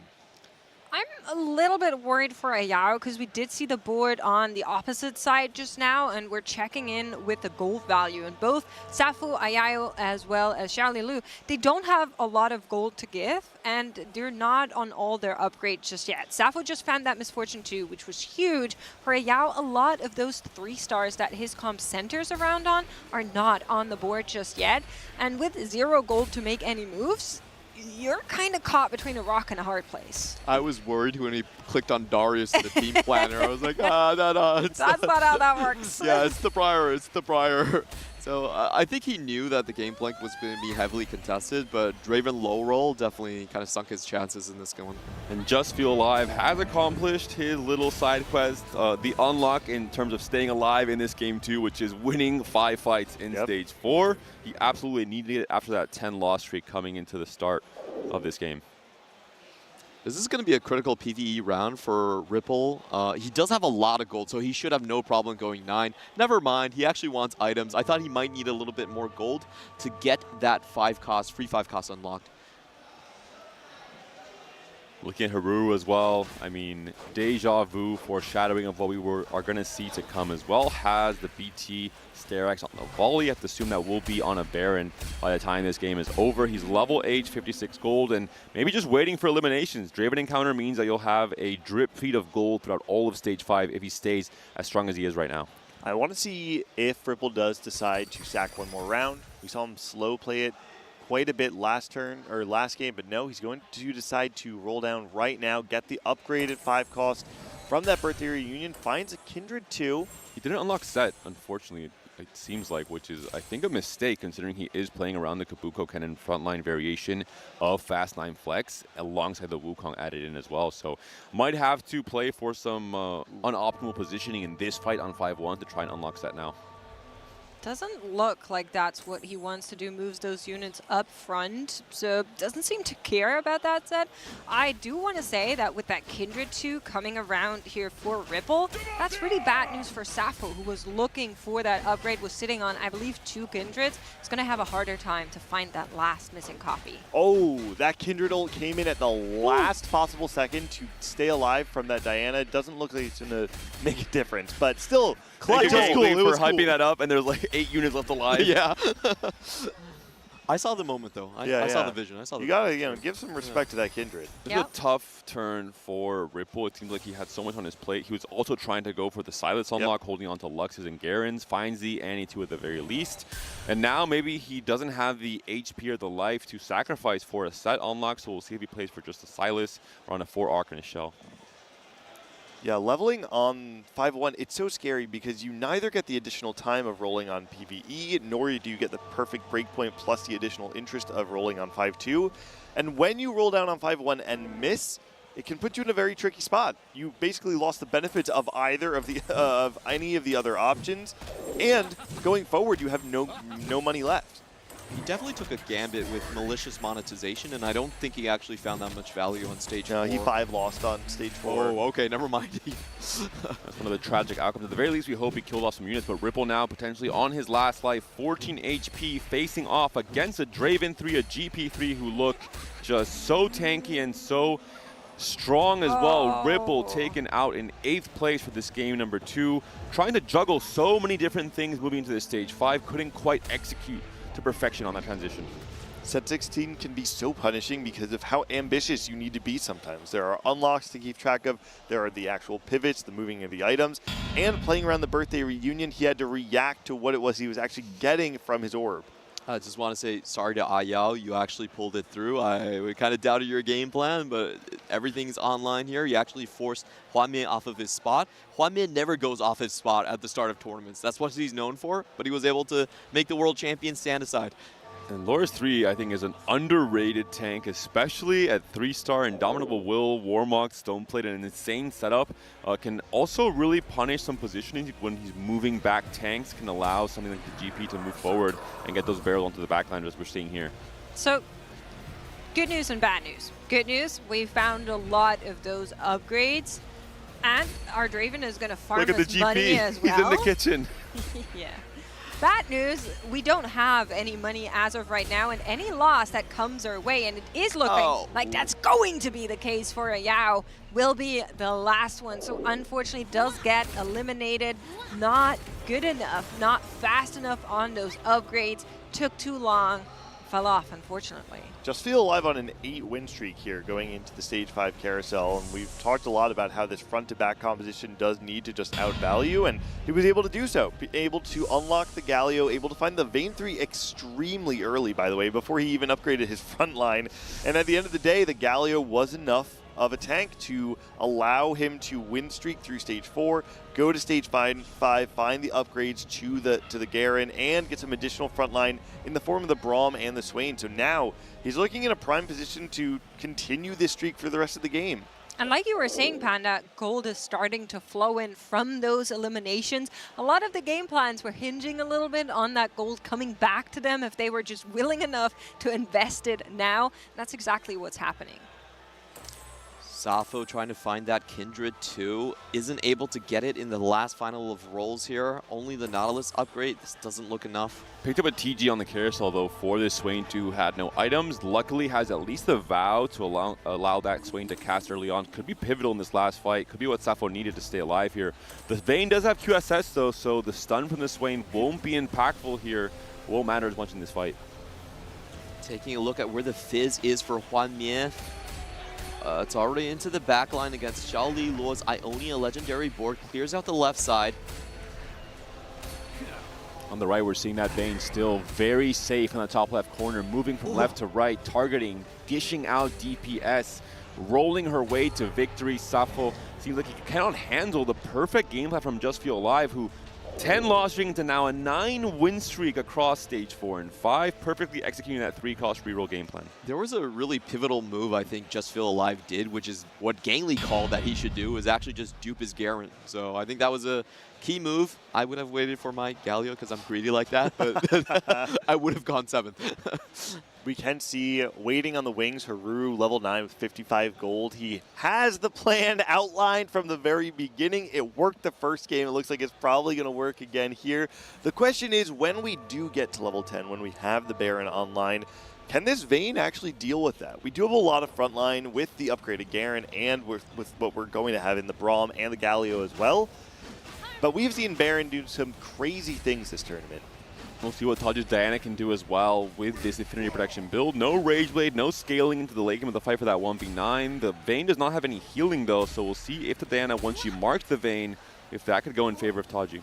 He did pick up Celestial Healing. This set, it's actually a very, very strong one because there's so many backline divers for Just Feel Alive. But he's just untouched the entire time. I guess it doesn't really matter. That He's Diana. a true ADC at this point. Not a single bit of damage has come onto that Vayne the entire fight. Good job, team. Okay, but he's going to take less of a loss than Xiaoli Luo, and so he's going to secure a fourth, so a fifth and a fourth for Toji to get reasonable placements to put you in a spot to maybe get into check for game 5 or 6 later on in the day. And the win more position here from Haruru, just benefiting off of all this extra gold, making it easier and easier to make it to 10 to find that Baron. Haruru locking in the top 3 does mean he will be the only player going into game 3 who has the potential to get into check, where the tournament could potentially end for game 4. That's exactly it. Had that first place, is sitting on 8 points right now, and pending on how this goes, could be quite the big story. We'll need to keep watching as it unfolds. Baron not yet online, but we are on 10. Oh. Where is it? Volibear too is Tunneling. crazy. Right, already the first Baron online. I don't see Just Feel Alive's board actually being able to take over this one. Yeah, the Vayne I think is going to struggle, especially when it comes to these single target damage dealers. The more advanced the game gets, there's more units on the board to chew through. There's more items coming onto the tanks. It's just much harder for the Vayne to do their job as a pretty much a single target carry. Let's be honest, the Lux is not going to be doing too much here. And on the other side, we have Juan Min. He does have that bilge water in, so still relying a lot on that. Is the Fizz still there? Oh no, he's actually swapped out. Yeah, it looks like he might have swapped out of that, but he does have a lot of backline there, both the MF and the Kindred too. We can actually see the Haruru board. It's going to be super close. Haruru, he's going to fall there. The Kindred cast doesn't come through in time. That could win it for Vayne, and it does. The Vayne carries the victory there. 11 win streak now for Just Feel Alive. A player who went 8th in game 1 has the potential to play for first, but does the Baron have any say in this? Wow, what a clutch up from that Vayne, being able to get the win in there, being able to put the other 2 players behind him. Keep in mind, just a couple of stages ago, we were talking about Just Feel Alive and how doomed it looked and how it might have been another 8th place. Really living up to the hype here. Just Feel Alive versus Juan Mie here. Just Feel Alive still has 1 life, but Juan Mie is on his last legs. I don't see anyone touching that Vayne though. Who's gonna stop Uzi? Okay, the Kindred cast does come through on the front line there, so important to see if any of them are able to sneak out a little bit longer. The front line is holding up for this Bilgewater board though. We're starting to see the Demacians fall, and they are making their way. But it's going to come down to whether or not the Vayne can 1v9. We saw it last time. This time it's not looking too good. Just Feel Alive is going to take his first loss after 11 rounds of winning. Down to just 1 life now. Juan Mie as well, considering we are halfway through stage 6. And Haruru could potentially come into this with 16 points if he's able to win this game as well. Has a chance to get into check after just 3 games on this day 3. That'd be massive for Haruru. He was 1 step away. The closest he ever got to attack round was a tiebreaker. So this is a proving moment for him. If he can finally get past even Juan Mie, such giants in the lobby, but who will take the second?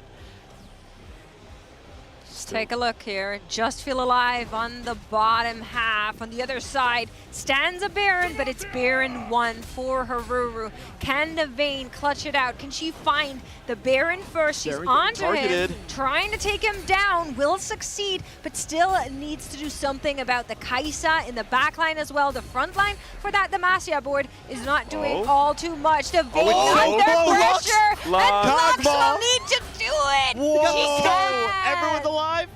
I will be honest and say that was the best possible fight that Just Feel Alive could have hoped for. The positioning somehow had it where the Baron was targeted by Vayne's true damage bolts from the very beginning of the fight. If Rift Herald instead tanks that damage, I think this fight will be very different. So what's happening is when the Rift Herald dashes forward, he can still take aggro before, when the Baron dashes forward, he can still take aggro before the Rift Herald. So you need to position in a way where your Rift Herald is over 1 and your Baron's actually dashing between them so that Vayne targets Rift Herald before. If the Baron had dashed to the right there instead of the left, Haruru would have won that fight. You either need to block something, perhaps making sure the Cho'Gath is next to the Rift Herald. Either way, you have to make sure Baron is protected. You don't have the gold. Baron 2, what do you sacrifice? 9 out of 10. No. We just play a second thing right there. Yep, There we go. there we go. But one Yeah, thing. Mundo 1. That Yeah, Mundo no is tricks. just there to fill the gap, okay? That's sometimes all you need. We are looking at maybe double elimination and game-ending matches for our players here. Right-hand side is Just Feel Alive going up against a Ghost Copy. On the left-hand side, one elimination will come in for sure. Rift Herald starting to fall. The Baron's still alive. We're going to get one of those shields proc. The second one left. It looks like everything is falling. Just the Feel Bilgewater Alive forward. is losing to the Ghost Copy. Everything is dead. Double him. He takes down both boards with the Bilgewater front line. Kwame has done it from a 6th place in Game 1, has climbed his way not just into the top 4, but into a victory on this Game 2. Cool, calm, and collected focus, one of the big favorites coming into this final day, has now clutched up his first victory. And we're starting to see the breadth that is in Bilgewater. Sometimes you can play around the Fizz and get the stats. Sometimes you can drop out, play more around the Legendaries. We saw him playing around the Quick Striker of the Kindred and the MF and get the additional stats like we saw in Game 1 to be able to cap out that board. Excellently played by Hwanmei to take out 2 boards that we thought were in prime contention for top 2. I will say 2 of our players are currently sitting on 11 points, which just means they're 1 point short of being able to make check in that 3rd game. It is going to be Haruru who will be in contention to maybe make check just mathematically, but he'll still need a couple of points to make that happen. Here's a question. Do you think it is too early for defense with 1 player in the lead to potentially get check going into game number 4? Is game 3 too early to say, let's make sure Haruru doesn't get there? It is because most players have a lot of ground to cover. Someone like Sapo, for example, who went 4th and then 6th, he still has to make, he can't make check this game, not even the next game most likely, so he has to play his own game. I think it's the case for most of the players here. And no one's close enough, no one's on 19 points saying, oh, I can just play denial, I can just play for griefing. Yeah, and I feel like Haruru's last round, there must have been some things that went wrong. He ended up playing 3 bruisers and also just a Nico hanging. So that kind of shows the strengths of Haruru. He's really optimizing, but when it comes down to tough moments, sometimes the APM might not be able to catch up. It was a tough spot. I mean, you have Baron 2 in your shop. The only way to get there is by selling the upgraded things you have on your board so that you can play whatever's left over in your shop. I think in those moments, you don't have a lot of time. You can't really figure out the risk reward of it. And, I mean, at the end of the day, you're playing against who is probably the strongest in your lobby. So you have to very quickly decide, is it stronger to play a Baron 1 and real units or bank on the Baron 2 to take me all the way? In the end of the day, it wasn't enough. I will say, out of those first 2 games, the person with probably the biggest losses has to be a Yao. Is sitting on an overall score of 4 points with those 2 7th places, whereas the rest of our players are all standing a little bit safer around that 8, 9, 11 point score. Again, not going to be in tension for checking game 3, but very likely in game 4, right? Just not able to play his game because he really wanted to go fast on. He has the most Annie and Diana games out of the entire field right here and didn't find the Slayer line that he likes to pivot to, so just wasn't able to get his spots. Well, we have our tactical breakdown presented by HyperX ready, so let's take a look together at one of the closest matches in that last game. And we're seeing here the fights between that Vayne board from Just Feel Alive, the big comeback coming back into it, up against that Kindred, up against that MF, up against the Bilgewater Flex board on the other side. And you can see it's exactly what we outlined so much. This is a battle of value, essentially, right? You have the Vayne in the back line who can only break through the front line, but on the other side, you have the same exact thing. You have the Kindred and the MF slowly whittling down the front line. This is such a close fight. This is the one we saw the Vayne barely staying alive, just one more auto, narrowly takes it over the MF. Really cool play there from Just Feel Alive. And the Kindred was one auto attack away from reaching her mana bar filling out, from casting there and buying that invulnerability to maybe win the fight against the Vayne. So such a close fight at the very end there. Yeah, Celestial Blessing is definitely a must pick up right now. There's a lot of things that hit your back line, the Misfortune, and as we've seen, the Diana as well. So great way to round out that composition. You know, we've been having so much fun here at the TFT Paris Open. If you want to get in on that action as well, you can, because in the in-game shop, you can find Pengu on the terrace as well as Lechonk. I've been seeing those mascots run around. There's actually back there, Chonk is dancing with Pengu. Hey, we should make a Chengu. Chengu. You know? There's a mixture of both of them. But yeah, check them out, our Paris mascots in the shop. They're so cute. I don't buy very many cosmetics at all, and I will say I spent all my medallions that I've been hoarding for literal years to buy the Paris Cafe. Yeah. The first time I've ever bought a new arena. I have a Chibi Panda Annie, and I will never be switching off. I'm so sorry to the cosmetics team. I will be getting the Mime Pengu. That one looks... Oh, Mime Chonk. Sorry. Yeah, Oh, looks Lechonk. amazing. Nice. All right, you guys. Well, that's been it from us for now. We're going to be going to a quick break, but there's something very special waiting for you there. So make sure you stay tuned. We'll be right back here. You're watching the TFT Paris Open.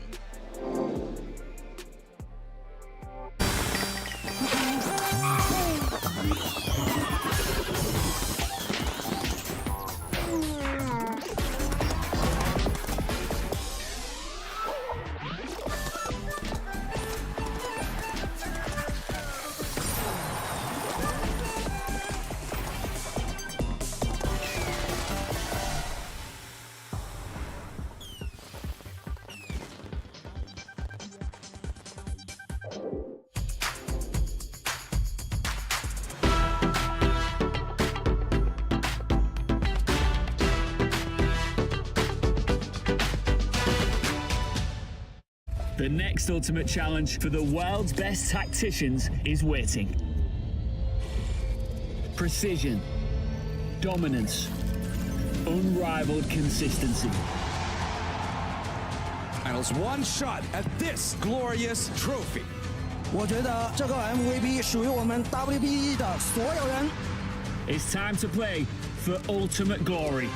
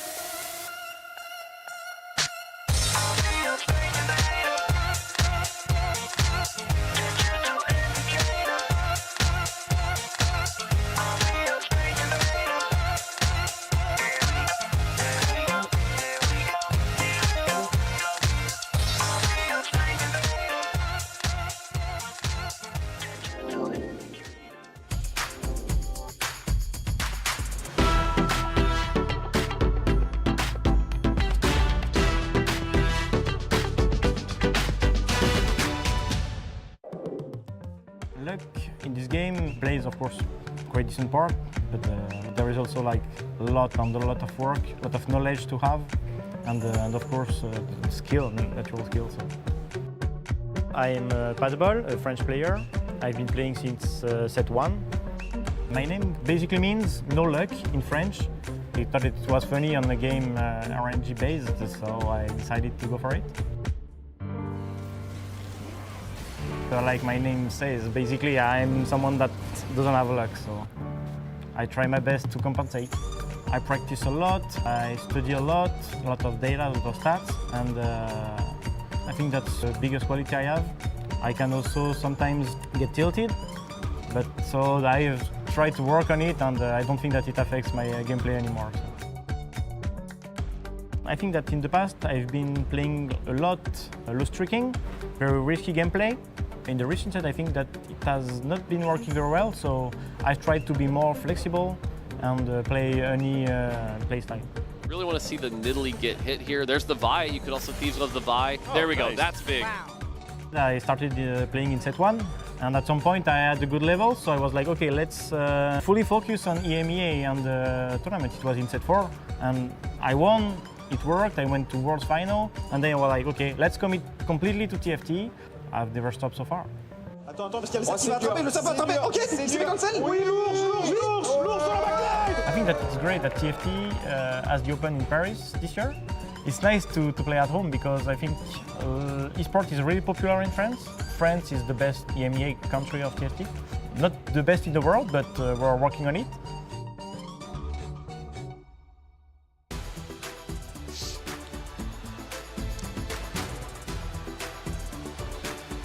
Welcome back, you guys, here at the TFT Paris Open. We did get a little bit of a preview there of the upcoming Lunar Revel event, which we're all very excited for, of course. But after 2 games, we have an interesting situation on our hands because there is only one player in Game 3 that can make check. My name is Mix, and I'm joined here by Porte, Necra, and Clement. Clement, you've been here. Mort, how are you doing? Doing good. So far, the games have been really entertaining. We've seen some expected stuff, right? We saw Void win the first one, but we've also seen some unexpected. We've seen some 3-cost reroll really take off. We've seen Draven, we've seen Vayne. That's pretty cool to see. And so generally pretty excited. And yeah, like you said, we're in this Game 3 spot now where it's going to be all about, just trying to get as many points as you can so that Game 4 you're kind of guaranteed to get in check and hopefully make sure that Herrero doesn't get those 6 points. It's going to be tough, though, because I feel like being the only player in check can sometimes put a target on your back where people are going to end up trying to take your units, but I'm excited to see if maybe Haruru can actually kind of get past that, or if there's anybody that can also get themselves into a good standing position. It's interesting you bring that up because we were just talking about it a little bit, and I think the verdict is with how close some of these players still are in overall points.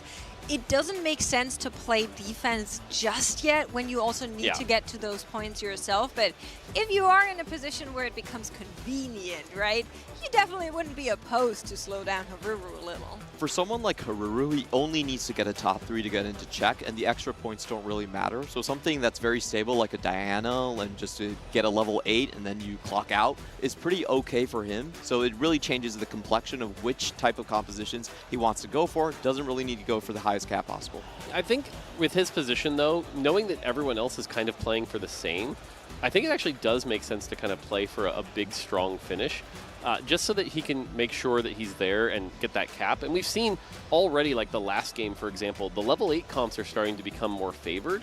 And the worst thing you could do is try to, like, not play something that puts you in a bad position, and then you end up going 8th. Definitely not something too risky, but, he's got enough of a lead that I think he can play with that. Yeah, 4-cost carries I think are really good in this spot.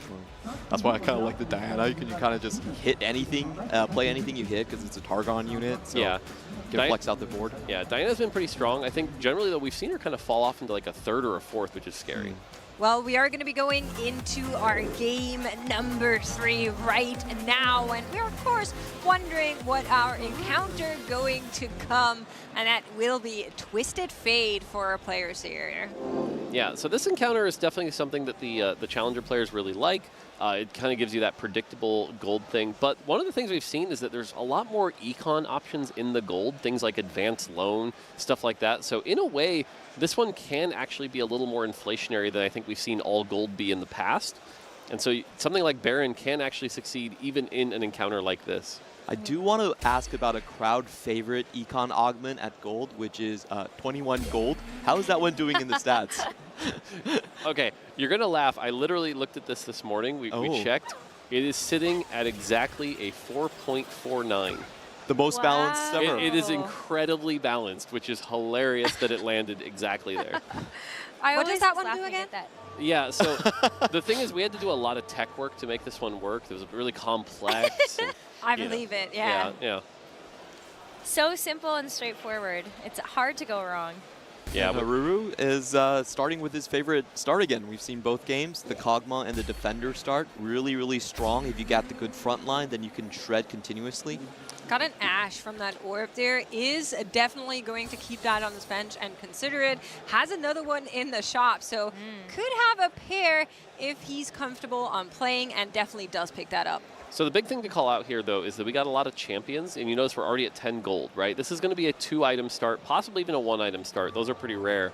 But we talked about the inflation. That already means there's going to be a lot more econ in this game. People who managed to get to that 10 gold. If you look on the right here, we see it looks like 3 or 4 players that managed to hit that 10, while a few others are hitting pairs. So expect the people who held the pairs to try to play for those win streaks, hopefully hit their 2 stars.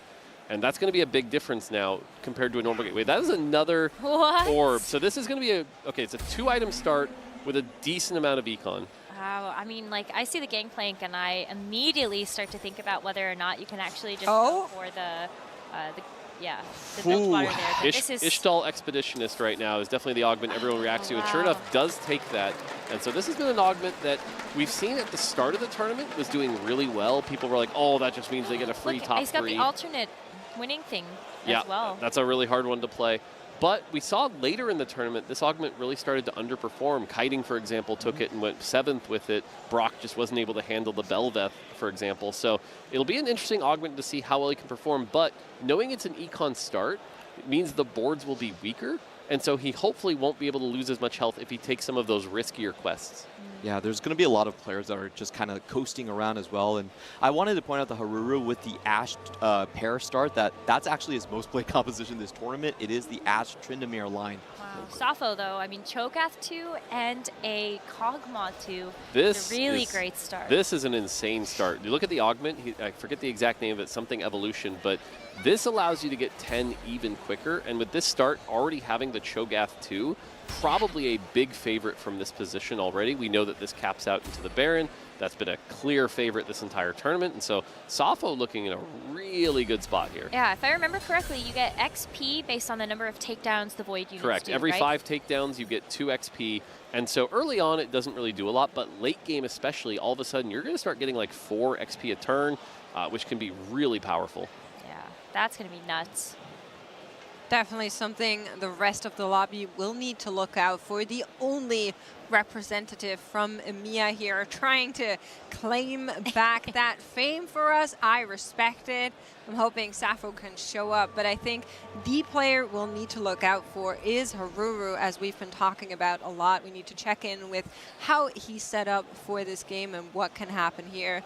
Whereas we're going to be seeing Sappho and Yao go up against each other right now.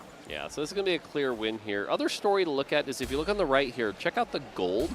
Toddy right now already at 40 gold. That is a large amount of gold. Didn't exactly get to see exactly what augment he took, but that's going to be a clear sign of lost. Oh, so it is advanced loan. So we see the advanced loan. We were talking about that. The ability to get all that extra econ. And so Toddy's going to be very, very rich. That can allow for something like a fast 9 on as early as like 4-2, especially if he gets a second econ augment, something like gain 21 gold. Looking at Haru's board here, he got Birthday Surprise, which is a very, very good augment, and ended up getting a Rek'Sai 2. Yeah, so that's also good. Yeah, it's decent. Rek'Sai is an interesting champion in that if you can get some items on her and get her in the back line, she can do a lot of damage, but she's actually pretty fragile, can get bursted down, and so honestly not one of the more dependable 2 costs that you can get from Birthday Present. And in fact, you know, didn't win his first round, So a little bit disappointing when you take something like Birthday Reunion. I do think that I like when you get the Rek'Sai start, but then like let's say you also can put in another Vanquisher. I think that's where I actually see Rek'Sai doing a lot more damage. But unfortunately doesn't have that trait active right now. Yeah, the challenge with that is that the next available Vanquisher is Gangplank, and so that requires kind of high rolling pretty early. And so you end up not being able to build something like the IE and things like that. There are 3 players that are contesting Void right now, though. You saw that early Malzahar coming in from Hwamye, and so you have the early Void start for Ripple, Hwamye, Haruru, Safo. Actually, there's 4 players that have the Void package in early for Rift Herald. Yeah, that's the thing, is you want to get it in early so that you can have access to Rift Herald, even if you're not going to play pure Void. Like, I look at Hwamye's position, I don't know that he's necessarily going to play Void from the spot, but just having access to that Rift Herald can open up a lot of things. Rift Herald's also one of the better champions for unlocking something like Volibear, if you've got good items there. So definitely some interesting things there. And if you're somebody who's not in the Void line, this is pretty good for you because it's just going to mean great, some uncontested units that you can get going. You know, someone like Xiao Lilu can play, you know, like Ionia relatively uncontested, for example. Yeah, just going for the win streakers here on our screen so far. We have Xiaoli Luo just slamming that Deathblade because he does have the bin, so he can reforge his items later on. As I've always liked to say, really like these RE starts. He instantly sells his RE to put on another defender. He heard that you were about to talk about him and then decided to sell it to that's how that works. play against your point. Curse it, curse it. Something about Advanced Loon actually I wanted to touch on really fast is, if I'm not mistaken, with that augment, your next one's going to be a power lower, right? Yes, that's correct. I kind of like taking it in gold. Yes. Like when you know it's going to be an all gold augment, you're like, okay, maybe silver, there is actually something I can get from here that's not going to be too unpowerful. So that's actually a great point, because right now the perception on Advanced Loan is that if the next augment is gold, it's actually very, very strong. If the next augment is prismatic, that's a bit too much of a disadvantage to make it not worth it. But as you said, the fact that we're on the gold encounter, that removes all the risk and makes Advanced Loan just a pretty solid choice here. So I agree. I think that's actually a really good choice for someone like Toddy, who's now probably been sitting at 50 gold for a while. Yeah, you can see 57 gold, looking very rich here. Unfortunately, Toddy did win, so isn't able to keep the loss streak that I think he was hoping for. Ripple looks like was able to break that streak. It's either Ripple or Ayal, right? Like one of the two of them. I think Ayal is still on the Ishtal. Yeah. So I wonder that's true. Could have been either one. Yeah, how big the board has gotten.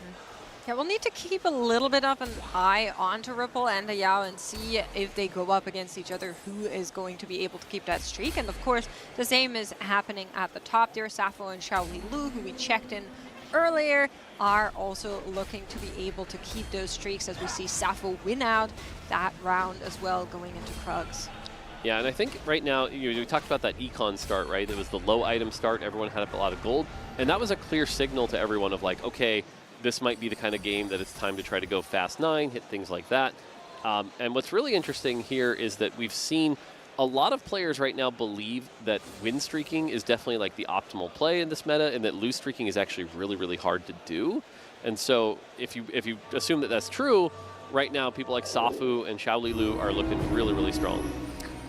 I worry about the Ishtal start because I've had some really, like, I wonder if this is why the AVP is a little bit lower for people that have taken this, because they're like, oh, I've heard Ishtal's really strong, but don't really know exactly how to pilot it. And I wonder if part of that is like, I don't know about you guys, but I've tried to do Ishtal and I've lost on the Krugs rounds. It can definitely happen, right? I lost on the Crux without Ishtal just because I'm greedy as hell, but that's not what we're talking about. A little bit of a pro view for you here to see how our players operate as we look over the shoulder of Ayao. I unfortunately don't understand those quests, but Clement does. But we're switching away, so never mind. Yeah, we're back. He's taking a look at, the first one is lose 15 units, and the third he chose one was lose 3 in a row. Yeah. That's what they ended up choosing. Yeah, I can totally read that. But I was going to say, more. I'm impressed. Wait, I'm so impressed. I think what was cool about the pro view here, though, was it showed the fact that he spent the level early. So he went to 6 early so that he could get that mission complete and get access to the next mission already. So piloting that Ishtal really well. He's going with the lose 3 in a row. The lose 3 in a row is definitely the kind that gives a lot of points for your round time, but it has that risk. If someone is able to get you, to win a round, all of a sudden you're back a lot of progress here. So it's the kind of thing that just you really got to be careful to not mess up, but you're going to take a lot of damage. And he's facing up against the other lose streaker, Ripple, so he's taking potentially the weakest board off of the table right here. Should feel a lot more comfortable for him. Yeah. I mean, Ripple put a lot more stuff together, though, especially slamming items onto the Vayne.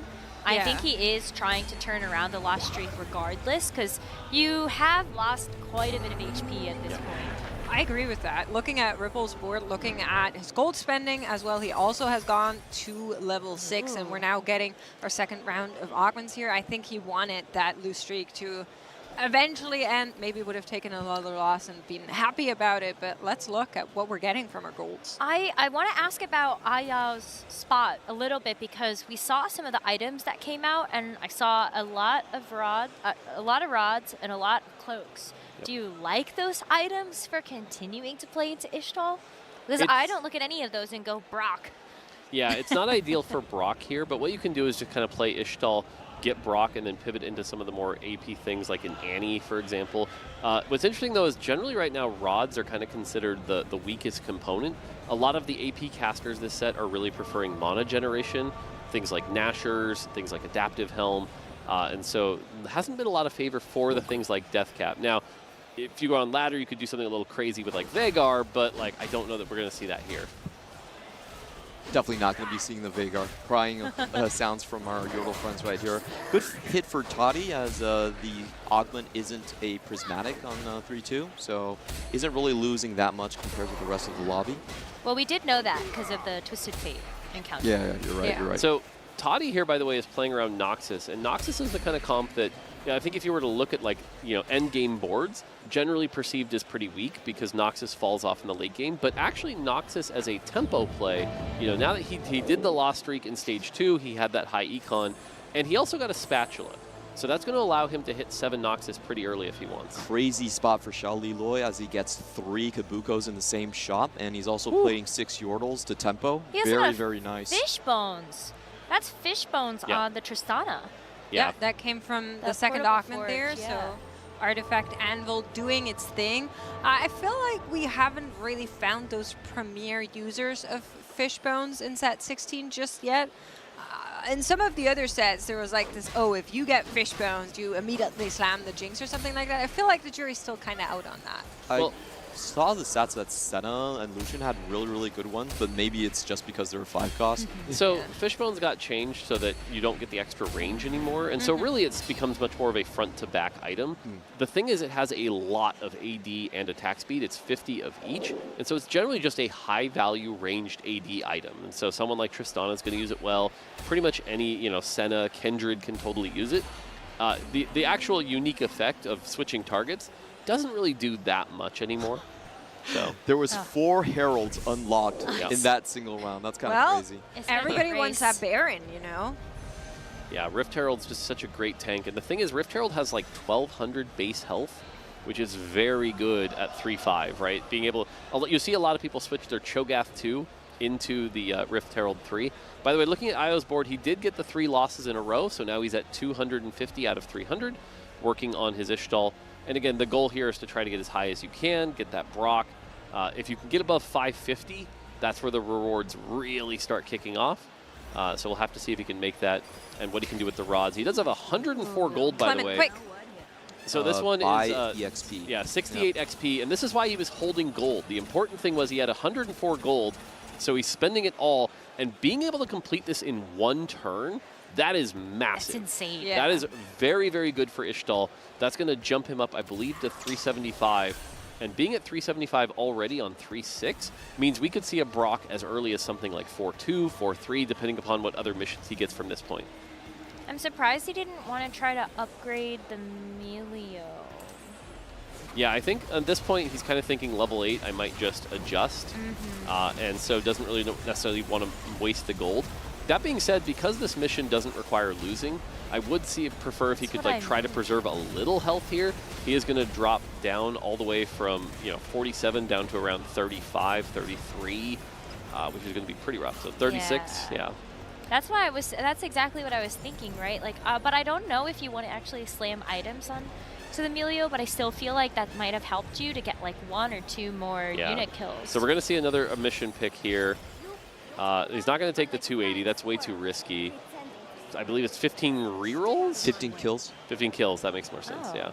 That's actually not he's that just bad. going to cash out. So this is interesting, right? Instead of going for the Brock, he's just determining, hey, you know what? I've essentially econned well. I'm going to be 8 early, and now I'm up 2 Thieves' Gloves, right? And this is something we expected, some of our top players to do, is you don't need to greed for the Brock every game.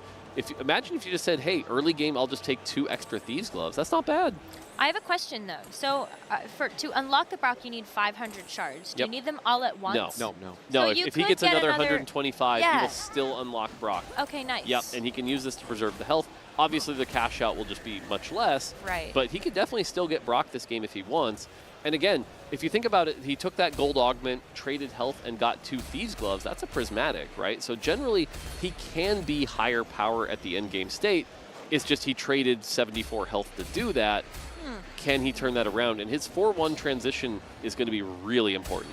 Yeah, that's definitely one we're going to need to take a look at. But we've been focusing a lot on Yao. Just keep in mind he is unfortunately our player with the lowest point, so he does need those high finishes that he is trying to convert right now. We're going to be taking a look at how this PvE round unfolds for him, as well as for Ripple, who was also taking a bunch of losses and is one of our 3-4 players who are currently looking at that void board, currently on 2 of those heralds at least.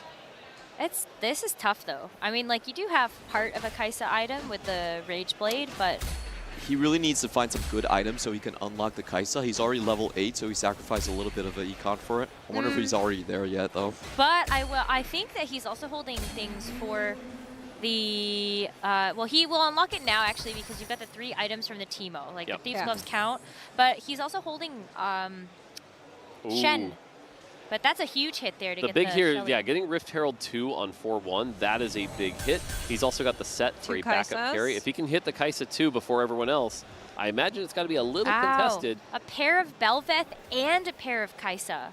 Yeah, needs to find some bench space here. A lot to do in a little amount of time, as we are going to be phasing into that round. Unfortunately, doesn't have more gold to roll with unless he does sell something off. And with Cluttered Mind, you do of course want to keep that bench space there.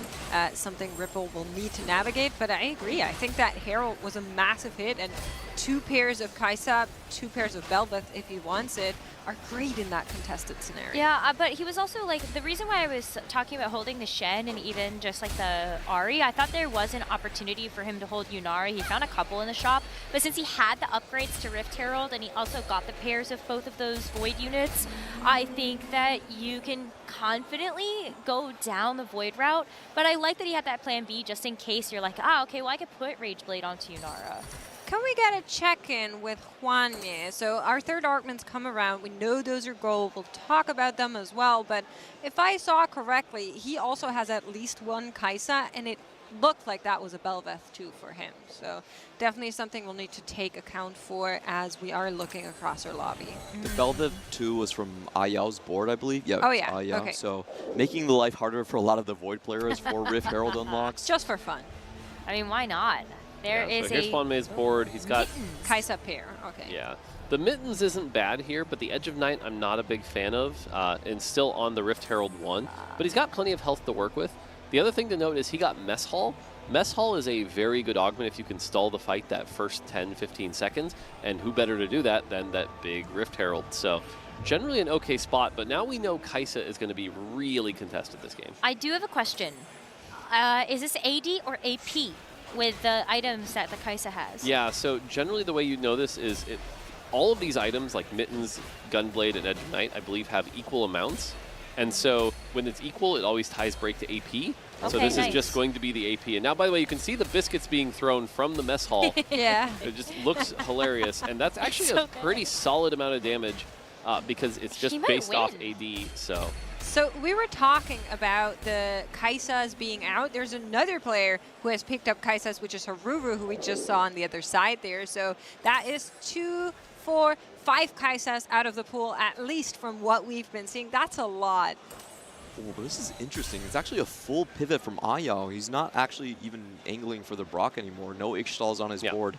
So full pivot into Slayers. This is his one of his go-to plays that we said all players have their pocket picks. This is his. I wonder if the cash out's actually just enough. Oh my gosh, he's even holding an extra copy of Belveth. I think generally that You can be a monster. good play.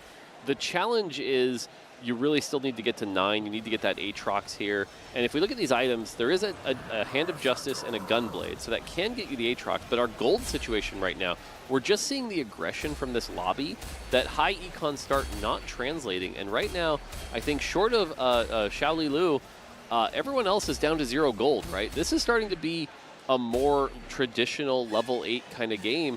And this is something I was kind of shot calling before coming into the event, is like, we knew at the start it was going to be a lot of fast 9, but as the skill gap started to close and as we got our players down, we're seeing a lot more of these level 8 boards to try to strengthen it so that you can stay alive and not take damage. And now players like Toddy, for example, are like on the back foot down to, 19 health.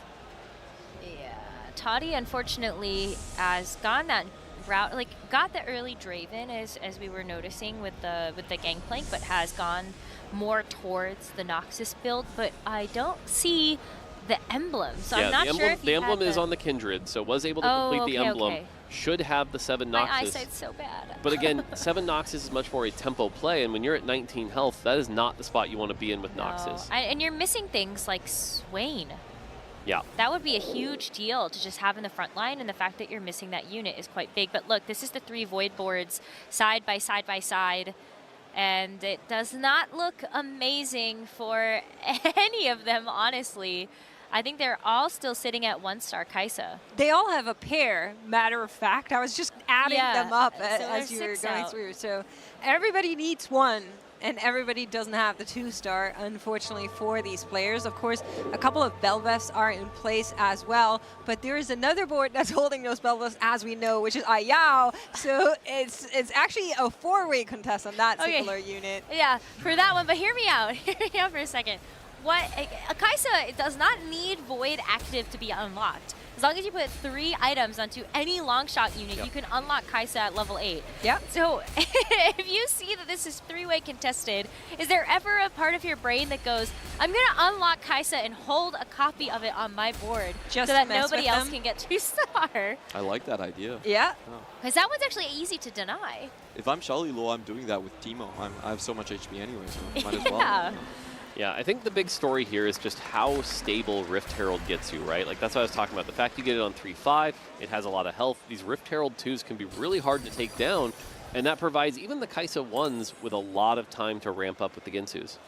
I fear we need to look at our players that have been losing on the lower end of the leaderboard right now. So Ripple with 15 HP, 1 loss, as well as Toddy with 10 HP and 2 losses. Those are the players we should be looking towards to, as we do have another fight coming up. That could be their last one in this important game number 3. Keep in mind, the yellow scores are their health, but the blue scores on the left side are their scores overall in the tournament. They want to get to 20, and with those lower positionings for Ripple and Toddy, they are not going to be happy. Toddy going up against Wanya here. I'm really nervous about those 2 players at the bottom, but I want to call out that I think Haruru is actually a huge winner in this lobby. You've got 59 gold. You can get to level 9 when everybody else is broke and stuck at level 8. And so with Haruru only needing a 3rd to be able to check. The burst. Yeah. The I Bell just do burst think he's a actually big winner. didn't even get through. Yeah, the big thing here is if you look at this Noxus board, what do you see? You see 2 tank items on Ambessa. That is not a tank. That is not a tank. Yeah, where's your Swain? And this is just, like I said, Noxus needs to be played from ahead. Being in this position, Toddy unfortunately probably about to go 8th, which is really unfortunate. That'll mean he ends up at 10 points, can't hit check till at least game 5. Definitely not the spot you want to be if you are a Toddy fan. Beautiful transition round from Xiaoli Lu. Already found his Annie too. He was 100 HP going to stage 4. I imagine he was just playing the 8 Yordle board into this point, and he's, I think he's the only one that can pick up all of these 5 costs to his heart's desire. Yeah, this is like kind of showing that like, hey, while everyone else was playing aggressive, I had that good early game. And the fact that you have the Senna 2 and the Annie 2, look at the items on this Tibbers. This is the strongest board by a significant margin right now, while all those Void players are just contesting each other, not hitting, kind of stuck on 8. Well, Ripple just found that Kai'Sa too, so a huge upgrade, a huge news for at least one of our Void players. Also finds that set 2 right now, so maybe a way to stop the bleeding. Oh no, okay. Well, I mean, going up against Kwamye as well, but I would have been really worried if Ripple had actually gone up against that legendary board that got put together. So I don't know if his board is strong enough to beat that. Yeah, if you're on the bottom of the lobby right now, you are just shivering because Xiaoli Luo is going to knock anyone out. Yeah, I mean, unfortunately, like I said, Toddy just really didn't have the tanks he was looking for. This is going to be an 8th place. That's pretty expected here. We switch over to this board here, and it turns out Kai'Sa 2 is better than Kai'Sa 1, so Ripple is able to stay alive. But in order for the Void boards to really win, this is about where Rift Herald starts to fall off a little bit, which would make sense. You know, we see those legendary boards. You need to get to that Baron, but Ripple is nowhere near a Baron. Like, that's just not happening this game. Do you like, though, or do you like Ripple's chances a little more, knowing that you do have the set 2 with yeah, items? I mean, the set 2 helps for sure, but even the set 2 is going to start to fall off a little bit here. And also, set 2 really requires a lot of good AP items, and we didn't see a ton of that on that set 2. We saw more like the healing items, the Hodge, the BT. It's okay, but it's not going to necessarily sustain him. And so again, he should be able to win a couple fights, and this is going to be a hard matchup right here. The toughest one in the lobby actually goes up against Xiaoli Luo's full legendary board. There's already at least 4 upgraded legendary units against just this Kai'Sa 2. With very small chance of them making through this one, unfortunately. Well, good news on the right-hand side. Just Feel Alive is able to take down Sappho's board, so is going to be able to hang in there for just a little bit longer when that Herald eventually falls, which is going to be. But yeah, another elimination here for Ripple, unfortunately. Yeah, we saw, like I said, had the Rift Herald, the Kai'Sa didn't really pan out, unfortunately, just came online too late, and that's kind of what happens when 3 or 4 people are trying to play Kai'Sa, you know? And Just Feel Alive with that Bilgewater emblem, kind of stuck on 5 Bilgewater, doesn't really have the right upgrades either, and I also think that this is going to be a knockout for Just Feel Alive very shortly. Yeah, looking at this board, by the way, one of the new innovations, I think, we generally before coming to this event, I think a lot of people were expecting Annie to be really, really dominant, but a lot of people have started to realize you can build Gunblade, and that's allowing you to kind of stay alive through the Annie burn, which is really significantly lowering her power. And so you saw there with that Kai'Sa, that's pretty good. Fizz all in the back there. Took out that Kai'Sa 1 in the flash of a second. Really clutch play for Just Feel Alive is going to be the match determinator between him and Haruru for now. So great news for our APAC representative. Now, Harua was in such a good spot at the start of this game, stage 3, stage 4, you know, was hopefully going to get into that check, but does need a third, and right now is on 15 health, kind of in a rough position here, and so may not be able to hit check. That loss was huge because it made him one-hit KO from Xiaoli Luo. Losing that hard and just getting Fizz right off the bat was very detrimental to his chances. Yeah, I really did think he would be in a good spot when I saw the econ in the lobby, but that is obviously not panned out. I think a lot of that is just also not having quite the right units that you might have wanted to be able to put those items on. Like, nothing is upgraded.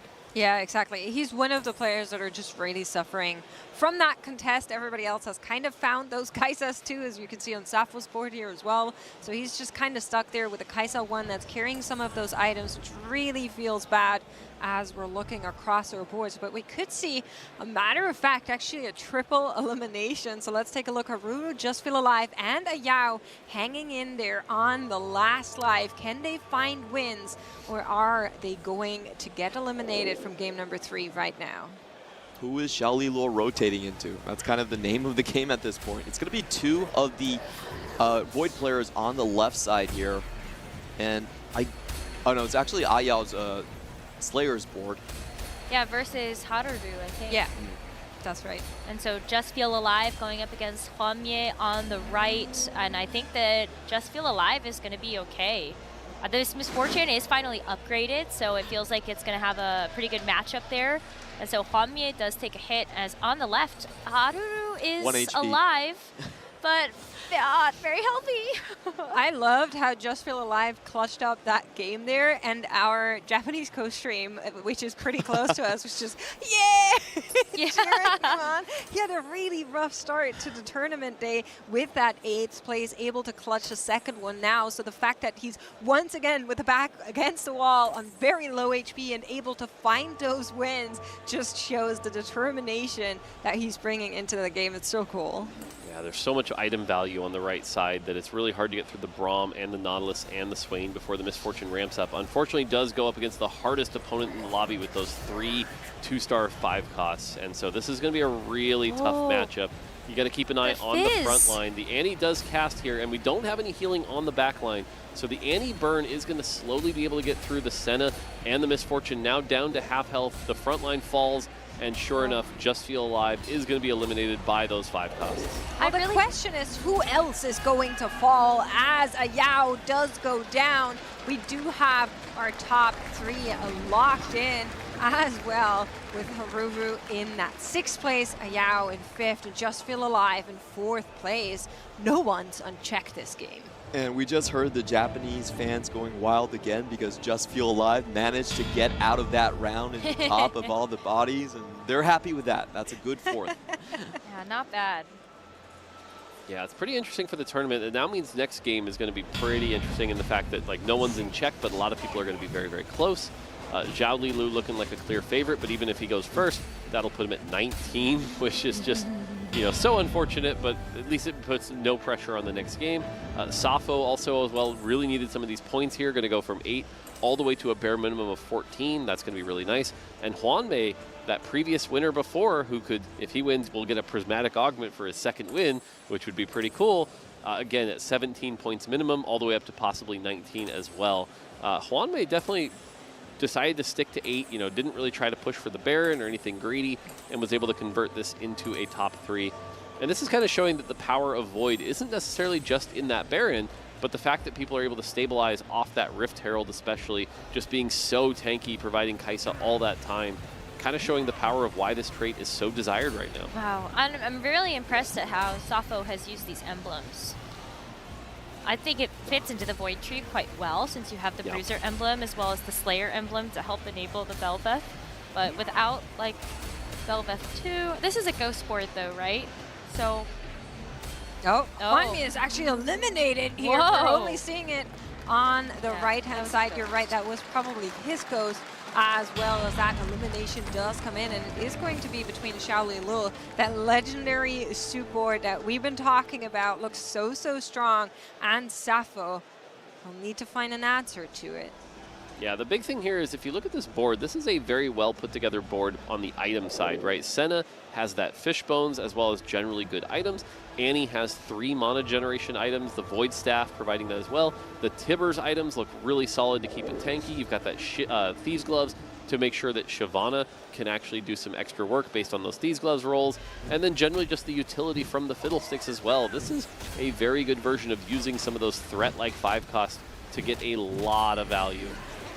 The Bin really helped out a lot with just his Yordle transition into this point. I think there's no real question in any of our minds that Xiao Lilu will eventually win out on top, but we can't celebrate how well his transitioning and how strong he used that those item builds, flexible builds early to get to this point. What also helped out that a lot of our players were contesting each other, and so they inevitably had lower caps. One of the things I want to call out, though, is generally when we talk about the meta right now, a lot of people are talking about Fast 9 and Legendaries, and the way you do that is you use Econ augments. But you look at his augment choices here, that is Salvage Bin, which is an item augment, Portable Forge, which is an item augment, and then Duo Q, which is a little bit of an Econ augment, got some units there. But overall, this is not the kind of augment choices you would expect to see to get you to level 10. But the fact that he was able to do that, play around, you know, some of that early Econ we talked about on 2-1, and convert it into this strong board, that's kind of like the cap of TFT right now. All right, one final showdown. I think it is just a victory lap, though, or for Shaoli Lol. I have not seen any upgrades that Sappho has made, and this board looks like it is crumbling. Yeah, the big thing here is let's talk about the Kaisa with the Gunblade, right? Took the Senna shot to the face, and now the burn, and the Kaisa's just going to go down before the Rift Herald. And again, that kind of shows the weakness. If you can just go around that Rift Herald, Kaisa's not that scary. And yeah, sure enough, as we talked about, Shaoli Lu going to take the win, going to go to 19 points, but 0 players still in check at this point in the tournament. Which is pretty big, right? That means everybody still has a chance to maybe claw back. Out of our lobby, there are only a few players that won't be able to make 20 next game, and that will be Toddy, Ayao, and Ripple, who were all unfortunately under that 12-point cutoff. But I think one of the reasons why we heard our co-stream cheer so loudly is the fact that Just Feel Alive made it to 13, which means he doesn't need a win, he just needs a second or a win, making that so much more likely to happen. But of course, we know it's checkmate. We've been there in Vegas, we've been there in Macau, we've seen it at the Tactician's Crowns. This is a format that can go very long, even if several of the players are on check. There's always that dream and the hope of somebody clutching up and stealing a first place away that wasn't on check just yet. I'm always so afraid when we have a Japanese player in checkmate. It just seems like somehow they just win out in the end. They are so overrepresented when it comes to checkmate. And just think about the way that they've been able to do it. It was a Vayne game that looked doomed for Just Feel Alive. It was 31 HP in the previous game. And this time around, he actually was able to find an emblem, 7 Bilgewater, double Bilgewater items on that Fizz to make it to a top 4. Really, really cool game plans. One of the things I like there, by the way, is that we show the close-up of the players there, and you can kind of see what they're going through right now. Like Toddy, for example, really kind of looked a little distraught, right? It's like, oh, this is a rough spot. I think Ripple Overdrive also, when you saw his face, just didn't really look as excited. Meanwhile, on the other hand, we get to see these boards here, and turns up, like I said, Shaoli Lu playing around those items, playing that really well, tempoing that into those really powerful legendaries, and you can see that there. Some other boards there, Sappho playing the Void, Juanmei playing the Void, those doing well, and then Just Feel Alive like you talked about. Meanwhile, on the bottom, Toddy taking a risk with that advanced loan, but trying to play around Noxus, not really playing around the tempo quite as well. Didn't really pay off, unfortunately. Well, Back to Twisted Fate. Yeah, I feel like that actually was a big deal in this lobby because, as you were mentioning, Mort, often with those gold augments, we see a lot of econ influx in this specific set.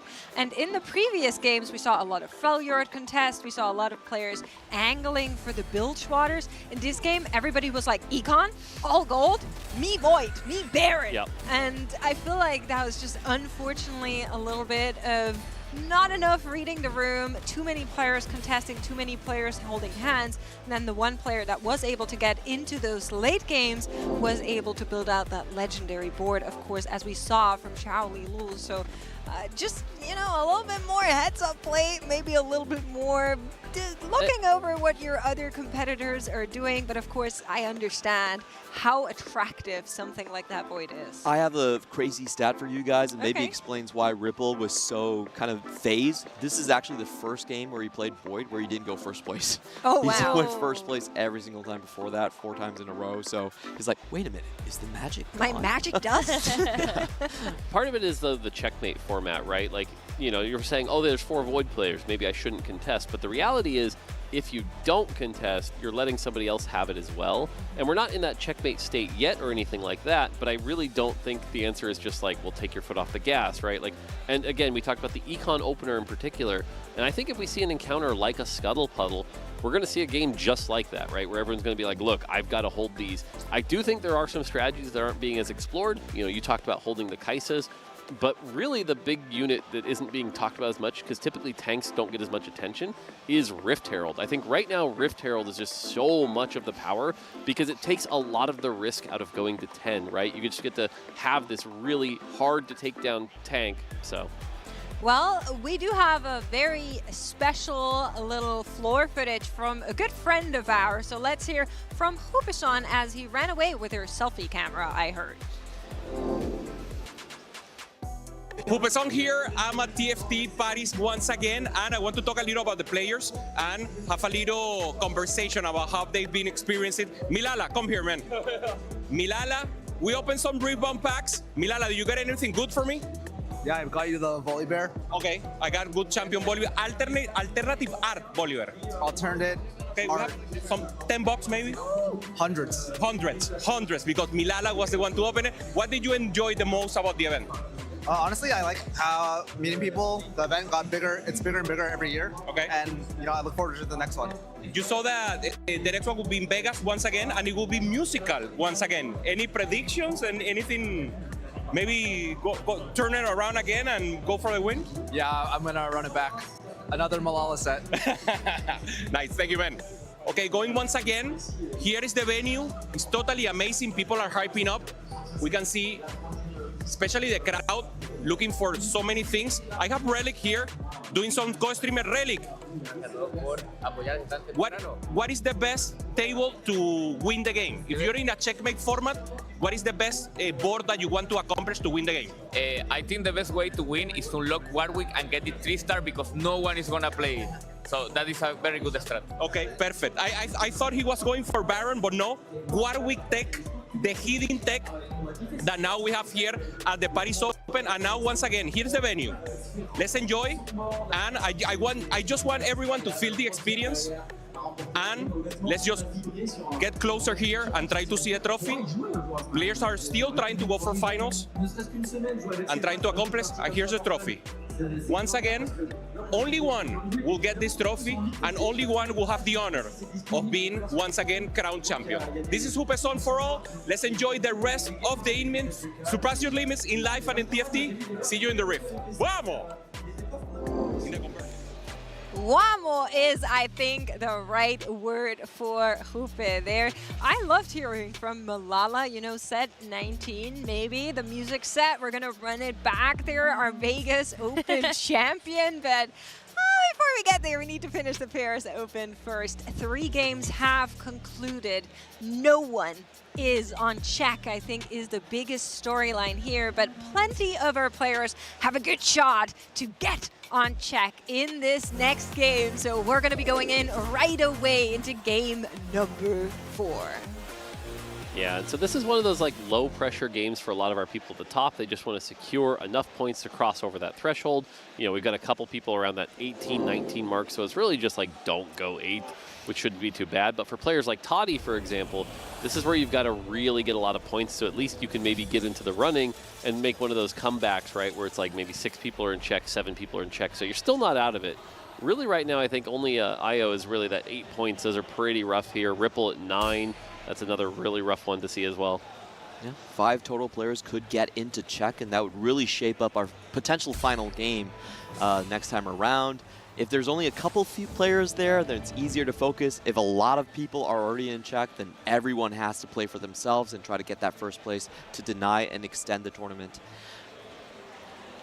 Yeah, now looking at the start here, we have the Blitzcrank. Blitzcrank, kind of a champion that's not really preferred. Generally can do okay in stage 2, but the fact that he connects to Zon right now and Juggernaut, both of which not typically desirable in the endgame. So Blitzcrank hasn't been a favorable open.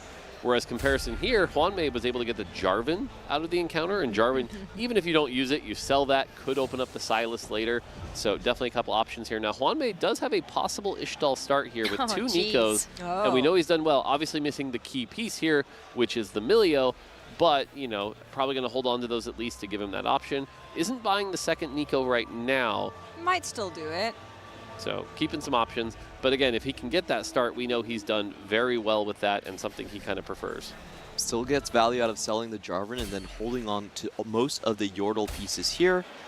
Haruru in the meantime, we should get a check on the Ionia. It is Prosperous, so this is that's the popular one. Yep. Love gold. Yeah, Prosperous just giving you that extra econ, and typically you can play this Ionia really aggressively because the gold is based off takedowns, so you want to make sure you're actually securing those kills to get that as we head into our augment here, and it's going to be a Prismatic. Now, looking at these, expected unexpectedness can be pretty variant, but actually has a lot of power. Forged in Strength, much less desirable. World Runes is an interesting choice. Right now, it's sort of become the trait tracker of this set, but instead he's going to roll past it, going for expected unexpectedness, which generally is just good value overall. I think it's hard to play. Oh, rolls past it and instead going with Band of Thieves. That is a really interesting choice. I like it though. I mean, like, it's just instant value for the it's items. definitely combat power, but typically kind of against the meta right now that we've seen. But again, He's rolling because for Bard? yeah, it's deciding to go for Bard here. Interesting. So a lot of interesting choices. Prismatic Ticket also being picked up by Just Feel Alive there. Oh, and what's that We s- augment? Yeah, what is Ayao's first augment? I've never picked into this one, actually. Is this, what is this, like? I actually don't even know that icon because I've never picked it. Yeah, I had been come back. Oh, story. come back story. There we go. there we go. Perfect. Thank you, Sorry to Observer. cut you off, but I was Let's like, what is that? Yeah, that's one that fell out of favor. It used to be really popular on PBE with Singed because you were able to lose streak with Singed and then play it to its advantage here. But overall has kind of fallen out of favor. It can be really powerful in the late game, but it requires you to lose a bunch to get the real power out of it. And so AO is going to play lose streak here. Clearly, he rolled to get the Bard, which is an interesting choice to do right away on 2-1, kind of lose that gold right away. But is going to be able to hit 10 and maybe try to convert that around with the Bard in the mid game. And just today and these couple of days, we've seen a lot of these open fort-esque Bard type of compositions come out. We've seen the Diana, and we see earlier the Vayne played by Just Feel Alive. So just banking on those rerolls and finding an off-ramp later on. Yeah, a lot of unconventional choices here. Right? Ripple, for example, taking the one that gives you an artifact, and when you get low, you're going to get 3 more artifacts, but they're random artifacts. And so the fact that you might get something completely that doesn't fit your comp can be really tough. Now, on the other side, Toddy taking the much more conventional choice here. This is upward mobility, going to allow you to reach that fast 9 quicker. If the second augment, for example, is also econ-based or XP-based, you can end up 9 very, very early. Yeah, and he's got the Yordles start as well, the 4 Yordles. Yeah. So that's a really nice early game. Okay, I know I brought this up before, but I would really like to know where Just Feel Alive is sitting with having picked up that Prismatic Ticket, because we saw that Vayne reroll earlier from him, and we're going to need to take a look at how that is going. But for now, Charlie Lu here with the extra influx of the Quick Strikers with an emblem. Yeah, so this is another rough choice here. We took the Prismatic Destiny, but unfortunately got, I believe this is hard commit, which is definitely one of those augments that can be challenging. Quick Striker Emblem can do a lot of good things, but there's only so many comps you can play around with that. You can play around the Yunara, that can be a possibility, and just take the extra attack speed. But considering it's a Prismatic, that's not a ton of the value you're looking for. I really like the combat aspect of the emblem itself because it heals you for, I believe, 10% missing health. So you can kind of use it on your melee carries to rush to people a little bit faster and skip on sustain earlier on. Yeah, and so we get a good look at all of the augments here. Safo was able to get a Radiant item, took a Radiant Thieves Gloves. Yep. So that's generally okay. Huanmei also took Prismatic Destiny, ended up with a lot of Thieves Gloves. So there's just a lot of variance here. Choice. Honestly, if you look at all of these augments, traditional knowledge right now would say Toddy definitely got the best option. And everyone else kind of low-rolled a lot of their Prismatics here. Not a lot of like really conventional, just like fast 9, high econ kind of things. Just Feel Alive with Prismatic Ticket, but that doesn't come online for a little bit later. So really interesting game to see how this plays out.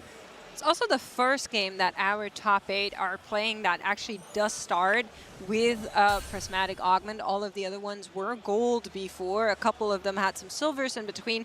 And only one Prismatic overall in those first 3 games, which was given by an encounter as third one. Oh, this is interesting, though. Wow. Just Feel Alive unlocked the Orianna already.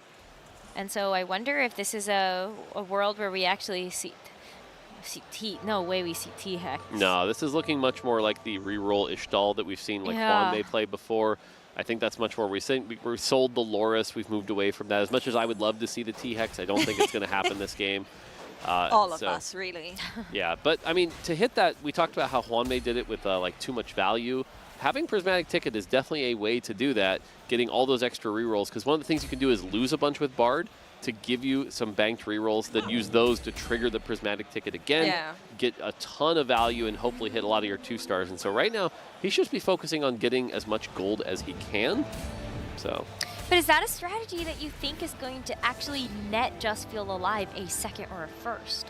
I mean, it can, right? We saw Juanmei win with that as well. It just, you have to cap out. It just seems risky. But it is risky, and Well. the challenge is in a prismatic lobby especially, that's going to be tough. Yeah, I think you have to go for risky though, right? If you know the mark you have to hit is second or first, you need a board that really can contest, that can go high. With prismatics in the mix, a lot of these boards are going to look maybe a little bit crazy as we move on through the stages. So while I'm with you, it's scary for sure, I think it's needed.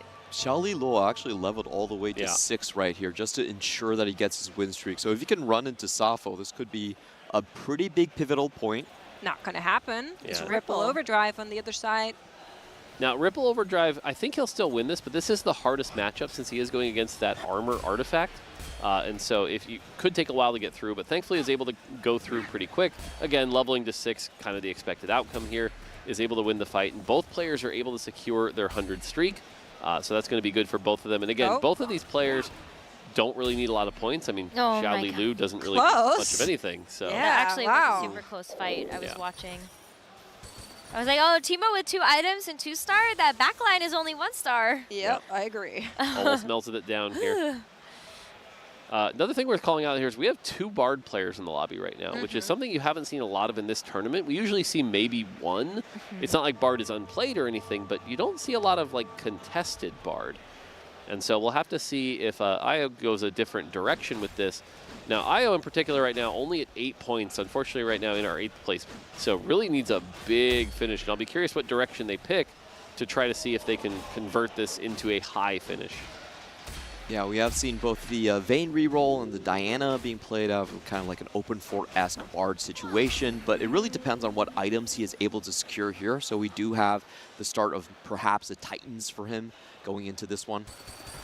Yeah, these items don't scream Diana, right? This is more like an IE Last Whisper kind of situation, but again, what are you playing with Bard that really hits you that? That's not really even good Vayne items, so will be interesting to see where we go. You could, now, again, he's not going to do this, but this could be like a T-Hex. Those are really good on those items. But again, they're not going to do that from this position here. So it does slam the Titans. What It does slam the Titans. So. I mean, would definitely yield some fans for sure. I could hear our Japanese co-stream applaud over there, so something must have happened for Just Feel Alive. We're going to need to see what exactly is going on there as we hop across our boards. And Ayao is going to be going up against Juanmei, who's playing around, I think, more of a traditional approach, has the Yordles online. Those are going to be doing a lot of work and help you get through those early and mid-game stages. So there's 2 players that are going to go for this Yordle, Yordle explosion, right? I don't know how else to say that, but it's Juanmei and Toddy. Huh? Yeah, oh, Yordle Adventure. I like that. Well, yeah. Here's our pro view, taking a look at Just Feel Alive. Does anyone read Japanese here? So No, we have but I see the icons. We have Ishtal online, which I think is maybe why we were excited to get that online finally. He was looking for the Milio last we checked. We'll see which missions he picks. Not really great augment choices, though. I think Pandora's Bench is going to be too risky. Golden Dragon right now generally perceived to be pretty weak. You know, the Jeweled Lotus can be fine, but combat power is not really what he's looking for right now. So unfortunately, these are really rough. Is going to go with the safe out on the Jeweled Lotus here. And so we have, I believe, the alternate 4, or it might be lose 4. And it's only just lose 4, I believe. 225, yeah, should be lose 4. Yeah, it's just lose 4. So he just has to lose 4, and it's not in a row. So this one's a little less risky. You don't have to necessarily mess it up. It's going to remove the items to hopefully start that 4 loss streak before the player damage gets too severe. Yeah. Yeah, but he realizes, like, you're going up against Toddy, you're going to lose anyway, even if you put the items back on the Bard, so may as well just put them back. Yeah, try to get 1 more units down just to make sure the loss isn't as Come on, severe. Rumble! Take out the Rumble! Doesn't happen. This lose 4 is going to sting a lot because you can't take any more of those like big cash out ones. You can't take the alternating loss win afterwards. You're going to be sitting at maybe 35 HP. Yeah, unfortunately, both of our win streakers did finally end up losing, so nobody on a full win streak right now. Toddy currently has the most aggression here. Toddy with 4 wins right now, Juanmei at 3. Juanmei in particular has those Yordle board. He was able to get a lot of the 2-stars and then have the Thieves' Gloves to put on them. So Toddy, by the way, took forward thinking here. So converted the fact he was at 91 health, take forward thinking and is going to be able to convert that. So we'll probably see a really good level 9 board a little bit later. I saw a very interesting augment choice from Haruru when you, I believe that's like the Ionia defensive augment. You get durability if you have Ionia active. I think it's like 12%. Yep. Yeah, generally just a good combat augment that all it says is play at least 3 Ionia. And considering we know it's prosperous, 3 Ionia is just valuable to give you a decent amount of econ anyway. So generally just a solid combat augment. But are you going to keep it for the whole game? Like, is there ever a point where you just go, I feel like I don't need it anymore? I think late game you can run, you know, Wukong plus Set and then throw in like a Yunara, and that's totally fine.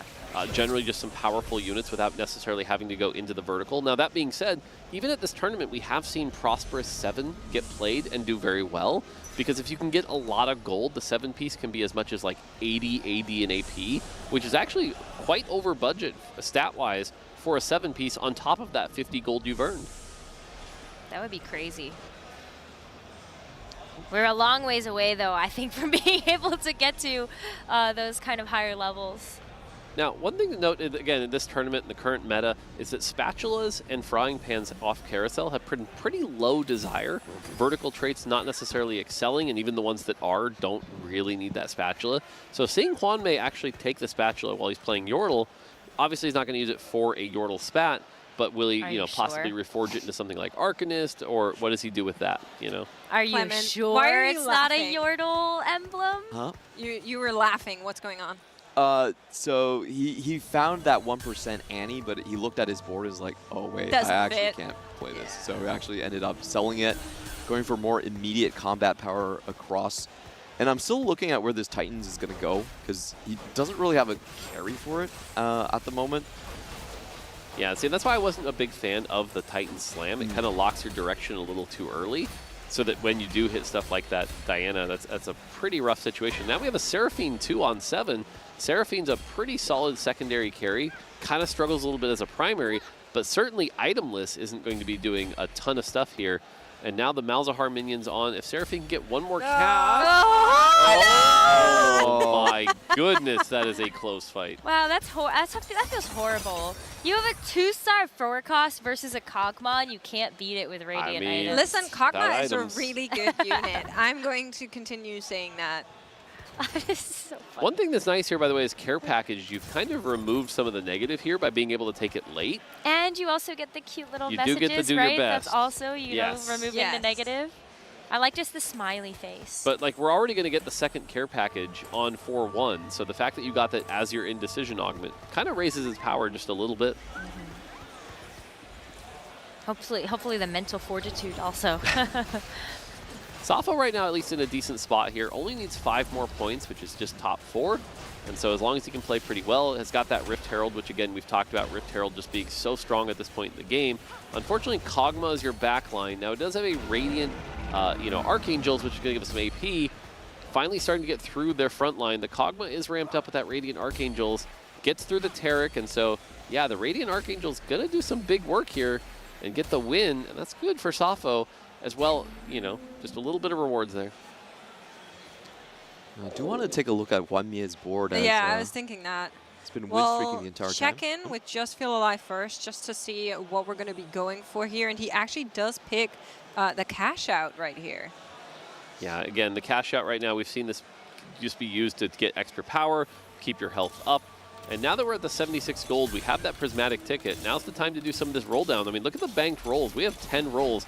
So this is going to be one of those high skill roll downs. Using some of the time in the PvE round here is at, you know, looks like 6 bards, 5 bards. Still rolling a lot. Has 70 gold though, so we'll have to see what he can hit. It's a bit too many Nico players in the lobby, so he's not going to be able to unlock the Nidalee, which is what you usually want to do in this PvE round. Needs to pick fast here. A lot of things will need to happen. Still has 3 more bench locked right now. rolls. Yeah, Oh, there's at least okay, Kiana nice. comes online. Bard up to 6 copies now. A lot of upgrades are coming through for Just Feel Alive. Does keep going for Got Strategy 5 Elephant. seconds. Did he accidentally not buy that bard? I think so, yeah, unfortunately. Oh, we clicked on no. it, but we didn't drag it fast enough or far enough. Oh no, that's unfortunate. Yeah. A lot to do, a little amount of time, lots of gold gone, and only a Kiana 3 to show for it. Not what you kind of want it to have here. Yeah, itemless Kiana 3 not exactly going to make the difference on a lot of these fights. The one thing is, it is still another 3-star, so it is going to power up the Bard to throw another Meep, so it will be a little stronger. You at least get that. But overall, not something you normally would keep on your board anyway. Now, by the way, so the big thing here, by the way, notice he already got 200 more stacks.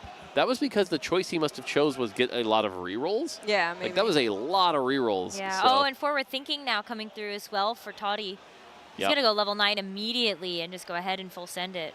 Yeah, level 9 with 18 rerolls from the Yordles. This is another big transition point. So right now, a lot of our players having to do these high APM turns here. Toddy finds an Annie, generally pretty solid here. Keep rolling. Again, 17 rerolls to work with here, so just a lot of time slamming the items down to try to at least get it going here. Get some tank items on that Tibbers. Annie items, pretty solid, conventional, standard Annie items. But now you really need to find that Annie too, so you can spike that Tibbers tank. Finds a second Annie. That was pretty quick. Wow, that was just 3 rolls, 2 Annies, and then he can sit around for, I believe he's getting his set online here just with the positioning. So he's going to wait another round before he rolls it further. That makes sense, though, because, like, you don't want to use all your rerolls and then realize, I wanted the set this whole time. And he's healthy enough, he can still take another loss. One thing to note here, by the way, going up against Safo, and Safo was able to take Lucky Gloves, which in particular, he had already gotten the Radiant Thieves Gloves. So he's got Radiant Lucky Gloves, which is pretty uncommon, but when you do, that means you're getting synergized Radiant items. So that's a very powerful combination of augments there.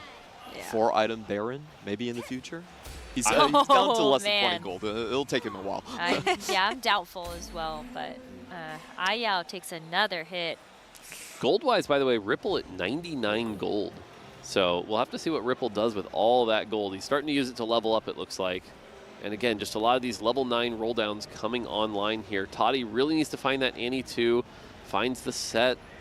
Another set. Lots of slots in the bench are taken. Cillian comes online. But that is not Annie shaped. He needs that Annie. Set 2. Okay. Take those. But you need a carry. Pair. I think he should be relatively stable here. Let's see if he has items on the bench for the set. Does he have the TG? Did he really want a front? We don't have... Edge of Night, not really the item choice you'd want to put on set. Yeah. So, unfortunately, not the roll down he was hoping for. Really, again, the difference between Annie 1 and Annie 2 is so big. You really need that to get that Tibbers online, to get the Annie burn to really do substantial damage here. Thankfully, set 2 is still set 2 regardless of the items. So, decent spot right now for 4-3. But what'll happen by 5-3? Can we hit some of these important pairs? Can we get Annie going? That's what's going to matter. Oh, there's an Annie on carousel if he wants to take that. Oh. He might actually be very inclined to if nobody else is able to yoink it away. Just Feel Alive doesn't want it. He's like, please let me out. This is my stop, guys. Gotta run.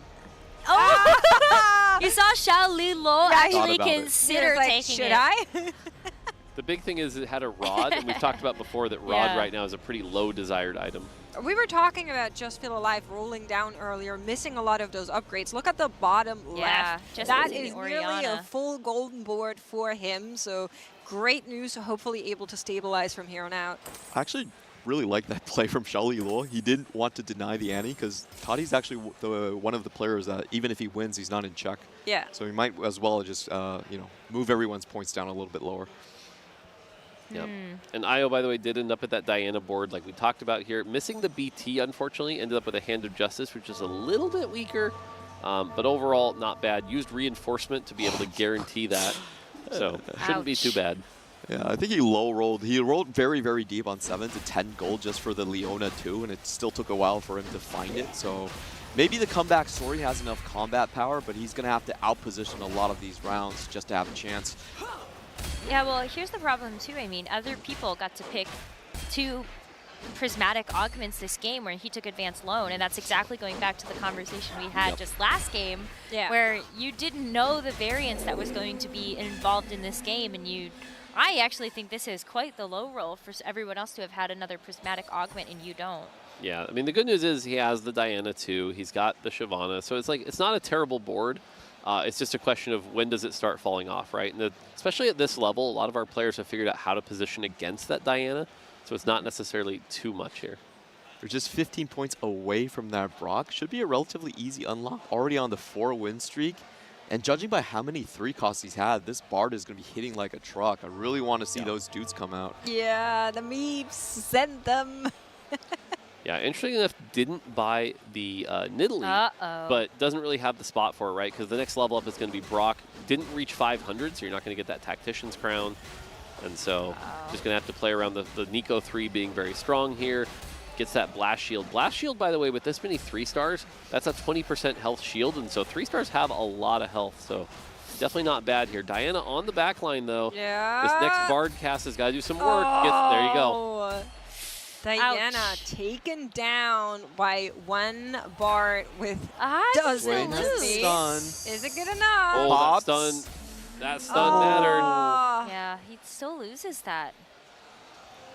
Wow, good news for Ayao, I guess, just to like have a second. Yeah, Hwanmei, by the way, at 70 gold here with that Yordle board. Generally a decent spot here. Isn't buying the Fizz because, again, I expect sort of a 5-1 transition. Some solid tank items here, but kind of behind the curve, honestly, overall, considering we didn't take any econ augments. A lot of people are already hitting their 2-star 5 costs, and you're not quite there yet doing your roll down. Yeah, and it's really skill testing on how many different type of Fast 9 flex you can play. We've seen a lot of the Mels coming out from the other regions. Now that we know that, you know, Annie 2 is going to be very hard to hit in this lobby specifically, maybe there are some other boards that he can play into. But the good thing for him is he actually has a lot of TGs. So as long as he just hits the unit upgrades, he should still have a decently strong board. Yeah, he's deciding not to roll down right now. He's instead just focused on scouting still around, has a using his spat items. to use. Yeah, that spat unfortunately not paying off. There's not a lot of good options here. Maybe some frustration if he was looking for a particular component to go with that spat that didn't come. I think that might have been just exactly what happened there, but we'll need to look at some of our players as the lobby is getting closer and closer here and see how they are doing. Just feel alive on the last life as well, as we take a look at Hwanmei and Ripple to see if their upgrades were worth it for Ripple. Everything is crumbling. That's a massive hit he is going to take from Sappho. Same thing happening for Hwanmei on the left-hand side. And this is the potential round that Ripple can come back because he took Forge and Strength 2-1. It's going to proc 3 artifacts. I want to see like the Aegis combination. I've actually never seen it in the game, but we'll see which one he get. I want to talk about the fact that Toddy is level 10 on 5-1. That's insane. Which is incredibly strong. And his set items, I've been talking about how set needs like AP and crit. His set items are amazing. So set is going to be very powerful. And Toddy, we talked about 10 points, being the player right now that honestly I think has the strongest board in the lobby by a pretty substantial margin. Okay, good news, Ripple found an Ornn 2. Bad news, we sold half our board and that round is about to start, so he will need to put something back together in the immediate. Whoa. We're hopping over to Just Feel Alive. He has found that Brock you were calling out, Clement, but 4 HP. I'm Brock's not so gonna cast. nervous. Brock's not going to cast. Oh, the Blast shield, blast shield! Boom! Oh, didn't quite get the stun off. Wow. Oh, my Bard, you got us? Nope. I don't Bard think is so. walking! Bard, no! Emilio! Big Flaming! Come on! Oh. This is probably the weakest board in the lobby. It's hard commit quick strikers. Oh, jeez. That was too close Big for win. comfort. Ayao is out though, so we have our first elimination of game 4. That is one of our players, that is our player with the lowest score in this lobby, so is going to advance to 9 points in the overall after an 8th place. Yeah, that's really rough. I think that game was so hard. But yeah, look at these artifacts. We've got Rapid Fire Cannon, Fish Bones, and Infinity Force. Huh, those are good hits. They're not bad. They're generally okay power here. You've got the Seraphine, you've got the Diana, you've got the Azir. Azir generally wants some attack speed items like Ginsu's, but at least the Rapid Fire Cannon should do pretty good. Unfortunately, the Diana, though, doesn't really have that Ginsu's that kind of makes her pop off. Diana's already dead, unfortunately, so it's going to be up to the Seraphine and the Azir to do enough damage here, and unfortunately, gets taken out by the set, so now we're down to 1 carry here. The Kindred ult stopping a lot of the damage. Oh, the Kindred ult was and So barely close. able to win that fight there, and Just Feel Alive, unfortunately, with the Bard comp not paying off as well. So right now, a lot of our players that are at the top of the standings are doing really well this game, and so it feels like there's going to be a pretty big divide, and we might already kind of know who our like top 4, top 5 players are going to be. Yep, Toddy in prime position to just win out in this lobby here.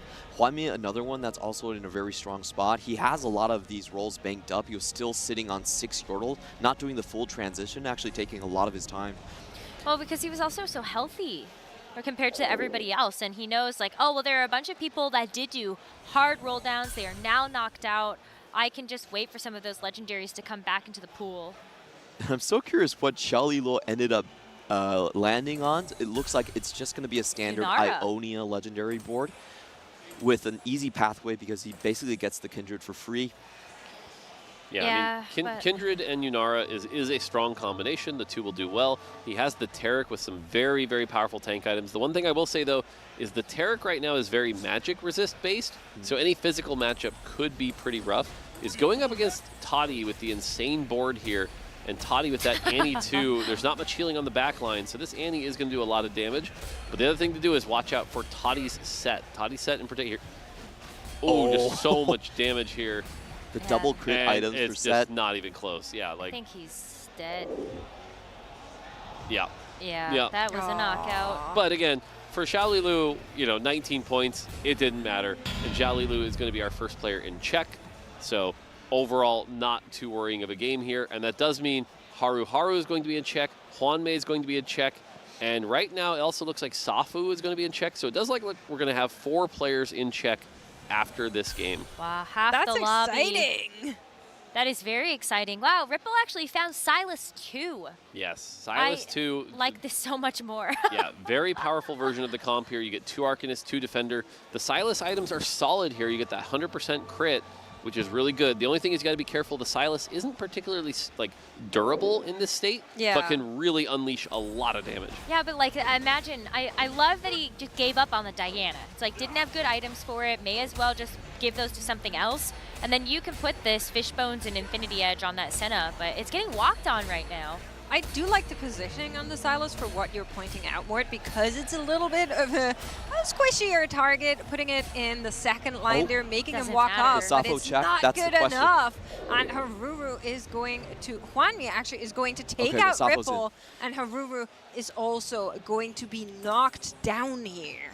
Yeah, but to Clement's point, yeah, Safo has confirmed Czech at this point too with those knockouts. So, yep. So like I said, 4 players are definitely going to make very Czech, exciting. which is good. Toddy doing what he needed to do. Toddy going to be able to shoot up to like 17 and 18, so at least trying to make it count. Ripple going to be at 14, which is a little bit far away. You want to kind of get to like that 16 range to make it a little easier. But yeah, and then Just Feel Alive and IO, unfortunately, looking pretty low right now in their points. Really hype game from Just Feel Alive, but I feel like not having, I always feel like the Kiana 3 is a bit of a bait. I really don't see a lot of players going for that one. Caps your bench space a lot. I think for Safo's spot, he's pretty happy he's already in Czech, but no real chance of contesting against Hwanmi or Toddy's board, stuck on 9. Yeah, I mean, Toddy right now on an 8-win streak has just kind of been the dominant board in the lobby. We talked about the fact that he was level 10 early on. And remember we talked about the 2-1 augment picks, right? We talked about how unconventional people had. He had upward mobility into forward thinking. That is a combination that is pretty gross. And so I think this is the kind of combination right now that players are like, wait, why does he get to be level 10 while we're level 8? That's a little weird. Well. But again, Toddy really needed these 8 points, so that's going to be good for anyone who's a big fan of Toddy right now. Yeah, it's just really natural when you're playing the Yorick and there's an econ start, you want to get the cannon early, and then you just happen to be level 6 with forward thinking. It's a really fun sequence to get into. Well, elimination has come in here for Safo, actually, is going to take that 3rd place, but like we were talking about, good enough to make Chet nonetheless. 3-star 5 cost. We do have a 3-star 5 cost line, but the big story here is that Toddy lost, right? Like, we were expecting the level 9 versus level 10, but Hwanmi was able to secure the win. Now, again, not a huge difference for our overall points, but the fact that Toddy's been level 10 for so long and is starting to lose a fight means, do I have my items in the wrong spot? Because, like, looking at his board, there's nothing tanky on this board, right? An itemless Shyvana, an itemless Wukong. There's a lot of damage, but if that damage misses or hits the wrong thing, it doesn't matter here. So the Set is going to run off, do his sit-ups, get those crunches, get that true damage, and what is the Set going to grab here? And so it looks like he's going to be able to grab the fiddle, and boom, big damage, hits the back line really hard, but wasn't the key tank. It wasn't the key tank, and so Swain stays alive. The Zillion bombs are on the back line here, and Toddy is able to secure that victory as we head into stage 6-3. And now Hwanmei down to his last life. Toddy has one more life to work with here. Can he pull something out to really make that board extra strong?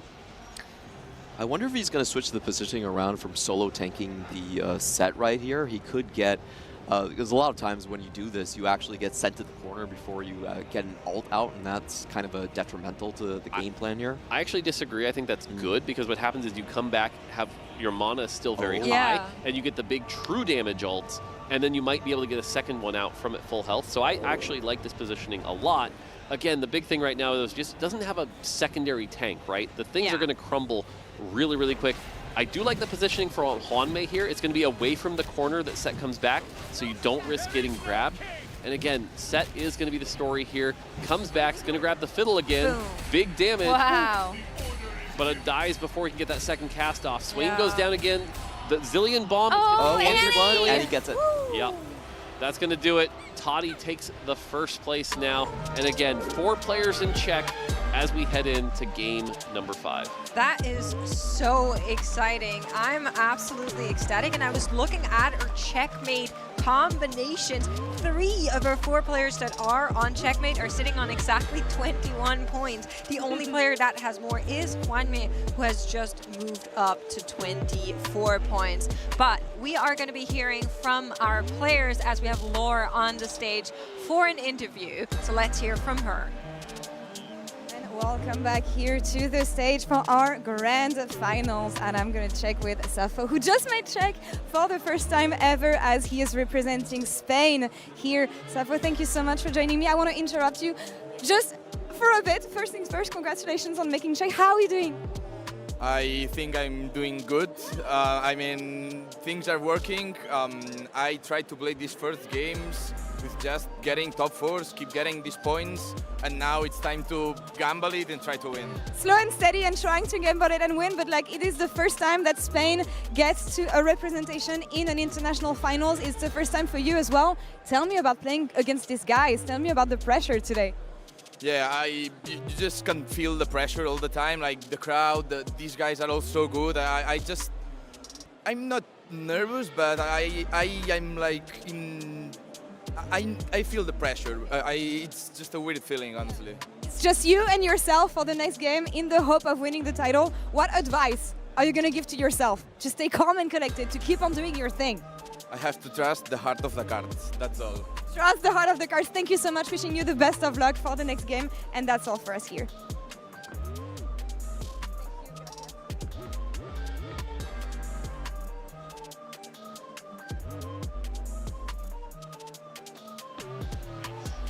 Thank you so much, Laura, and thank you so much, Safo. I think he's doing pretty well as well. So hopefully we can keep that momentum going. But that next game is where that pressure is going to be 100% on. 4 players trying to get that first place. 4 players trying to deny it while also getting their points. But before we talk about that, let's look back at what brought us here. And it was Toddy with that assortment of legendaries in the end, dicing it out. Yeah, the big story here was those 2-1 prismatic augment picks, right? That really made a key difference here. Toddy getting upward mobility, then combining that with forward thinking just allowed him to get so far ahead. And even the 3rd augment pick being a combat augment allowed him to just be so powerful in the late game, played pretty comfortably. Hwanmei, though, I gotta give props to him, played really well around that Prismatic Destiny Thieves gloves, but was able to convert that and actually take a round off of Toddy at the end there. So I think Hwanmei showing why he's one of TFT's greatest players, playing that really, really well. So great job from him also that game. I thought it was really cool too at the very end. We actually ended up seeing a 2-star Azir being held by our winner, Toddy, just so that actually Hwanmei couldn't find that legendary upgrade. And so that was just like how far ahead he was really in this game that you could hold units like that. Yeah, and you can see here Toddy's legendary board. Everything's on fire from that Annie. Is able to secure some big wins, but also don't want to undersell the fact that these Zillion providing those bombs, getting that backline together, and the two of them just dotting everything down, doing so much damage here. And you can see here, that really made the difference. Toddy very happy now. He's our player closest to check, but not quite there. Yeah, and of course, everybody else except for Ayao can make check as well in this game if we're not going to have our winner in game number 4. It's going to get so exciting. We're all really giddy, and I heard exercise really helps with that. So let's head over to Laure, who was talking to Set. Set, thank you for joining me. First question, how long does it take you to become Set? Well, being a Set cosplayer since 2021, when the character was released, and I've been working and upgrading this costume so many times. So let's say that the first version took me around 1 or 2 weeks, but then through years I've been upgrading and upgrading and upgrading all the time. And when you get to conventions, how much time does it take you to get ready? When you, from your appearance in the morning to looking like this? The makeup nowadays is kind of easy to do for me, and it's about 1.5 hours, 2 hours of makeup. How did people react when they see you walking like this, powerful, in the venue? They're very happy to see Set. Set is such a loved character, and they are happy. They always want to flex or challenge me in push-ups or new challenges, or asking me if it's fake body or so on. It's very funny, and the community is always so lovely. Can we do a push-up contest, actually? Yes. All right, let's do it. I have heels, so it's gonna be really hard.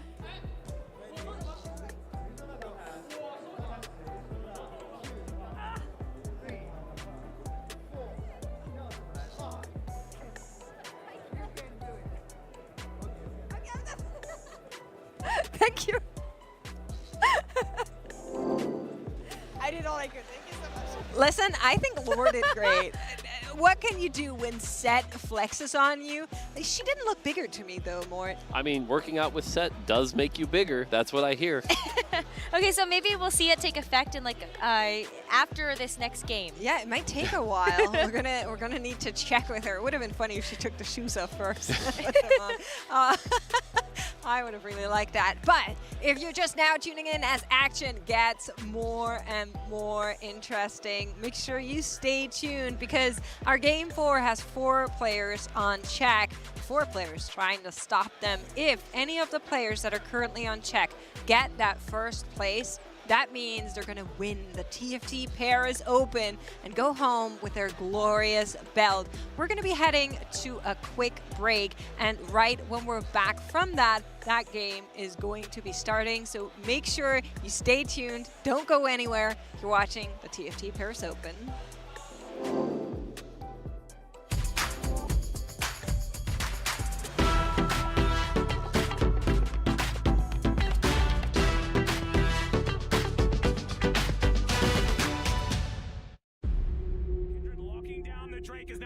Decent position, double break down my walls, but I won't rise again, cause I stand tall in my environment. How could I ever close my eyes and stay silent since they try to take me down with their violence? Oh, they go back in, Bishop flashes in, and down goes Light!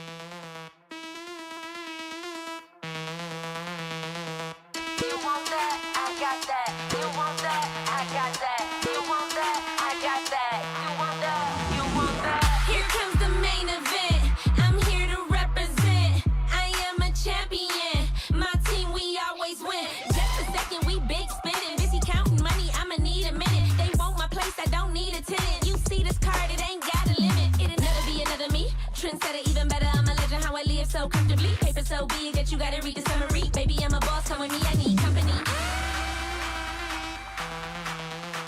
For a couple hours, maybe a day, we'll be okay if I lead the way. We'll be okay if I lead the way. We'll be okay if I lead the way. If I lead the way, if I lead the way, if I lead the way, if I lead the way.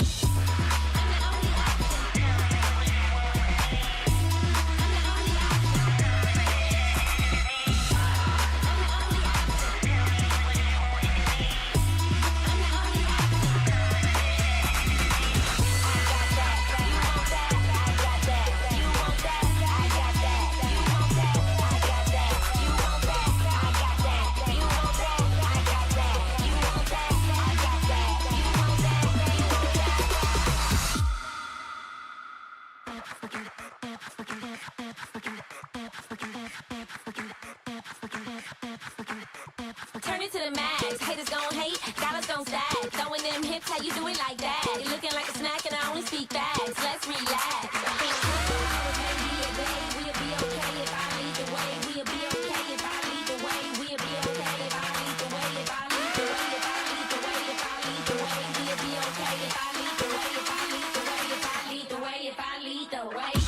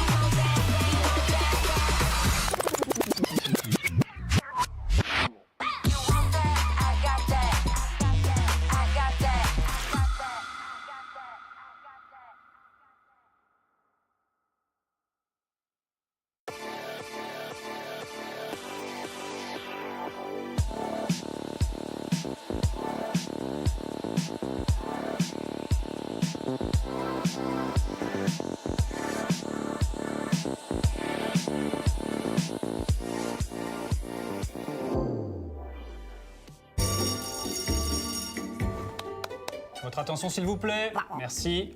Répétez après moi. La compo des Masia est très forte. La compo des Masia est très forte. Et c'est avec un tout petit peu moins d'accent. Essayons un truc un peu plus facile. Le reroll. Le reroll.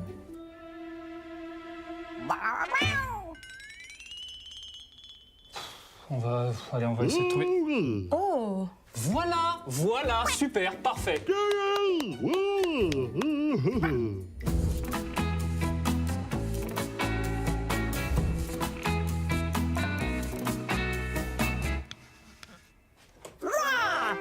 Bien vu.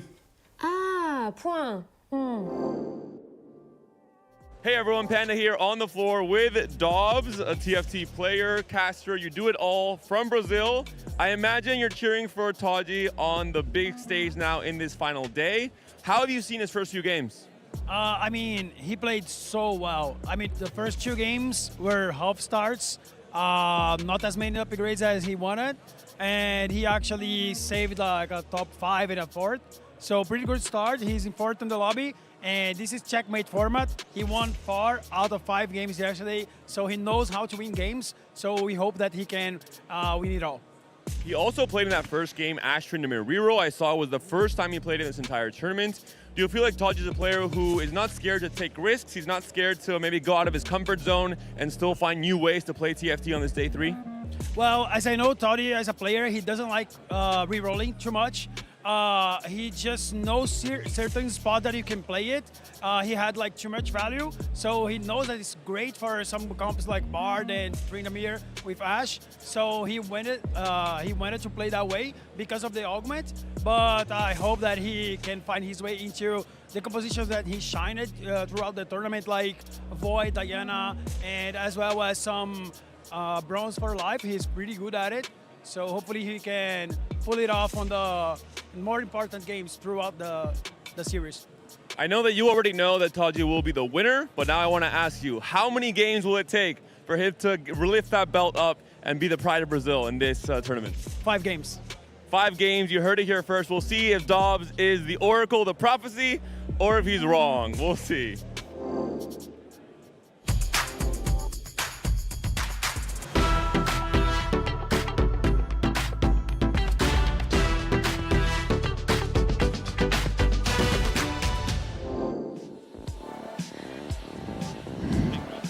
Hello, everybody, and welcome back to the TFT Paris Open. We have allowed our players to take a quick break, and then we will be underway with game number 5. Ahead of this game, we have half of our lobby that has hit the 20-point checkpoint, and I'm excited to also get a little bit of a check-in with our analysts that have now joined me on the desk.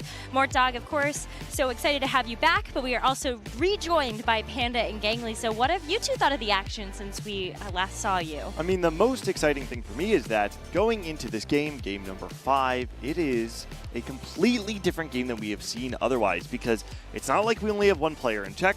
4 players means that defense is essentially impossible. We're going to have 4 players, all of which on 2-1 are going to have, I would say, a generally good idea of whether or not they think this game is capable for a first, or if they're going to have to cook something up to find an unorthodox path to that first place finish. Yeah, the way it all shook out, we kind of skipped the step where there's only 1 or 2 players in check, where it's much easier to target grief them on their reroll lines, even on their 4 cost, for example. Now it's 4 players who have opened up that door to potential success in this game 5. Both players from CN, that's the big story, have made it into that check very quickly. Alongside Safo, someone who I think has a lot of biases here in the building as the only EMEA representative.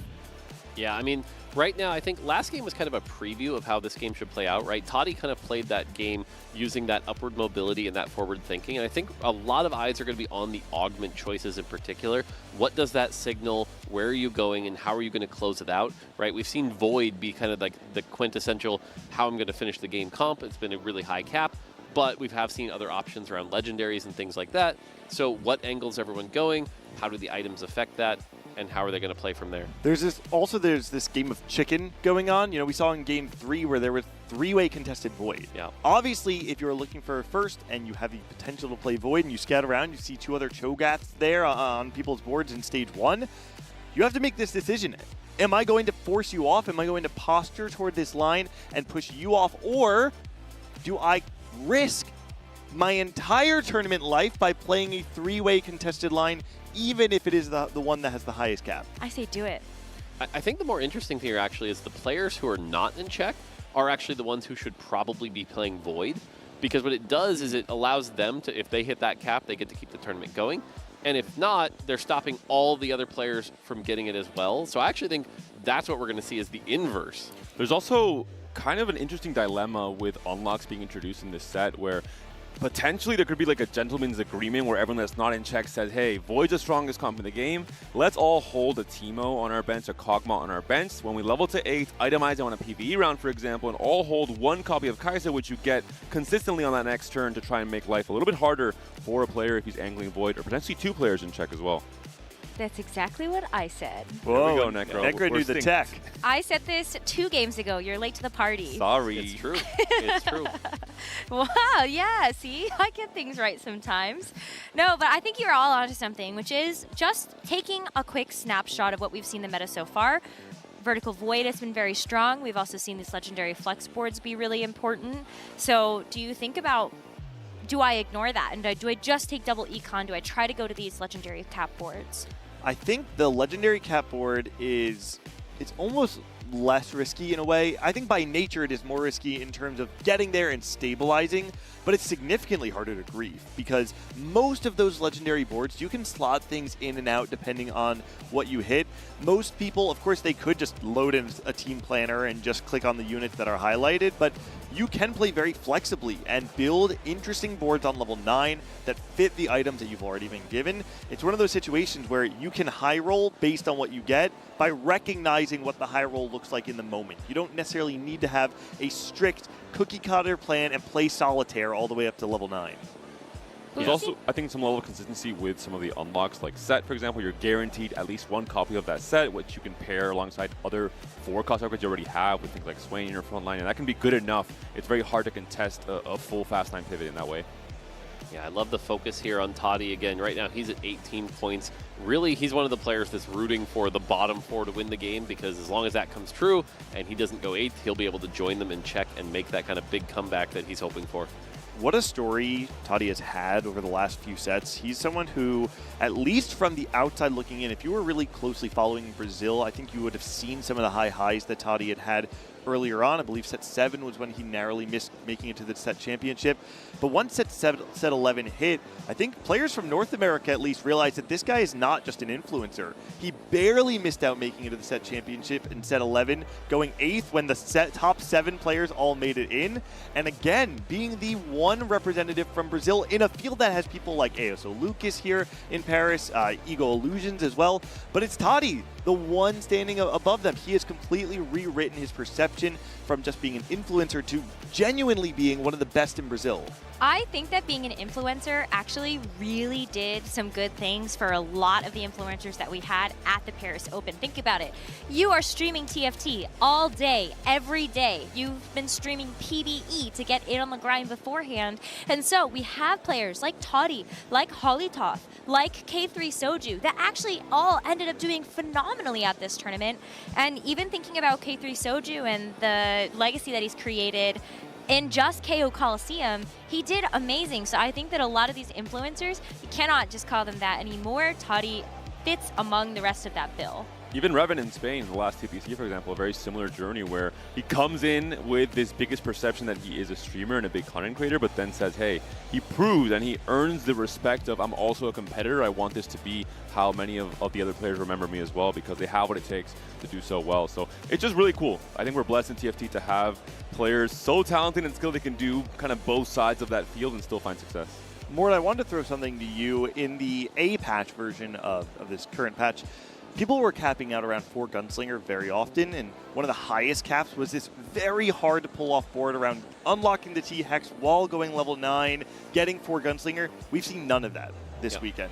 Do you think that's still a potential cap out way to play the game? I'm trying to think of other alternate ways to cap out outside of the lines that we've traditionally seen today. Yeah, the reality is I think you can get away with that on like ladder, for example, when there's a little less pressure. But with this level of skill going on in each thing, it's really hard to like greed hold those extra units to unlock the 6 Piltover and get that in and then convert. That takes a lot to go right. Whereas right now you've seen, you need a lot more item slams, things like that. The other thing is that a lot of that was because of Senna and Lucian being so strong, and it was more like the T-Hex was there to amplify the Senna and Lucian. Now Senna and Lucian requires a lot more extra support from things like the Kindred as well, and so I don't know that that's going to be a line that we're going to necessarily see, but I definitely would love to see a surprise like that. I mean, generally this weekend we have not seen much of T-Hex at all, so that would be a pleasant surprise. We did see Double 61 try to go for it. Got it unlocked, but then couldn't actually 2-star the unit, and I feel like that was where the composition sort of started to fall flat. But it depends. I mean, if you get a really high econ start, maybe it is something that you can go towards and you think that is an uncontested unlock that I might be able to guarantee myself to get one of those really strong units early on. Yeah, it certainly has a strong cap. It's just, again, you have to really be in the spot to get it. It's a pretty narrow spot. You read something like a Loris out of a box, something like Construct a Companion that can really sort of cheat that T-Hex out early, things like that. Piltover Emblem as well. Yeah, Piltover Emblem is another good stuff. I love these camera views, by the way. We're really getting to see these players in sort of the mental spot they're in right now, really thinking and focusing. We've seen a couple people with their eyes closed, trying to relax. A couple people very deathly focused on the screen before we get in here, and you just, especially for these players in Czech right now, their mindset, like, this has got to be where the nerves are at their absolute peak. And there's pressure on all sides, either because you're not in check yet and you've done something relatively wrong in your game up until now. You have to change maybe the outlook you have on the meta, on how to approach this next game as well. Or you are in check and if you clutch up, if you do everything as perfectly as you can, you could become the victor. You could lift this belt, but there's 3 other players thinking the same thing. So what is going to separate you in this game 5 from the rest of these competitors? What is going to separate you to come back maybe into game 6 as well? That's the big question. I like how everybody, you could tell, like, we're going into game because all the players sat upright, they made sure their headsets were on straight, and then they were staring focus at those PCs. And so it is about time we get underway with game number 5 to take stock of the lobby. We've got 4 players that are sitting at least 20 points. So with a win in this next game, they will take it all. So what will await us? Yeah, I mean, it's pretty wild that 50% chance the tournament ends this game right now. Well, it's always a 50% chance it either does or it doesn't. That is horrible math. On game 1, 2, and 3, I think it's a 0% chance game. Mort's looking at me like a disappointed father right now. That makes 2 of us. All right, everybody, let's count it down. 3, 2, 1. Let game number 5 commence here at the TFT Paris Open. We are going to see that there is, I think, no encounter. It's a calm day in Runeterra. Wow, And it's again, not a calm day here. I think that's a lot of the players really like that, right? The calm day, there's nothing too wild here. You actually aren't going to be able to predict your augments. Now, that being said, it could still be something like a triple prismatic game from here. That's still within the bounds of the augment controls. But otherwise, nothing too wild going on. We're going to be kicking it off with Haruru, one of the players who started off extremely hot on the day. And coming into this event, Haruru is one of the players with the highest first place rates in the field. And in this top lobby, you compare him to the next highest first place rate among the players in Czech is Juanmie. If we're talking about career since set 11, Haruru has a near 5% better first place rate compared to Juanmie. He is a significant favorite if we're just looking at the odds of him going first in any given game. I have to imagine it's also a bit of a shorter career compared to Juanmie, who has had just such a lengthy career in TFT. He's been here for a very long time. He was considered the GOAT all the way back in set 7, set 8. So, I mean, we're going back almost 3 years now at this point. Yeah. First player to ever make it to 3 consecutive set championships. I'm pretty sure it was 4 in a row. It was 4, 5, 6 for certain. Did he make it 7 as well? Yep. Yeah, 4 consecutive. All right, we're getting a view of some of the items people got. Some people getting 3 costs, some people getting 2 costs. We saw someone with a Draven. We did see a Loris out there. We have the TF here, so we can go a bilge start for Safo, something I think he's generally been pretty comfortable with all tournament. So that's a start that he's going to be pretty happy to see. Going to slam those items on the TF, just depends on what the third item is, what he wants to slam, but that should be something he'll be happy with. Just Feel Alive hitting the Caitlyn too, but otherwise, again, nothing too crazy right now as we head into the augment round. I mean, as we talked about before, this augment choice could matter very heavily. What's going to happen? Do we see a lot of tempo? Do we see a lot of econ? Where's it going to be? And that's going to be a Ginsu's for the TF, which is very good. Yeah, I mean, that's such an easy start there. I think I was really worried in case we were actually going to see another component, because then you're delayed in actually getting the Graves out, but worth the wait. All right, Xiao Lilu's going to go with Slammin'. That's going to be some XP to get to Fast 9. Haru going to go with Cluttered Mind. That's another one. I'm going to be going with Epoch. Could use that to play the Bard, or just generally use that for extra XP and strength as well. Safo is going to get Hustler. This is a very powerful augment that allows you to both tempo and Fast 9 off of. That's going to be good. Juanmie going to be able to get the quick double kill here, getting the extra Ginsu's. We see a Salvage Bin. Toddy going with the very greedy play here. Savings account. Savings account, going to get that extra gold here. And again, Toddy just needs to not get 8th. So that generally should be an okay choice. And finally, Just Feel Alive going with the Bruiser augment. That's a very interesting choice. Lifting competition usually paired alongside the Bard for that Scion Bard reroll in most cases. It's really the only viable comp we've been seeing in the meta for Vertical Bruiser, with the Volibear being a way to cap that out at the very end. I mean, I think what I'm worried about is that actually going to be powerful enough to keep up with some of these other comps that are going to be going for 4 and 5 costs. But especially when Just Feel Alive is hoping to play Spoiler in the lobby with only 15 points, doesn't have a chance to actually win the tournament right now. Yeah, I agree. It does not feel like a composition you would generally be playing if you're trying to contest for a first place finish. And that decision might end up actually being one of the reasons that the tournament could end right now. Oh, and this is really tough because Ayao actually has the Bard unlocked. So if you wanted to go for the lifting competition and you go for the Bard reroll, it's contested. I would love to see Ripple play into Shadow Isles. I know it's not the most popular comp this weekend. I think it's a very strong comp from tempo. I think if you never really lose your tempo advantage in the game, it can be incredibly strong in terms of getting out Souls early, getting Callista and Thresh early on as well. And there are some really cool boards you can cap around with Thresh, with Vertical Wardens, with Ornn farming artifacts, even Fiddle coming in that late game to help the Callista for Vanquisher. The problem is if Ripple plays tempo, Ayao plays Bard, Just Feel Alive plays Bard, who is stopping the players in Czech from winning the game? Because it's not those 3. Yeah, that is a tough question to answer. And especially when you look at somebody like Juanmie, who has the Rek'Sai 2 already, on top of the fact that you've got the Kog'Maw to get the Void active early. That's the player that I'm looking at right now to take it. Even Royal Husk early on, I think, is really good in Stage 2. Just an extra body historically in TFT has been just a very strong part of win streaking in Stage 2 in particular. Yeah, I agree. And also, by the way, he already got the first gold from Draven. He's not going to buy the Darius because pretty clearly Hwanmei is going Void right now. This is a very clear Void angle, using the Ginsus to just play around that Kai'Sa, using the Draven to farm the gold. So generally a solid version of the comp. That's going to put him pretty far ahead. And so, yeah, generally looking pretty good. And his augment choice, not bad. If he can stay alive before 2 people, that extra 40 gold will be a great way to get to the Baron. Especially because this is a no-encounter portal, right? So it's not like we have excess resources being put into the game. 40 gold will go significantly farther. Oh, look at you, We do Panda. see Edge of Get your Night, wish. Jewel Gauntlet on Viego. I'm curious to see where this ends up going because it's not an item slam we see of often, especially not going towards the AP tree. Gwen reroll. It is salvagement, and that's the big thing. So he has a chance to pivot out of this if he needs to. I think that plan B option is definitely going to help Ripple here.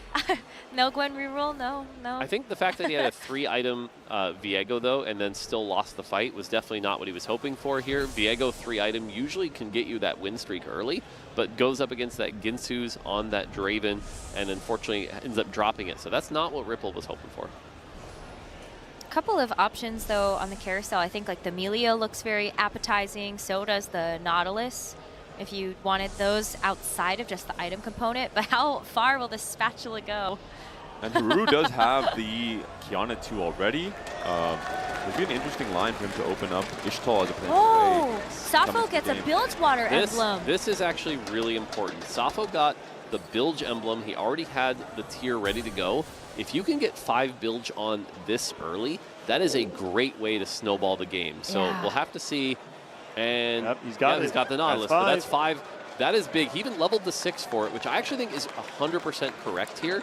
I think being able to get that turned on early, the amount of extra Serpents you get from 5 can then lead to 7, can go really, really well here. So Sappho also putting on a bit of a show here. The question is, will the aggressive Bilgewater be able to outcap possibly Hwanmei's Void board? And right now, they're kind of looking like the 2 favorites. I think it can, and something that we've already seen is, especially when you are able to get the Bilgewater to the maximum cap, if you get that Tahm Kench early, especially with the Bilgewater 5, as you were saying, once you can spend those 500 Serpents so much faster.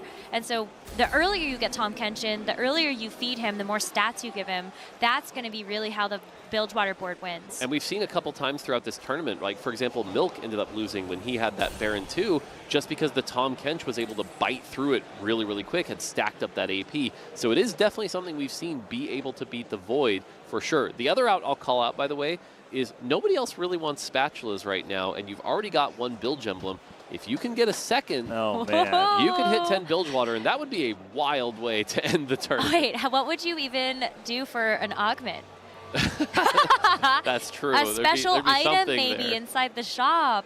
There'd be something there for sure. Necro is bringing that chaotic energy to the cast. All right, and right now our 2 favorites each getting, they're not facing each other, but if they can keep their win streak going, and there's nothing better to go, like, again, a Void board where you're win streaking and get a bunch of extra econ, that's going to be powerful here. Goes up against this Yunara, though, is level 6, though, and I think the level 6 is going to make a big difference here. Ginsu's on the grave, gets the cast, and is going to be able to win. And so both of our win streakers are going to be able to continue that win streak using the power of Ginsu's in the early game, stacking that up, and they're going to be 100 health and a lot of gold. This is such a good spot for Sappho, and also such a good spot for Hwanmei. They immediately jump out as 2 very clear favorites in this field. Sappho playing the Hustler, one thing that stands out to me is the value of a 5 streak. When you are playing Hustler, you're not getting the additional gold generated by interest. The only other way to get gold is going to be by winning rounds and by streaking. Sappho is doing everything he needs to do to ensure maximum econ for the rest of his game.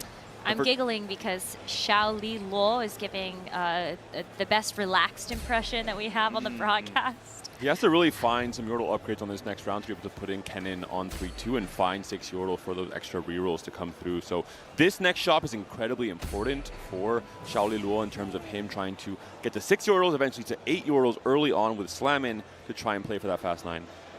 Yeah, for sure. Generally doesn't look like quite as good a spot here. Is able to find the Teemo, finds a Poppy, but again, needs another upgrade to hopefully get that cannon going. And for Yordle with Slammin', I don't know, it just doesn't feel like it's been capping out quite as hard throughout the weekend, unless you get like another good pairing on that 3-2 augment here. And so again, big story here. Safo, by the way, just hit Nautilus 2, level 7. Wow. This is a very aggressive Hustler board, looking real strong here. And if he can stop the Hwanmei win streak, that's the big thing, is one of the two need to stop the win streak to stop that extra 3 gold per turn from coming in.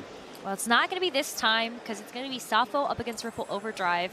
And that just makes things even scarier for everyone else in the lobby if both of them can maintain a 6-win streak. And similar to Hustler playing out with Yordles, Bilgewater is also a trait that gives you extra resources. So usually with Hustler, you are playing very high tempo, leveling as soon as you can in the early game, then you eventually fall off a tiny bit. But with Bilgewater, you continue getting ways to continue spiking your board, either with upgrades from the Bilgewater shop or even items in Stage 4. Something we've seen fall out of favor is the Lucky Doubloon. Most people have been skipping it since the nerf. But, you know, if you can get it this early, it's even worth running here. As we head into the augment choice here, I feel like you've got Slammin', Spear's Will. Spear's Will can be good to stay alive. Arcane Victory from our last Open. Yep. But generally a good combat augment, but not something you take. Oh my God! Earth's Gambit? He didn't take it. Oh no, Goes for it. I was hoping you would take it. I actually am surprised he didn't take it. That would have been quite the play, and I think considering he already had an emblem, I almost wonder if that was like, I don't know, maybe he just wasn't thinking about it. But Exiles is going to allow him to win streak. I do like that at least.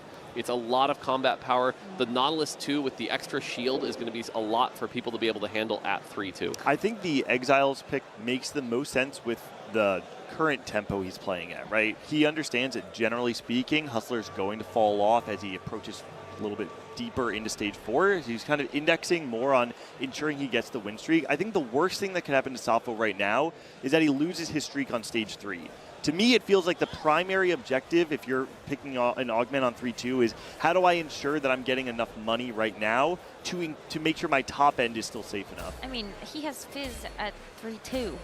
Yeah, I'm almost going to push back on that a little, only because that feels like more like old Hustler, right? Hustler got changed to be that 4 per turn, which is actually pretty high value. I think he can be pretty aggressive with that, and the Earth's Gambit does provide combat power. Remember, it's the people wearing the emblems get that extra attack speed and mono they gen. do, you're right. So I don't know. I think it's a fine choice, but I do think there's like pros to both sides here. And right now, again, it doesn't really matter. He's so far ahead due to the Hustler tempo. The big story, though, again, Safo and Hwanmei haven't fought each other. This is where I start getting the Twitter posts of like, why aren't these two facing each other? But again, two clear favorites coming out swinging with 100 health that haven't faced each other. And if they do, we're really going to want to see that fight to see who can stop the win streak. And I think one of the bigger storylines of the lobby too is that I have not seen anybody actually contesting either of those comps. It's going to be very difficult for anybody to pivot into the Bilgewater when we have seen Safo get it so early. And they're not facing each other again. I want to call out that Hwanmei did get Portable Forge as his second augment, ended up with Ludens.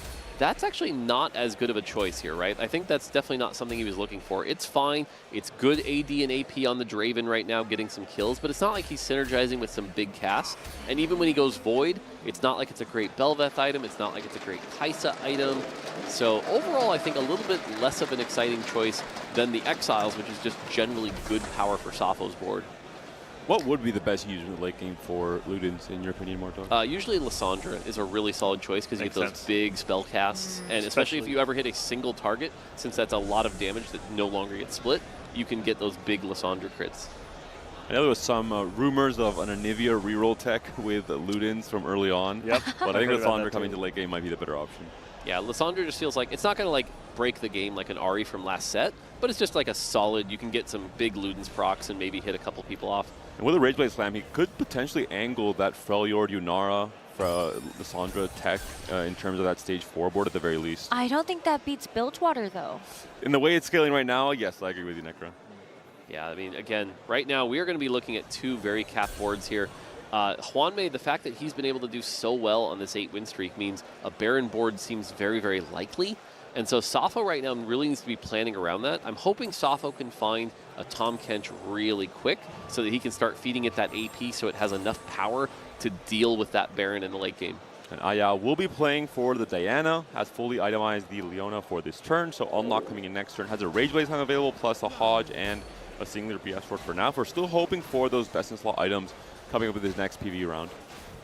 Yeah, on the left side, Safo right now, his carry is still a Graves, has the Ginsus, but is starting to fall off a bit here. Is going to struggle to get through the Leona, for example. Leona kind of is able to prevent a lot of the damage from the Graves, but thankfully there's enough value here. It shouldn't be too much of a problem. Yeah. There's so little damage on the other side of that board to just the Bard 1, the Vayne 1. So even if the Graves does start to fall off, I just don't think that the other board has anywhere near enough damage to get both through the upgraded units and the Exile Shield. 245 Serpents saved up, by the way. So going to be a big spike as soon as he can get that Selbin Bilgewater. We could see 2 items get purchased right away, and that's going to be a big influx of power for Safo as we head to 3-6. And again, 2 players both on a win streak.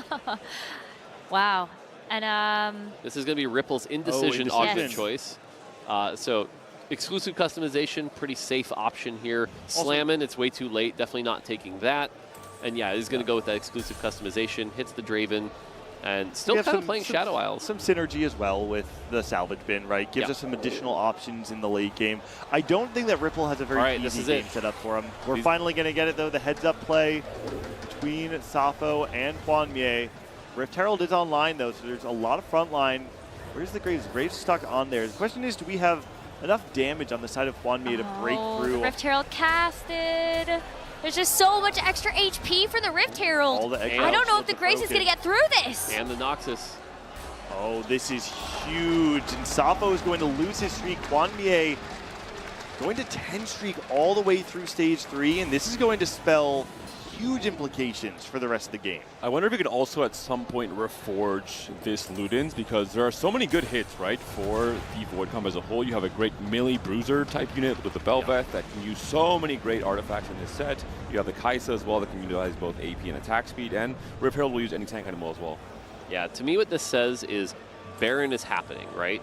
Now, it's silly and hopefully not a problem, but one thing I will... Oh, no, he's got the Rek'Sai, so we're good. Should be able to get that going. We'll need to unlock Kaisa at some point, but this is going to be a Baron board, right? We're so healthy. And wants to unlock the Skarner here as well. Is level 7, slams the Stone Plate onto the Ashe in that backline. So just, I think it's the same thing I mentioned with the sets on level 8. You're trying to guarantee a strong next in onto this board to continue the win streak. So really min-max TFT here from Hwanmie. Yeah, I agree with you, and I'll call out here that the big thing is like, this isn't just vertical Void, right? We've seen a bunch of different versions. This is like strongest board into Void later, which is a really cool iteration of it. And so that's cool to see. On the left, we're going to see Safo finally hitting that 7 Bilgewater. Going to spend his tokens. Is able to find the Citrus Fruit. That's a very powerful one. That's going to get 20 Serpents per turn as well. So that's going to inflate that even more. Is able to get an item on Fizz. So big spike on the left there. It's just too bad it couldn't have come online in that last fight versus Hwanmie. So you could have kept that win streak, but that's going to be Hwanmie on the right facing off against Haruru. And Haruru has the one Yunara. We saw that really early on the board, but has yet to actually find anything to, I think, make this a big stabilization point. Yeah, and Haru, one of our other 4 players in check right now, but only at 39 health here. And the Yunara just showing why that Rift Herald is so strong. Can't get through it, and Yunara now down to 29 health here, really struggling. I don't know, I feel like right now, Hwanmie is the player to beat just on an 11 win streak here.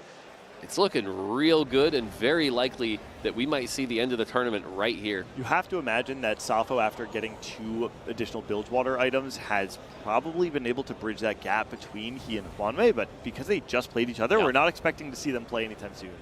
Yeah, the real question is, can anyone else slow down Hwanmie? Kaisa pair for Taji. He's trying to become that Void player in this late game as well. Already has the Belveth, has the Kaisa pair. Wants to roll probably until he hits at least one of these 4-cost upgrades. I mean, the Wukong 2 is actually quite nice. That's going to be the Belveth as well. Such a deep roll here. He's thinking about rolling more just to see if he can actually get the Kaisa. Well, he's got the 6 Void in here, and the fact that he's got a very strong front line. And this is what we've seen with Kaisa before, right? As long as the Rift Herald lives, Kaisa 1 can do pretty well as long as there's no backline access. The thing to be scared of is the Dianas, the Fizzes, the Annies, the Zillions, things like that. And what are you up against? To go up against Safo here, so definitely going to fight a strong opponent.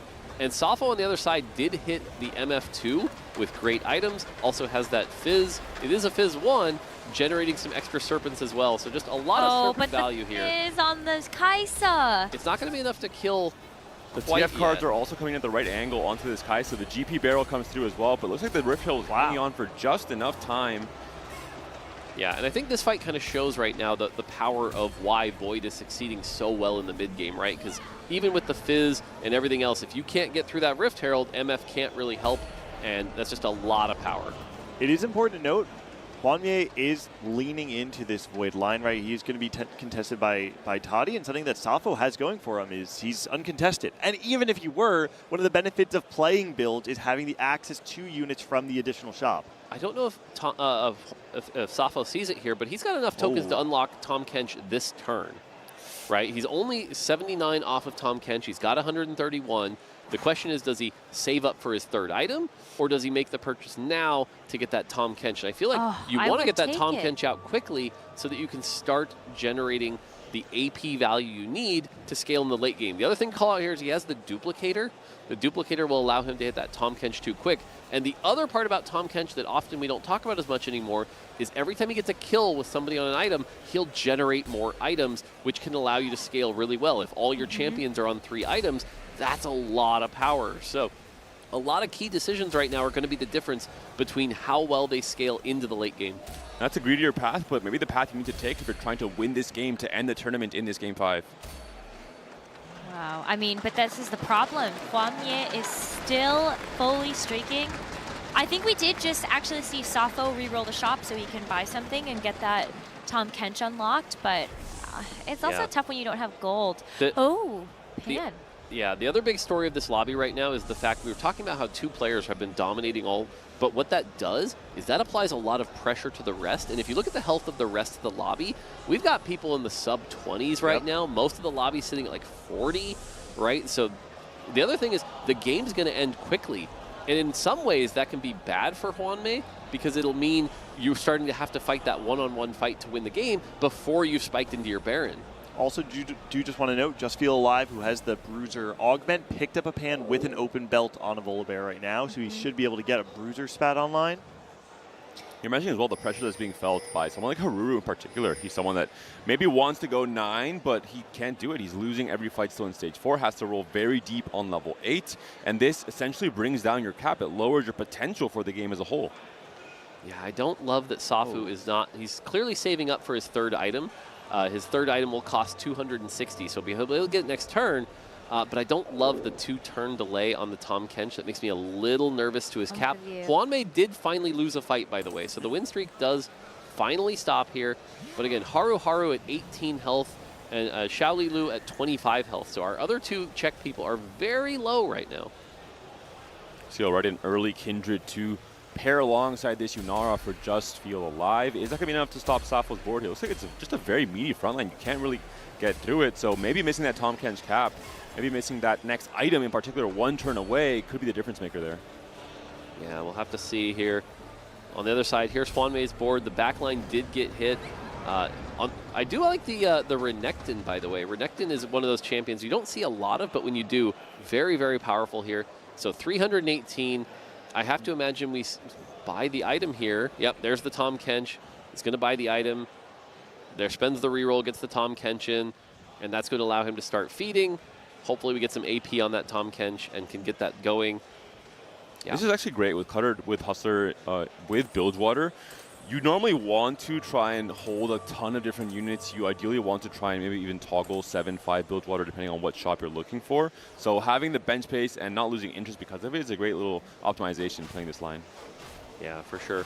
Haru here has the Darkened Bow, which is a very powerful item in this situation, but has kind of come online just a little too late here and should be able to win this fight at the very... No, never mind. That's a big Diana. Can you get through the Diana shield? There is no Titan, so a little squishier Quicksilver, not adding that much of that armor. Yeah, not only the armor, but also the AP, which gives the shield and makes Diana really hard to get through. One of the weird things about Diana is that she's not monolocked like a typical champion. And so the shields only last 2 seconds, but that can do a lot of damage. As we're ending Stage 4, I think it's important to take stock of who our leaders in this lobby are. Right now, it really does feel a bit like Hwanmye and Safo are perhaps running away with it, but right below them, Toddy, 4-win streak, playing the Void line as well. We saw how early he got that board online. He might be the player who everybody else in the lobby is looking to play spoiler. Especially someone like Xiao Liuluo and Haruru, who are also in check, but they're on 1 life. They can take one last big hit here on stage 5, and they're out of contention in this game 5. Looking at Toddy's board, he's put together a very solid board here, right? We've got the Kaisa 2, good items. We've got the Rift Herald 2. So we've managed to hit all of our big pieces. Honestly, his board looks quite a bit better than Hwanmei's board. And so, yeah, I agree that like Toddy's in contention. But because of the player health, the big thing is it feels like we're not going to get to 10. And Hwanmei's going to get that extra board from the double kill augment, whereas Toddy does not necessarily have that. And so the fact that they're contending each other might be Safo's big break. Yeah, I think as well, just the amount of gold that Hwanmei has hoarded, it's over 80. He can go to level 9 really, really soon. And so that's something where I'm like, I don't know. But, I mean, Xiao Liuluo on the other side and Haruru, one of these players is probably going to get knocked out here. The last stand for 2 of our players who are in check. Capped out boards, Kindred fully itemized, Annie 2 on the other side alongside Azir. That front line is falling. It is Tibbers just trying to hang out for so long, but the Yunara with Dark Bow is a really strong combo. There's just too much to chew through. Haruru is out of contention in this game 5. Only 3 players now in check remain trying to end the tournament here. You can see it, hands on his head. He's feeling the pressure of the moment right now, knowing that his tournament life is no longer in his own hands. And Haruru had the best start to the day. He started off, it looked like it was going to be 16 points in 2 games, ended up being 14. And it must be disappointing to only be now at 22, 5 games in. Ooh. Well, look at this. I mean, Hwanmei is like, yeah, someone got eliminated. I'm going to go to level 9. Now, the big thing to watch here is when one more player gets eliminated, Hwanmei's going to get a nice chunk of gold. And he's already at 32 here, so should actually be able to get to the Baron as soon as the next player is eliminated. It's just a question of what items are you putting on the Baron. We look at our items right now. Not a lot of great Baron items have been set up here, and generally just not quite set up as well. I wonder if Hwanmei is thinking about playing Mel on this board. He has the Mbessa itemized. He has the Mbessa 2 on the board now as well. He will unlock it next turn. How's Mel going to do with Ludens, for example? You think it's a combination that could work at all? It can, because the way Ludens works is whenever something overkills, it spreads that out. And Mel's single target damage can be really bursty. I feel like that's a big gamble, though, to try to make that work, but it could pay off. Maybe just as a way to make it to 10 to play for the usual board set of Void setup. Let's see what he has right now, the Scion and the Mbess on the board, so Noxus would be unlocked as well. Yeah, the problem is Mel 1, not particularly strong here. Ripple does finally get to his Thresh. This is a pretty late Thresh on 5-3, unfortunately. And he's so unhealthy. There's a Mel coming onto the board. Mel could also scale into the late game if she has enough time to farm that Radiant item as well as a way to potentially win the game very far down the line. So Hwanmei, unsurprisingly, is ticking off all the boxes. He's thinking through all the different possibilities. The Skarner unlock, I think, was already showcasing that min-maxing playstyle that he's so good at. We haven't seen Safo in a while, but it's important to keep in mind that we've seen in the first couple games how potent it can be when you're buying stats with those bilge water. I believe he already had gone down to 5 bilge, but you can just play 5 bilge water and buy a bunch of stats for the rest of the game, essentially, and cap out. This is a big fight. Diana trying to fight for Ayao's life in this game 5, trying to slow down Hwanmei's ascent to level 10, slow down his dominance of this lobby, and she's doing a pretty good job for now. Only the Rift Herald left alive. He can't do it by himself. Question is, does anybody else die in the wings, right? Because that's what Hwanmei is really looking for. It's okay to sack these, right? Oh, Ripple's dead. Ripple is dead. That means Hwanmei is going to have a ton of gold. He'll be able to, on perfect interval, go to level 10 now. And it's starting to be less effective here, but you notice Hwanmei had Know Your Enemy, so he's actually known exactly who he's fighting every fight, and knows, that is going to be an extra unit for everybody. That is a twist. Who would do such a thing? You pressed a button on your phone, I tell you. I think the person who benefits most is the person who's about to get 40 gold. That's what I would say. Yeah, I think Hwanmei is definitely going to be the big winner there. Although, you could all argue Safo is also someone who benefits quite a bit. The additional resources you get items that you can put on your bilge water as well. I do think it is Hwanmei specifically because he can literally just level up and put in the Baron. Now, the one thing to note here is he doesn't have a Bel'Veth. And so without that Bel'Veth right now, he can't. Okay, there it is. Yep. That's going to unlock the Baron. He should be able to just roll, finds one Baron. Yep, and he's holding on to two misfortunes to make sure there's no path to a cheesy victory from Safo trying to go for MF. Head to play Mel 2. Wow! Whoa! This could be it. Are you kidding me? Baron 2, Mel 2, maybe Luden's on the Thieves gloves as well on it. And Hwamie, I mean, the signal was clear. He feels blessed to have hit this power spike this early into the game. We're not even in stage 6 yet. He has so many 2-star 5 costs. I think this could be enough. Xiao Li Luo on the other side is getting very unlucky to have to face this matchup now. Look at this Baron go. It is absolutely demolishing the front line right now. That Tibbers just cannot keep up. Even though the Annie is in the back, she is trying her best to do Annie the is doing damage. so much. The Baron down to 1 life. Yeah, that is huge. The Annie has so much damage. With the Annie 2 being found there on the other side, it actually keeps the hopes alive. And suddenly, Xiao Li Luo kind of waiting in the wings the entire game's on a very quiet 5 streak that could maybe steal the game. And look, Toddy can also start to level up here, has hoarded a lot of gold as well, and is also the healthiest player in this lobby. Could go ahead up to level 10 after this PvE round. 4 players remaining, 3 of them are in check. Toddy, the only hero left to be able to stop this and let the tournament continue.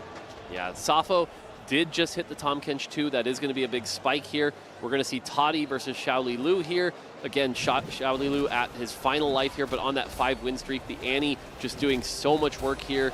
The Shyvana being able to tank the Tibbers, doing a lot here. We get the Blast Shield keeping everything alive. And Toddy right now just not having enough damage to get through that Blast Shield while the burn is taking place. The Kaisa is almost down.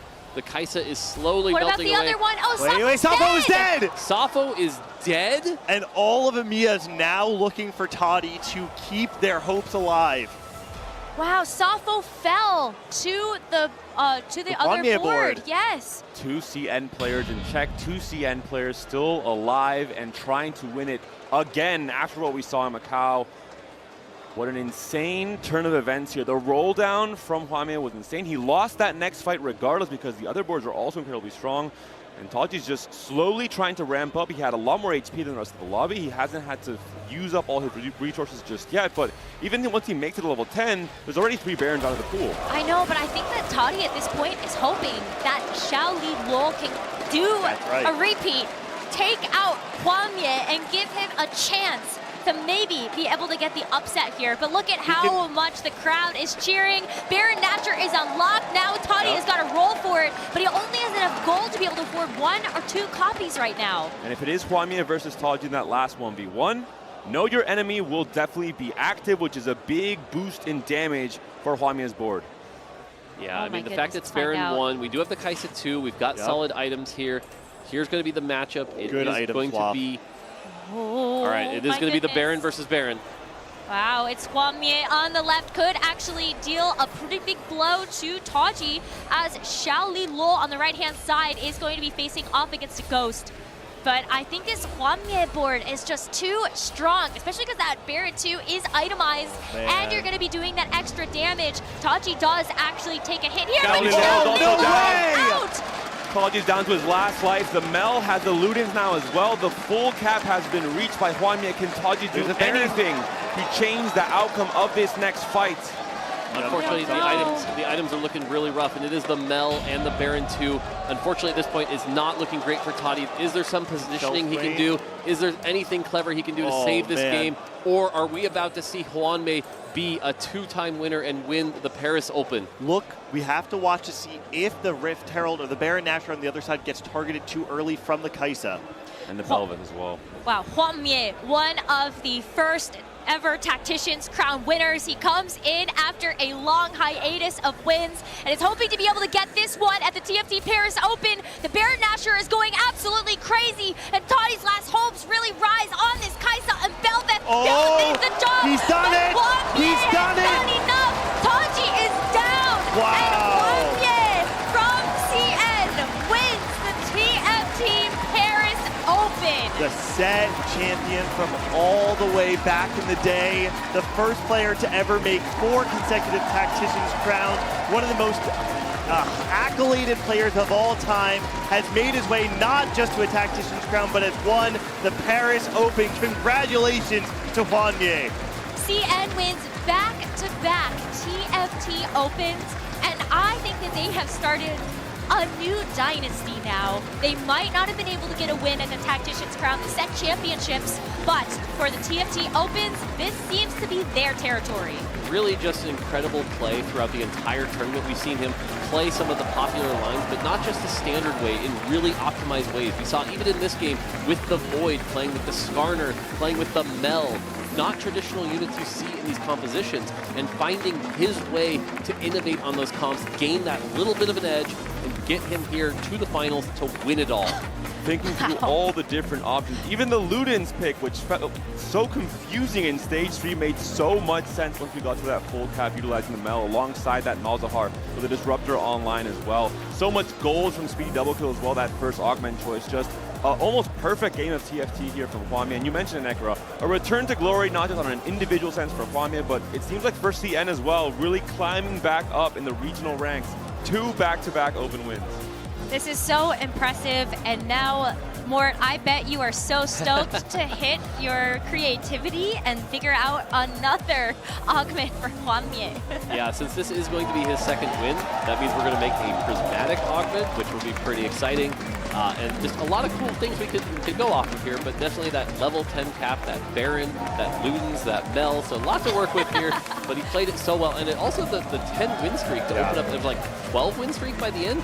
But yeah, he played so well. He's so proud there, holding up the belt. Great job to Hwamie. And Hwamie really feeling himself, playing with the crowd, playing with the energy he's getting from everyone. It must be such a great feeling for him. Such a lengthy career in TFT. I think the pride and joy of the CN region in terms of his popularity online, but also his length and competitive as a player. It's uncommon, quite frankly, for us to see players from old school TFT be able to keep up with it because the game has evolved so much. Something that stood out to me about Hwamie's play all weekend long, especially yesterday before we saw today, was his patience, his ability to read the lobby tempo and understand how to cap out. And let's hear from our winner of the TFT Paris Open. Sa victoire était tellement bouillante que la scène a pris feu. Faites du bruit pour Hwamie!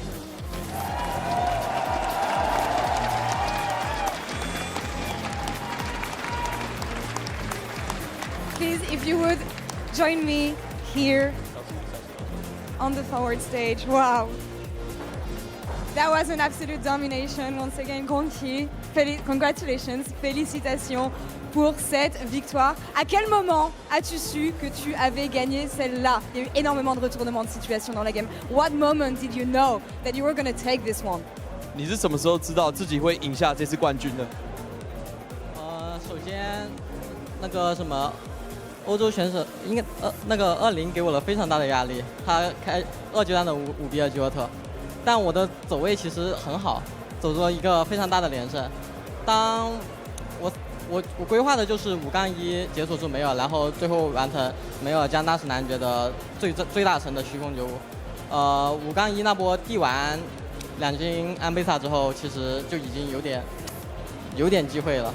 最后上10那一波直接2金大龙，感觉就其实已经够了。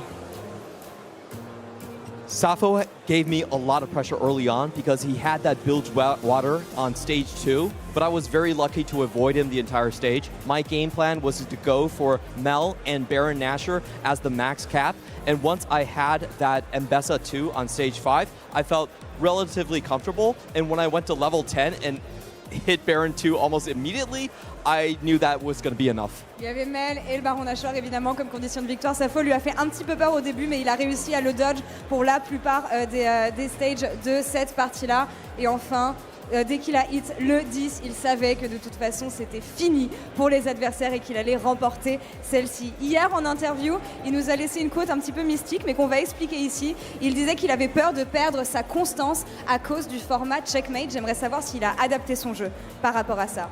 Yesterday in interview you said that you were afraid you were going to lose your consistency maybe because of the checkmate format. Do you feel like you adapted your game for that? 昨天你有说过，因为你在这一次的这个登顶赛制当中，可能会比较失去一些稳重的方案这样子。那你在今天的比赛有做什么样的调整吗？其实我今天玩下来就感觉跟前几天一样，都是把都是奔着上限在打，有点没那么注意狗分其实。I feel like today's games were relatively similar to the games before that. Every single game, everyone was going for the maximum possible cap, and no one was trying to just get a certain amount of points. Il trouve que les games étaient assez similaires à ce qu'on a vu jusqu'ici. Les gens essayaient de caper vraiment au maximum sans vraiment variété pour changer dans leur composition. Donc c'était relativement facile pour lui, entre guillemets. Moi, ce que je veux lui demander par la suite, c'est... Il était champion du monde pour le 7-4. C'était il y a longtemps, une éternité sur TFT. Et aujourd'hui, c'est le Paris Open champion sur le 7-16. Qu'est-ce qui lui vaut cette constance pour rester toujours au top? You were the world champion for set 5. Today, you're claiming the belt here for set 16. It's been a while here in TFT. How do you claim your consistency? What makes you so consistent in this game? 你之前曾经在第5个赛季的话夺下世界冠军，那现在的话已经来到了 S16，经过这么长的时间，你是怎么样让自己保持这么稳定的发挥？对于我来说，其实也已经打了4、5年的云顶之一了嘛。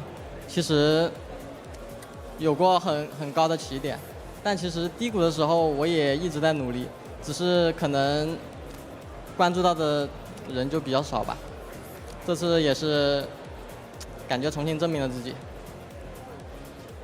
I've had a very good start and my peak was amazing, but when I was in my valleys at my lowest, I also had a lot of people just stop checking on me and stop caring about me. But this time, I feel like to be able to reclaim that summit, I have proven myself. Il a réussi à pic très très tôt dans sa carrière, mais il y a eu beaucoup de moments de doute et beaucoup de moments pendant lesquels les gens l'ont un petit peu abandonné, mais lui n'a pas perdu foi. Et aujourd'hui, le fait qu'il arrive à avoir ce titre, ça représente énormément pour lui et sur ce qu'il est capable de faire. Est-ce qu'il a des conseils peut-être pour tous les joueurs de TFT qui sont présents ici et aimeraient être capables d'atteindre les sommets? Do you have any advice for any TFT player watching you over the world so that they can become maybe as good as you, but at least as consistent? 你有没有什么话想要对可能刚开始在玩云顶这款游戏的这个玩家说，让他们可以希望变得更靠近你一点，变得跟你一样，至少没有一样强的话，至少一样稳定。希望都在玩云顶之一的兄弟们都玩得开心。I hope everyone that's playing TFT is gonna have a good time.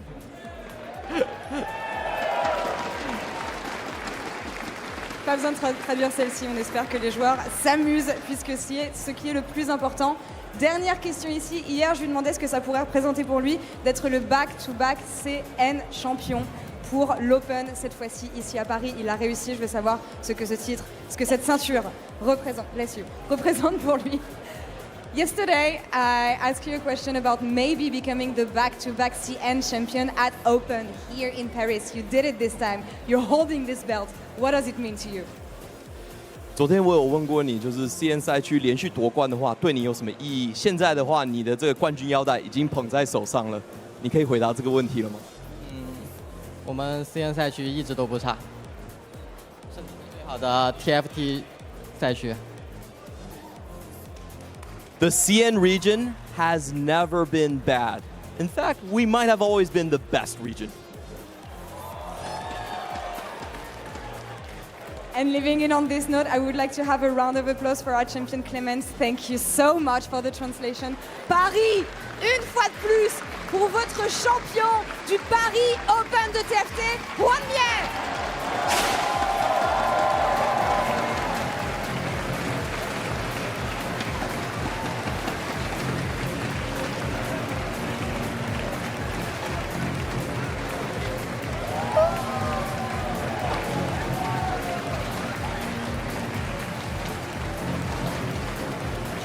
Merci à tous, merci à toutes, merci à la communauté, merci aux joueurs, merci aux équipes de Riot, merci à toutes les personnes qui ont fait de cet événement un succès phénoménal.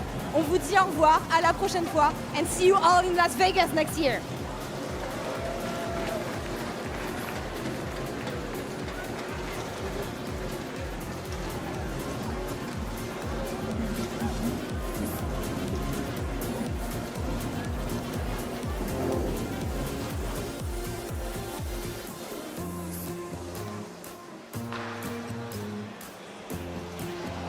Some great advice out there for everybody watching.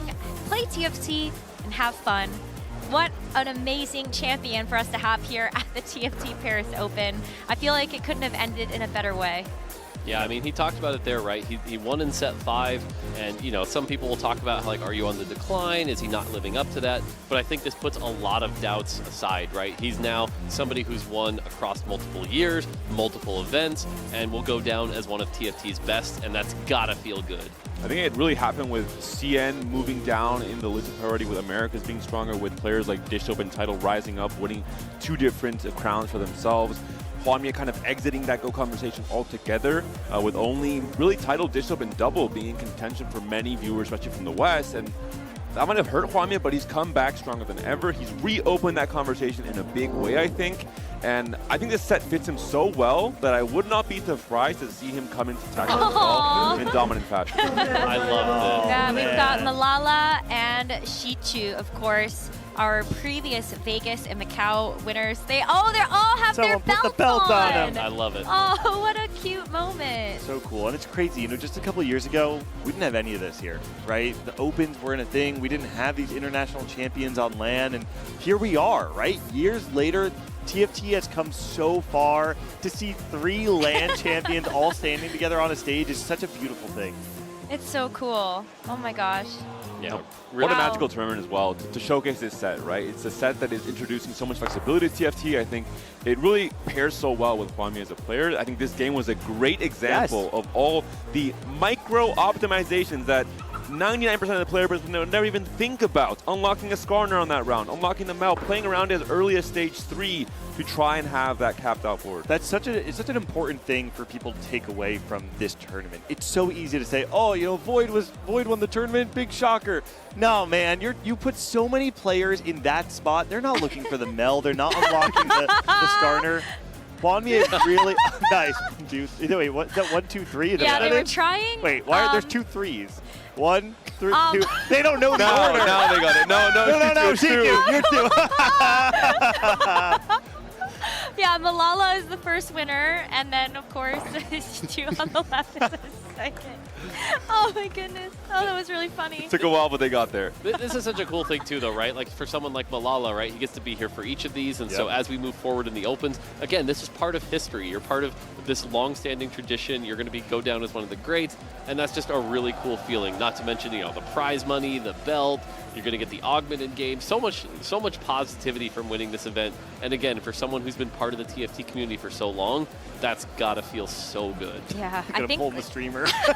History is being rewritten, but it's not forgotten. I think that's the best thing about this. Every single Open is still here. We still remember all those victories and how they've come and seen TFT grow all up until this moment. Well, especially because you immortalize them now in-game with those augments. I think that was one of the things that stuck out to me the most for this set 16, where it's the lore and legends of the Legends of Runeterra, but it's the lore and legends with the legends in TFT. Yeah. And so it's just so great to be able to see them get their glory like that. And all the belts look so good.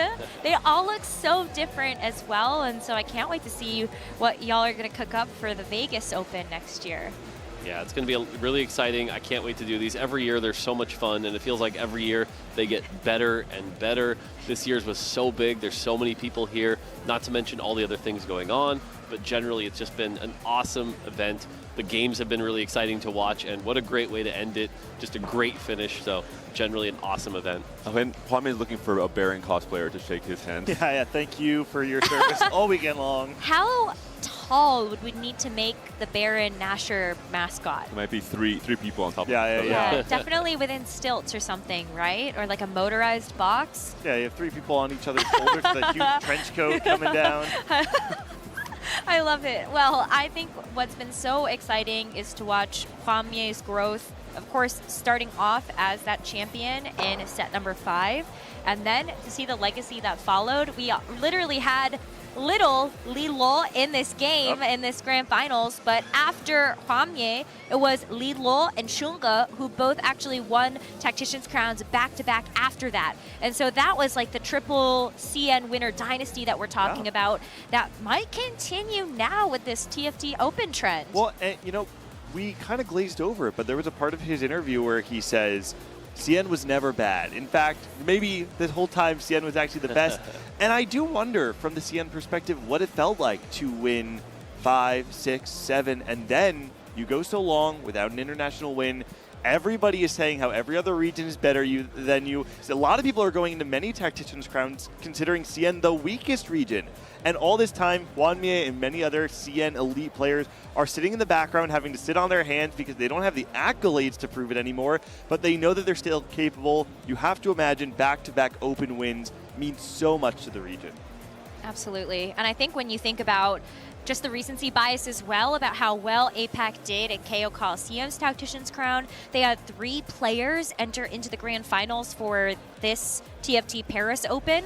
They definitely look like one of the strongest regions, but I think Hwanmie definitely has something to say about it. Look at that. He's got the Champion cool. 2025 patch now on his jacket as well. And that is just a really great point for us, I think, to end our broadcast on the celebration. You can see actually Huainan, one of our casters over there in CN, who got a chance to join us on the broadcast yesterday, already recording some content with their new champion here.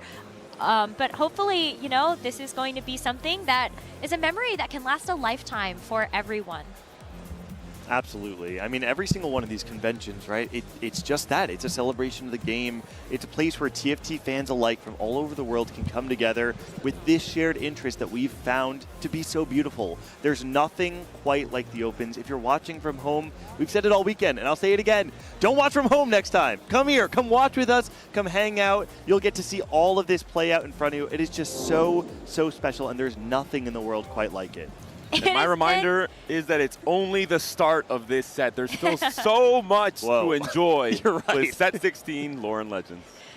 It has been such a pleasure to be able to broadcast this to all of you watching from home. Let's go ahead and take a look back at some of our favorite moments while we are joined here by the rest of our casting family. Laure, what has been one of your favorite moments from the TFT Paris Open? My favorite moment is the mascots. I fell in love with this penguin and this Chongno. They were absolutely amazing. But for me, it's more about this gathering from the community, the fact that we got to celebrate this game together, and especially in France, because I know that the French community in TFT is huge. They're so passionate about the game, and they have been craving an event like this for years. So thank you for coming to my hometown. We're so happy that we got a chance to have you be a part of this big history. And of course, we've got Clement and Makes that have also joined us over there. Nice. Oh, look, we've got the crown on top of the mural from Wanda.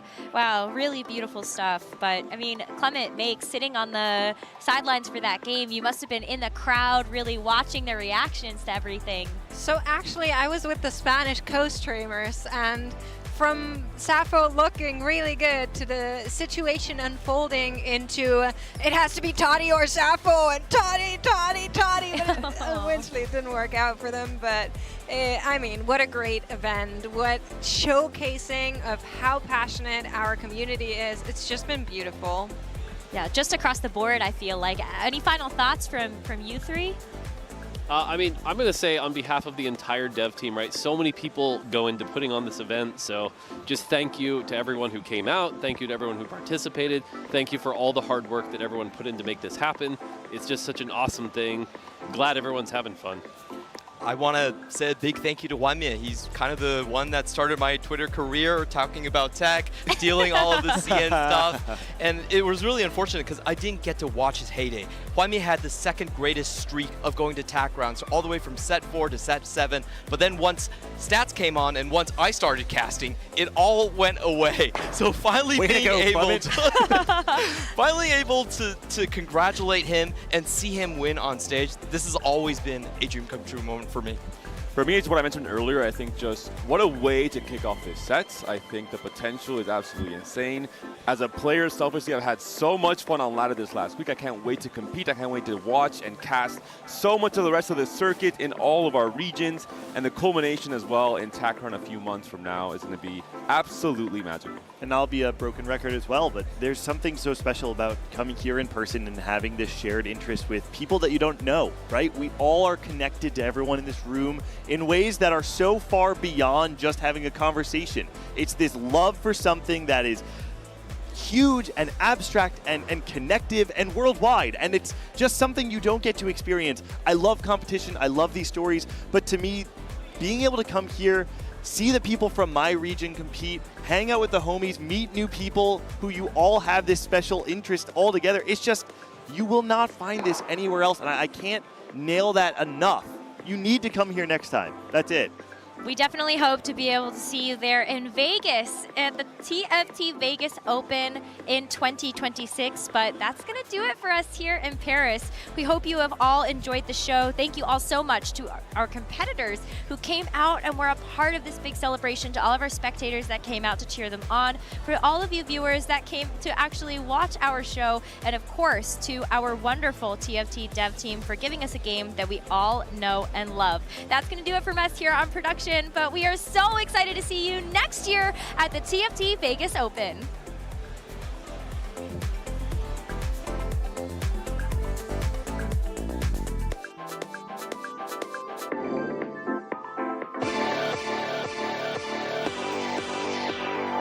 We're finally here in Paris for the TFT Paris Open. Bienvenue à tous! 768 players, 96 lobbies. It is the biggest TFT LAN ever. The spot to make a name for yourself. Welcome to the Global Gauntlet, EMEA, APAC, Americas, and CN, which is actually the best region in TFT, but that's the last hope. APAC is eliminated. The Baron's gonna win. Congratulations to EMEA, the winners of our first show match here. The energy is great, everything is amazing, everything is really fast, so I'm loving it. He's got the ring prepared. Will you marry me? And she said yes. This is the magic that's happening in Paris. There's gonna be 4 boards, 1v1, playing a game of Mastermind. I wonder how much these two guys have practiced physical stamina leading up to this. Do you have hope? I have no hope and no Kog'Maw. Crocs is strong. No! Standing. We have a show match coming up, and the Movistar Koi versus DSG. Don't worry, boys. I got the win streak. No! No! No! Wait, Wait a minute. Oh, it's down! Oh. As well as we hop across to another matchup here. No! What a great battle for Paris, but it is going to be Canvas and Double 61 that come out on top as the kings of Paris. Welcome back to the Teamfight Tactics Paris Open. We're having a lot of fun here. It's a gigantic convention type vibe. I feel like TFT conventions are definitely more sort of like that way. It's not just competitive. There's also like, you can have some fun.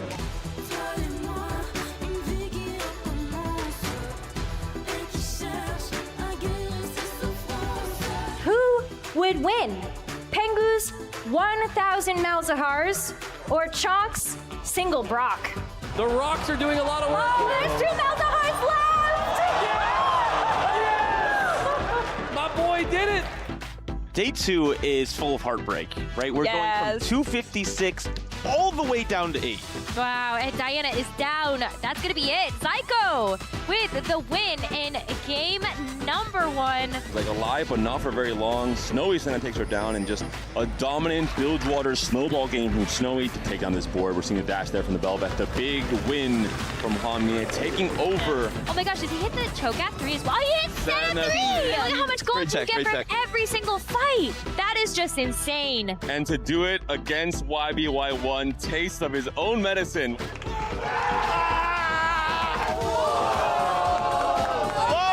Jejusaur will fall down and out of the Paris Open. Wow! Yo, look at this celebration here, jumping up. Oh! The wrap, though, and everything's going to fall. Sappho finds a representative for Spain. And I love the crowd behind him. There's so much hype from all of his friends. Next time, don't watch the stream. Just come here. This place is the place to be. You do not want to miss it. We are in day number 3, which means that by the end of today, we will be crowning a new TFT Open champion. Oh, the power stacks! Is Is Remy gonna Is he about to lose? lose? I think he's fine on this path. Okay.